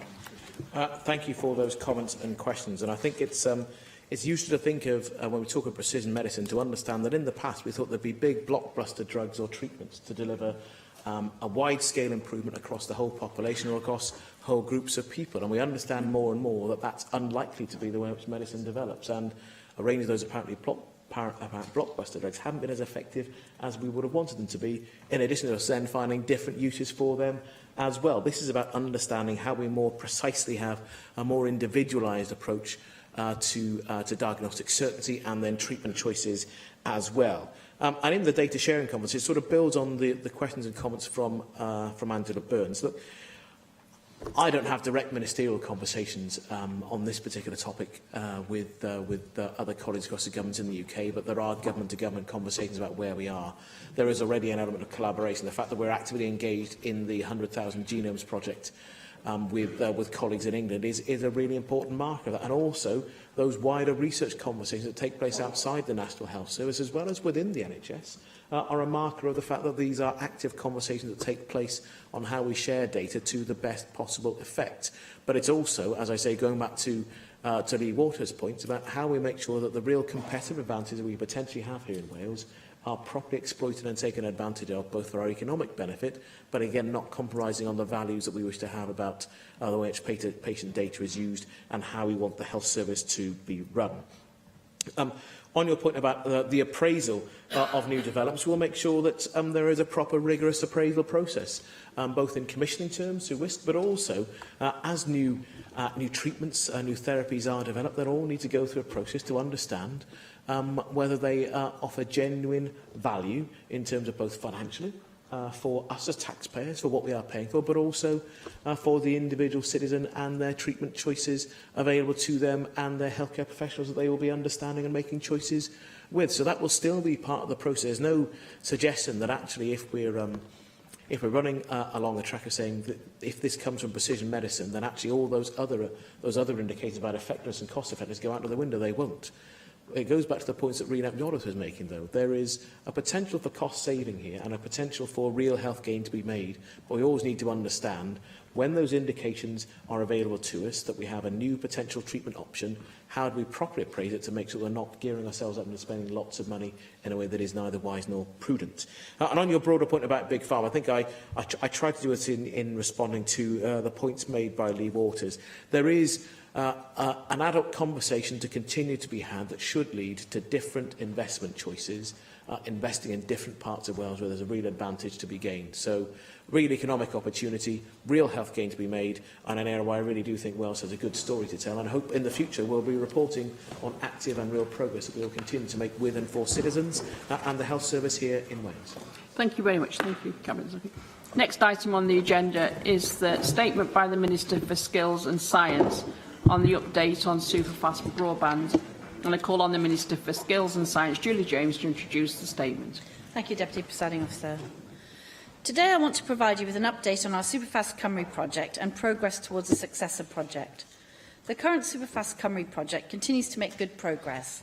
To the end of March 2017, BT has told us that more than 645,000 premises have been given access to fast fibre broadband by the Superfast Cymru project.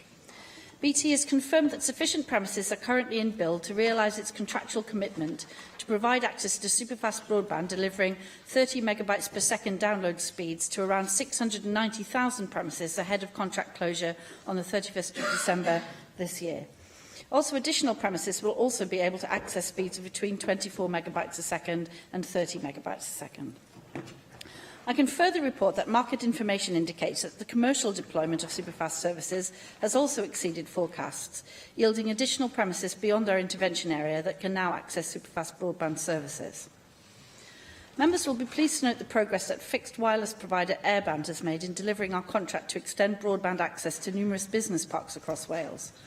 I am pleased to confirm that this deployment is now complete and covers a verified footprint of around 2,000 business premises across North and South Wales. Our programme for government, Taking Wales Forward, is clear about our ambition to offer fast and reliable broadband to every property in Wales. As I have outlined in previous statements, we have already embarked on the preparatory work necessary to establish a successor broadband investment project.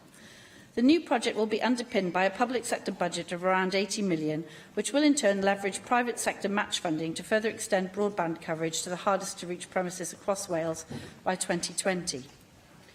We launched an open market review in November to establish on a premises-by-premises basis where superfast broadband has been delivered to date and where the market plans to invest over the next 3 years.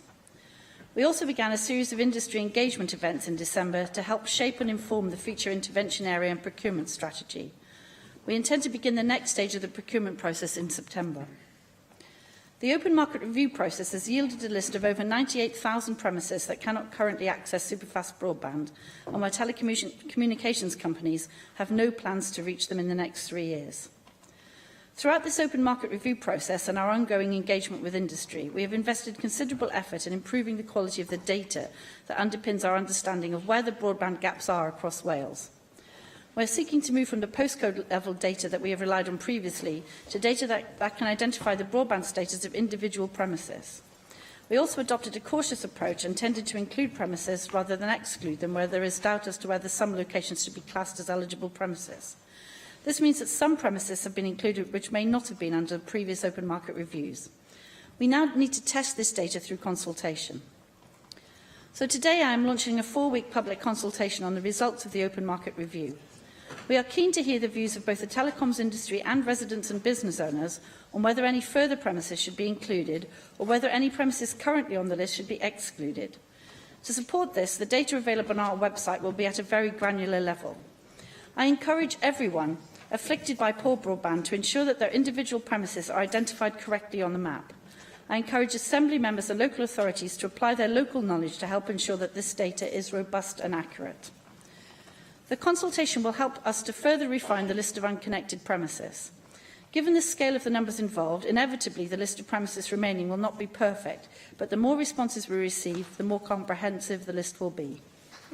To help respondents locate individual premises, an interactive map is available on the Welsh Government website. I would therefore ask that all members share the list as widely as possible, and I will ensure that members have the web address. The results of the public consultation will help to determine the procurement strategy, both in terms of the number and location of potential bidding lots, and whether any prioritisation criteria should be included. There will be further engagement with the industry and key stakeholders over the summer to refine our procurement approach. We intend to be in a position to invite formal tenders to deliver the new project in September, with the project commencing in early 2018. Through this consultation period, I am keen to ensure that all views are heard. If there are communities that have an interest in driving their own solutions, I want to hear from them. If there are views on how we should allot the procurement, I want to hear them. And if there are views on how we should prioritise and target the funding, I want to hear those too. It is clear to me that in parallel to the work set out above, our broadband voucher schemes will continue to offer a vital lifeline to homes and businesses. I am pleased to confirm that these schemes will remain and will adjust and evolve to ensure that they remain relevant. I am pleased to announce today that in response to feedback from businesses, we have adjusted the terms and conditions of our ultra-fast connectivity voucher to encompass a broader range of options. This change will introduce greater flexibility and will appeal to businesses that need assistance with construction and installation charges for mid-range broadband products, rather than switching to more high-end leased line products. I am committed to achieving our ambitions in taking Wales forward to offer fast, reliable broadband to every property in Wales. Diolch. Thank you. Russell George. Deputy Presiding Officer, I would like to thank the Minister for her statement today and to say the Superfast Cymru project has undoubtedly improved the availability of fibre broadband across Wales, and this is very much to be welcomed.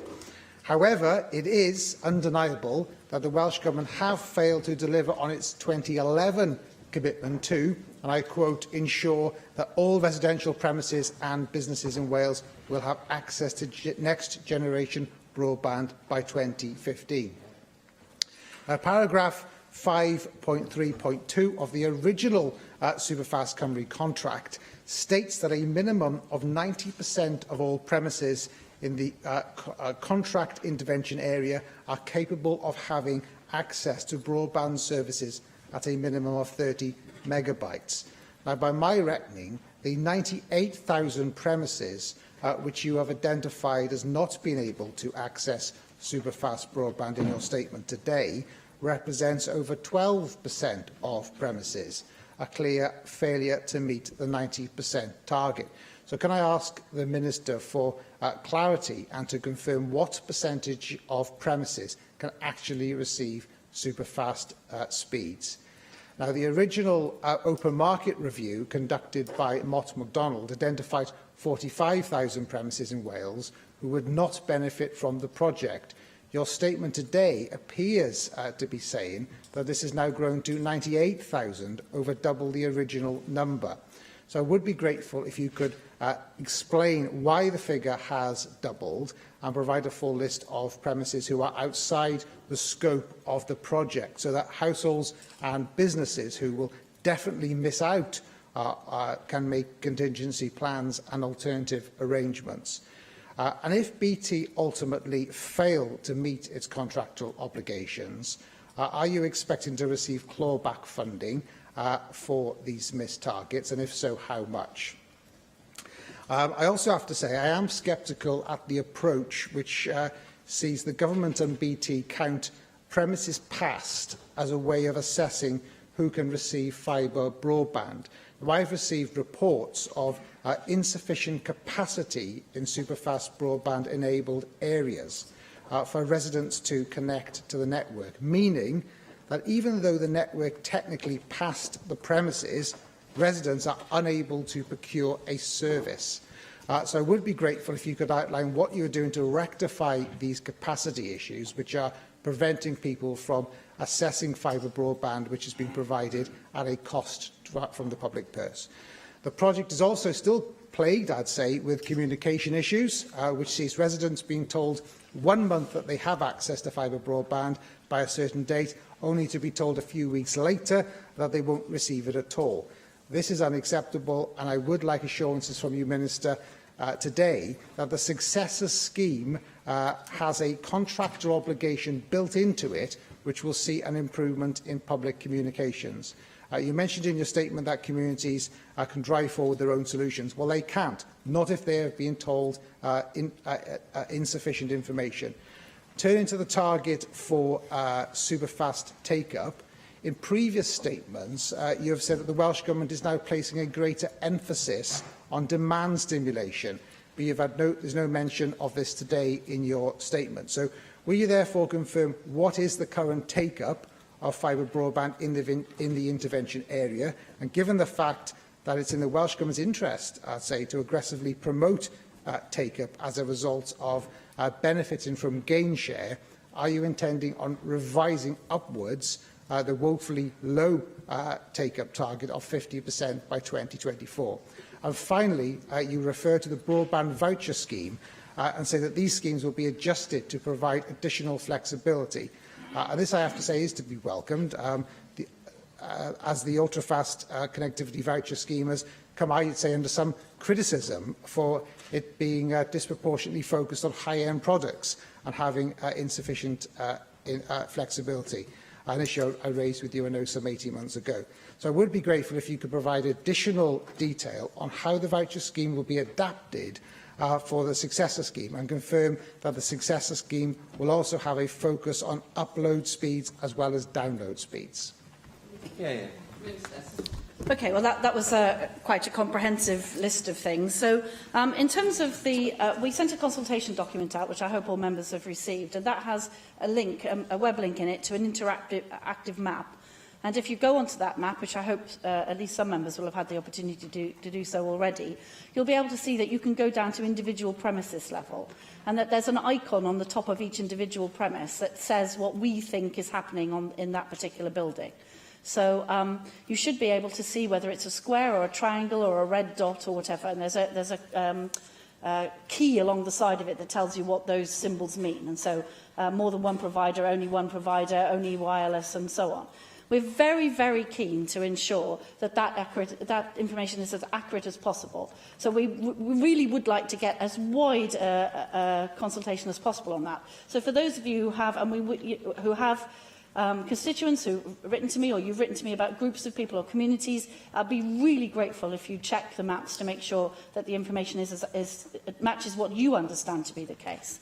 So in terms of some of the other questions, the number of premises, the contractual commitment for BT is about number of premises. It was never a percentage. The percentage that was talked about in 2011 was the percentage of premises available in Wales in 2011. I mean, quite clearly, a lot more premises have been built since 2011 to now, and so you would never have expected the number to stay the same.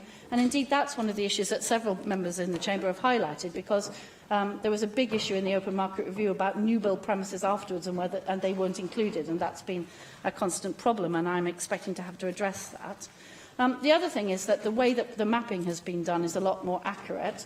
I've already checked my own constituency area this morning, just out of interest, and you can immediately see that some of the premises identified as statues, for example, and I'm pretty sure they want to be broadband enabled. Others are, there's a reservoir identified in my constituency, which I don't think needs broadband, although I could check with Welsh Water as to whether they have some kind of service that they might need at the reservoir and so on. So the mapping is a great deal more accurate than it was in 2011, but it's not as accurate as we'd like it to be, and we'd very much like information back from you about the accuracy or otherwise of that. There's absolutely no point in us trying to get all the way up a track to a barn if actually nobody lives in it, for example.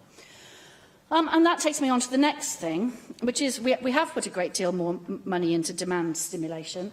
The current take-up is around 35%. BT, as you know, estimated it to be 21%, and we get a gain share for everything over that. It's running at somewhere between 31 and 38%, but the average is about 35% at the moment. And as you'd expect, that's going up all the time, and it's more for fibre to the cabinet than fibre to the premises at the moment, but that's because the fibre to the premises build has only very recently really ramped up. So we're very happy that the take-up exceeds the limit that BT set, because we're getting a good gain share from that, but obviously the higher it climbs, the more money we get, and so I'd be more than anxious to talk to you all about ways that you think you can stimulate demand in your local areas. We're trying to do it nationally. I'm writing out to every single premise that's we think has got Superfast, asking them to take it up and so on. I'm very interested in looking at communities of interest as well. So we have a completely open book here. I really would be very grateful to AMs who would come back to me about this. Should we try to target all the remaining farmers? Should we try to target all the remaining businesses? Should we try to target only those people who indicate to us that they actually buy it? Some of these premises will be very expensive to get to. It would be sad to expend the money to get them, only to find that the homeowner has no intention whatsoever of taking up the offer. It's a genuinely open consultation. I really don't know how we should prioritise it. We're unlikely to be able to actually get fibre cable to every premises in Wales. Clearly, that would be prohibitively expensive to some, so some will have to have alternative technology there. The voucher scheme will continue to be available to those people who are very unlikely to ever get fibre broadband. I'm afraid if you live 14 miles up a track and you're the only premises up there, it's most unlikely to be economically efficient for us to do that. We'll probably assist with a satellite or some such. So I am genuinely asking you what the best way of doing this actually is. If we have whole communities who'd like to have wireless, for example, so they'd like to have the broadband provided to a community centre, and then the whole village or community could be covered by a wireless signal instead of wired to each premises, we're very happy to consider that. It's one of the reasons we've adjusted the voucher scheme so that communities can apply together to do that. As you know, it's individual at the moment.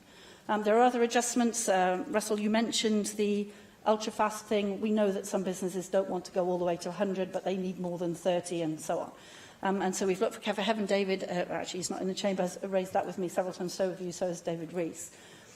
Clearly a lot of businesses want that medium product that we're looking at. So there's a wealth of things that we can do. In terms of capacity issues in the network, we don't pay BT when the cabinet is passed. We pay them when individual premises are passed. They get paid for the number of premises. So if you think that we've accepted a premises and actually they're not getting it, do let me know, because we can adjust that backwards. But I assure you it's on individual premises. I'm not saying, oh, the Cabinet 16 is enabled and therefore all the premises connected to it are getting Superfast, because they most certainly are not.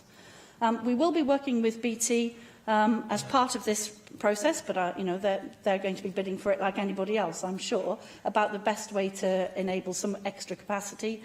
And we continue to have the difficulty of people at the end of a long copper wire on an FTTC connection, and we'll need to look carefully at how we can enable those to get broadband connections and come up with a solution that suits most of those communities to the best value of the public purse. The Have Access To commitment is exactly that. We continue to have a voucher scheme that allows people to access broadband. It doesn't say it will be free, and it doesn't say that it will be fibre, because that is not deliverable. So for some premises, Have Access To means that we will share the cost of it with them. But every premises in Wales is eligible for the voucher scheme if they can't get the fibre broadband network out to them. And that's our definition of Have Access To. I mean, we can argue the semantics of it, and I probably think it could have been more felicitously worded, but that's what that commitment meant, and it's still what it means now. We're never going to get to 100% of every single premises in Wales having fibre optic broadband. It just is not economic for that. But what we are going to do is ensure that all of those that want it can access it through one means or another. Dai Lloyd. Diolch yn fawr, Llywydd. Allai ddiolch i'r gweinidog am ei datganiad ar fan deang cyflym iawn. Nawr, mae'n wir I ddeud ers... Sorry. Apologies. dim problem. Mae'n wir I ddeud ers 2012 bydd soddiad sylweddol o gronfeydd yr Undeb Ewropeaidd a Llywodraeth Cymru yn y seilwaith band eang yng Nghymru yn edrych felly fel fydd Llywodraeth Cymru yn mynd I gyrraedd y target o 690 o filoedd o fangreoedd erbyn diwedd y flwyddyn. Nawr, mae cyflymder band eang yn hanfodol bwysig o ran cysylltu fel dyn ni wedi clywed ac o ran datblygiad economaidd ar draws Cymru yn enwedig yn ein hardaloedd mwy gwledig. Mae adroddiad tir gyffredin a ryddhawyd ym mis Mawrth eleni yn edrych ar gyflymder byd eang ar draws y Deyrnas Unedig yn dangos bod angen cau'r bwlch rhwng Cymru a gweddill y Deyrnas Unedig o ran cyflymder cyfartaledd band eang. Dangosodd yr adroddiad tir cyffredin yma bod y 4 ardal arafaf ar lefel ward ar gyfer cyflymder cyfartaledd band eang yn y Deyrnas Unedig I gyd yng Nghymru, a 65% o'r 20 o ardaloedd mwyaf araf yn y Deyrnas Unedig hefyd yng Nghymru. Nawr ys dechrau'r prosiect band eang presennol, mae'n amlwg na fydd rhai cartrefi a safleoedd yn derbyn band eang cyflym iawn drwy prosiect Superfast Cymru. Mae Access Broadband Cymru, fel dyn ni wedi clywed, wedi darparu band eang I nifer o gartrefi a safleoedd anodd I cyrraedd, a Airband wedi cyflawni gwelliannau I nifer o barciau busnes, ond mae'n dal yn wir fod llawer I wneud mewn rhai mannau o Gymru. Nawr fel plaid, da ni'n cefnogi'r gwaith sy'n cael ei wneud I ddatblygu prosiect band eang I olynu'r prosiect presennol. Da ni'n falch o weld bod yr adolygiad marchnad agored yn seiliedig ar safle yn hytrach na chod post, methodoleg fwy call fydd yn arwain at set o ddata mwy cadarn. Yn herma cwestiwn, da chi wedi bod yn sôn, gryn dipyn yn ateb I gwestiynau, y byddech yn annog unrhyw un allan fyna sy'n cael ei effeithio gan band eang gwael I sicrhau bod yn ymateb yn ystod y cyfnod ymgynghori, a fi'n clywed beth ydych chi wedi dweud eisoes, ond I wneud hynny ar lefel personol I etholwyr allan fyna sydd â phroblemau, bydd angen I nhw yn wir wybod am hyn sy'n digwydd rwan, wybod am y datganiad yma er enghraifft. Sut yn union ydych chi'n mynd I fynd ati I hyrwyddo'r ymgynghoriad a ydych yn chwilio I godi ymwybyddiaeth ar-lein drwy gyfrwng y radio neu'r wasg er enghraifft. Nawr wrth gloi, mae'n bwysig nodi bod technolog digidol fel popeth arall yn newid yn gyflym. Eisoes mae Ofcom wedi nodi yn ei adolygiad strategol ar gyfathrebu digidol bod y Deyrnas Unedig gyfan yn methu o'i gymharu ag arweinwyr byd eang fel Japan, Sbaen a De Corea yn herma darparu gwasanaethau band eang Uber cyflym, ultrafast. A'r cwestiwn felly sydd yn deillio hynny ydy, sy'n ni'n hoffi clywed eich barn o ran sut rydych yn gweld Llywodraeth Cymru yn cau'r bwlch gyda gweddill y byd o ran band eang Uber cyflym dros y blynyddoedd nesaf. Diolch yn fawr. Okay, in terms of the average speeds across Wales, I think the report you're referring to is a year or so old now.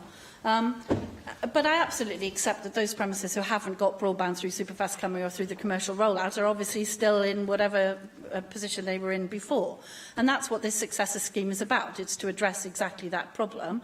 And Wales has a very unique, I'm sure I've quoted this to members before, but Wales's population is spread out right across Wales, and so to get signal to Wales, you need an awful lot more infrastructure than you do to almost anywhere else in the UK. So in Scotland, for example, the population is considerably more compact, and so it's easier to get big services to them. So we have a specific problem, and that's why I'm asking all members to help me to get the best information possible back for this map. So if all of you use your local knowledge, we're obviously going to be asking local authority partners to do this as well, and business partners and everybody who's written into us, and we have a comms policy which obviously will include digital comms and so on, but frankly, if you haven't got Superfast already, then you're going to be very annoyed if we do a digital comms programme, because you're not going to be able to upload the GIFs. So we will be writing out to premises we know may have a difficulty. We'll also be contacting communities of interest, so the farming unions and other people who've contacted us, business organisations and so on,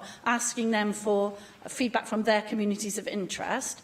But there are geographical communities as well that might benefit from a combined response, and I visited a couple of very good projects recently in the Llŷn Peninsula where a wireless broadband signal to a community hall has enabled an entire area.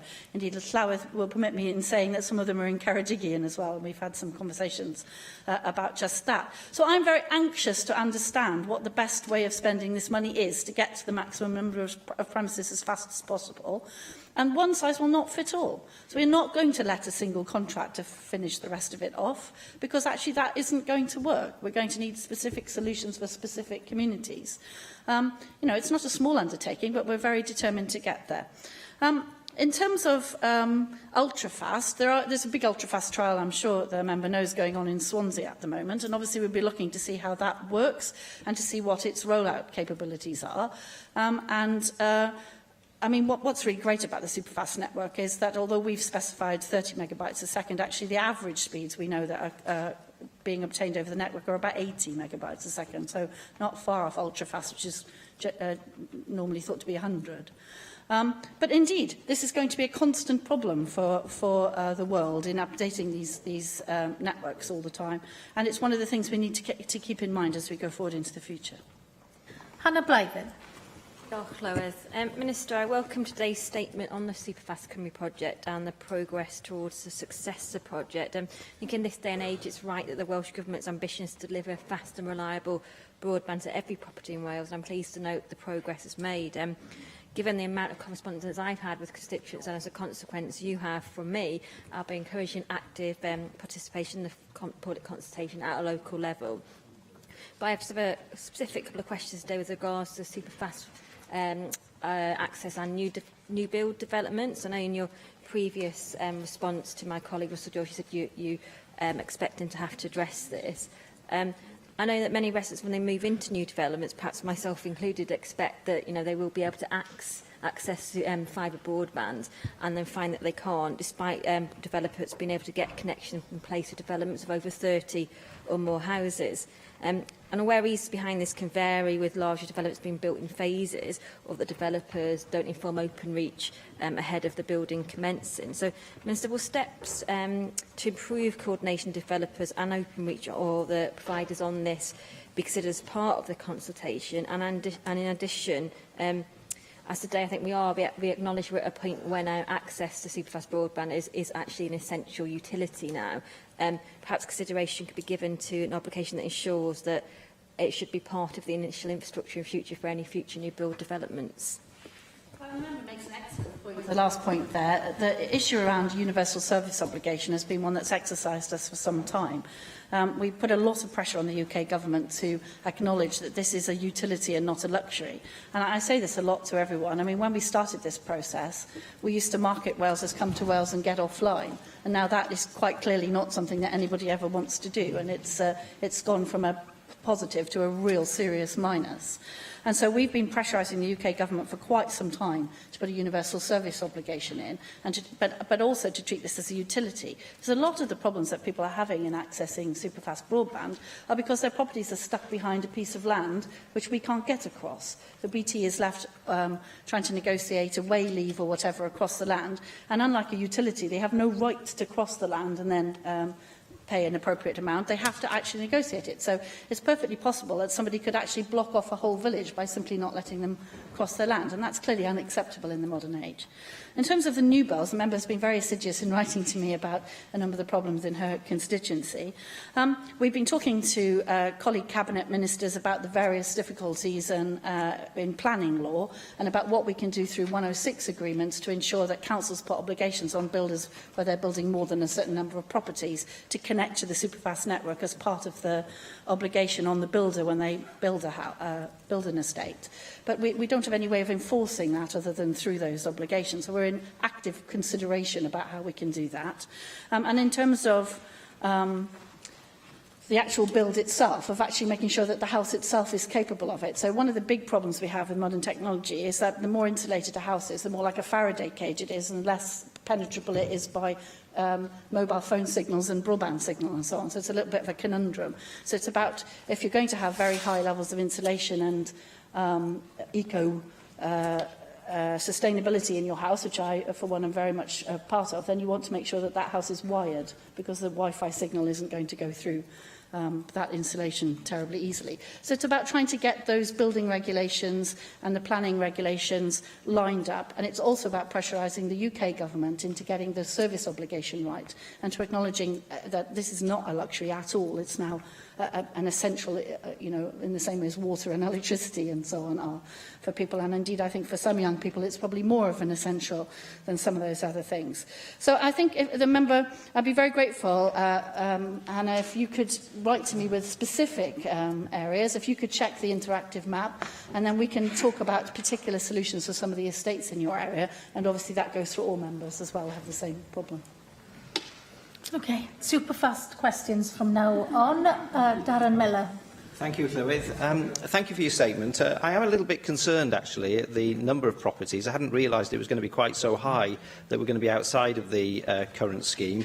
Many of those properties, as you will know from our correspondence in the past, are in my constituency, and some of them are paying through the nose, frankly, for satellite broadband services, which are very, very expensive and pretty unreliable for those particular families. So we're facing this digital disadvantage, and I'm very concerned about that. And I wonder, you've given this commitment to having a look at the ultra-fast connectivity voucher system for businesses. I know we've got the Access Broadband Cymru scheme as well, which also encourages the higher speed take-ups. You haven't said whether you're considering looking again at how that operates, nor have you said whether you're prepared to look at allowing people who were early beneficiaries of that scheme, perhaps 5 or 6 years ago when the criteria was just to get up to 2 megabytes per second, and whether those people can now reapply under the new scheme in order to take advantage of the higher speeds that might be available. Perhaps you could just comment on that. I noted also with interest your reference to the fact that some landowners have been obstructive. This is a regular excuse that I'm hearing from BT Openreach, but of course every time I ask them which landowners, they're unable to tell me. And it's because, frankly, it is just an excuse in some cases from them, and there aren't actually any obstructions at all from local landowners. In fact, when I've tried to nail them down on this in my own constituency, it's been quite clear that there's been no problem at all with landowners. They just haven't bothered making sufficient effort to contact them or their land agents. And just one final point as well. You mentioned the permitted development rights that many of the utilities companies already enjoy. Of course, the planning system is entirely devolved here in Wales. There's no reason whatsoever why the Welsh Government couldn't extend permitted development rights to telecoms operators, and I hope very much that you will, in order that we can overcome some of these problems. This is something which should have happened many years ago, frankly, and we shouldn't still be talking about these things today. What we need is some concerted action on this if our constituents, people like mine in Moylvra and Llanarmon and Yal and other places, are going to get access to these sorts of services, which frankly are basic services now, particularly for businesses, but not only businesses, for families too, in terms of their entertainment systems and the learning opportunities that the internet provides. So, and I completely accept the point the member is making about how essential the services are. If the member has specific instances with BT where they're making excuses, as he puts it, which have been proven not to be the case, I'd be most interested to know the details. I am aware of specific instances of landowners being very difficult, actually, but it's always interesting to understand the local picture. In terms of the voucher scheme, we've already adjusted the voucher schemes once, so you can already apply for a voucher if you can get a step change, if you've already got 2 and so on. We will be looking at that again, and if you want to give me, I'm very happy. As you know, I apologise profusely for my various problems, but I'm due to come and visit your constituency, so I'd be very glad to have a really good chat with you about exactly what it is. And that's exactly what we're looking for the second project, to look at specific problems that we might be able to solve in a particular way. So the voucher system can be adapted to suit whatever it is, or indeed we can adapt a lot of this new contract to do that. And there are a number of different ways that we can do it. The voucher scheme is there to assist people who want to go faster than the project and to get to people who it's just never going to be economic to get to. But I don't think you're talking about very many of those. So we can have a good conversation about how to lot the next contract, which might be very specific to those. In terms of the premises, I think I've already said that. And if you look at the interactive map, you'll see what I mean. First of all, we've had a lot of new build and other premises over the time. There's no doubt at all that GIS mapping systems have improved immeasurably since 2011. So we've just got better maps of it. But there's also no doubt at all that some of the premises on there are not premises which you'd want to broadband enable, and I don't know what the difference is. So, as I said anecdotally, I've looked at my own patch and there are quite clearly some anomalies. There will be others. There may be premises that are missing that should be on there that aren't on there. So we are very reliant on the information back. It will only be as good as the information we get back. So we're relying on the GIS system at the moment, and that's not absolutely perfect. But there's no doubt at all that it's much better than it was in 2011, which does account for some of the difference. So the new build, the difference in mapping techniques, and the fact that we've gone down to premises level and not postcode level is making the difference, really, on that. And I think in terms of the infrastructure bit, I know that Llywelyn just said broadband questions, but the difficulty is it's starting to get very difficult to distinguish between telecoms and broadband. And as the Gs go up, then obviously a lot of people access broadband via mobile phone. But I'm not talking about masts here, I'm talking about digging a cable under the ground. And that's different. It's not just the permitted. You have to have a way leave and you have to have permission to maintain it and so on. But we are talking with planning colleagues about changes. I've had a mobile phone forum to discuss exactly this, and we'll be announcing a mobile phone plan very soon. It's beginning to be impossible to discuss the two separately, even though mobile's not devolved. So, you know, there's some complications there. But we are in the process of having exactly those discussions about planning. And as I've said in this chamber before, that will be a balance between getting the service to people and not covering our very beautiful countryside with a mast every 50 feet, which nobody wants. John Griffiths. Diolch, Llywydd. Minister, I wanted to raise matters which I know you are aware of because we've corresponded about them, and that is the issue of the AB company failure in the Goldcliff area in my constituency, because that failure has left residents without internet access, which, as we can all imagine, has created a great deal of problems and frustration for them. There is a temporary solution in terms of infrastructure being provided by AB together with British Telecom, but as yet there's no date for BT installing fibre, even though for some time now they have told local residents that that was imminent. But it's not. There's no date for the provision which would allow for residents to access that fibre. So that frustration is lingering, and has been the case for quite some time. The other very real frustration is that there's no internet service provider to take over AB internet services on a permanent basis at the moment. As I say, I know you are aware of these issues, Minister, and I wonder if there's anything you can say today as to what the solutions will be. Yes, and I'm very grateful to John Griffiths for raising the detail that he's raised with me over this. It's very frustrating.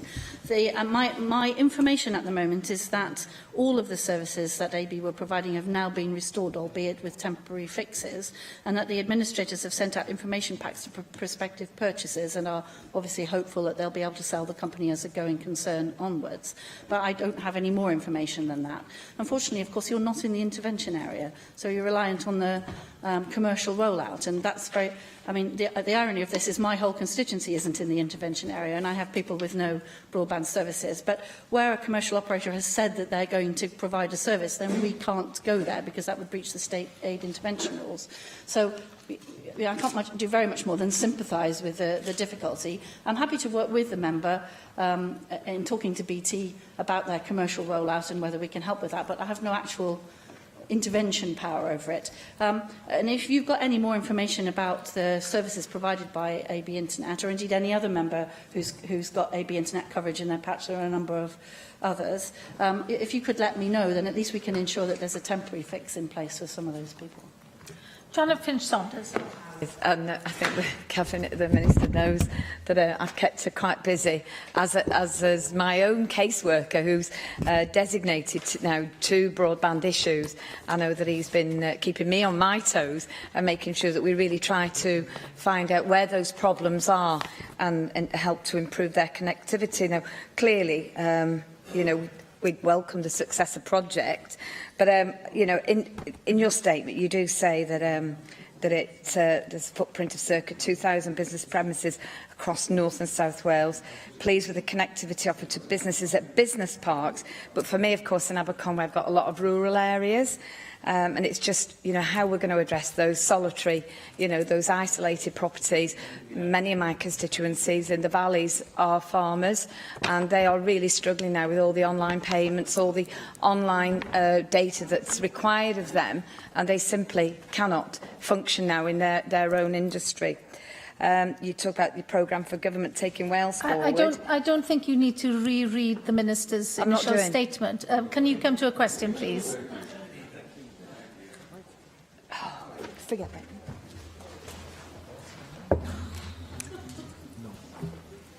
Minister, do you need to respond to anything? Well, just to say that the issues are very much the same. This is a rural programme, as everyone will know. We're very reliant on being told the local information. Many members have been very assiduous in writing to me about their problems. It would be really great if you could all interrogate the interactive map and make sure that the data on it is as accurate as it's possible for it to be. And you have the contacts in your areas for all of your businesses, your local representative forums, you know, the unions and so on. Please get us that information back as soon as possible, and we can take the project forward. Diolch i'r gweinidog. Yr eitem nesaf yn agenda ni yw'r cynnig I amrywio trefn y broses ystyried ar gyfer gwelliannau'r cyfnod 3 bil trethiadau gwarediadau tirlenwi Cymru. Mae'r ysgrifennydd Cabinet wedi fy hysbysu nad yw'n bwriad I gwneud y cynnig o dan yr eitem hon, a galwaf arno fe nawr I gadarnhau hynny i'r siambr. Diolch, Llywyd. I do not wish to move the motion this afternoon. Unfortunately, an error in the motion has been identified, which, if agreed, would lead to technical problems organising the Stage 3 amendments. I apologise, of course, to members for the late identification of these technical problems. The motion is therefore not moved this afternoon. Daw hynny a thrafodion heddiw I ben.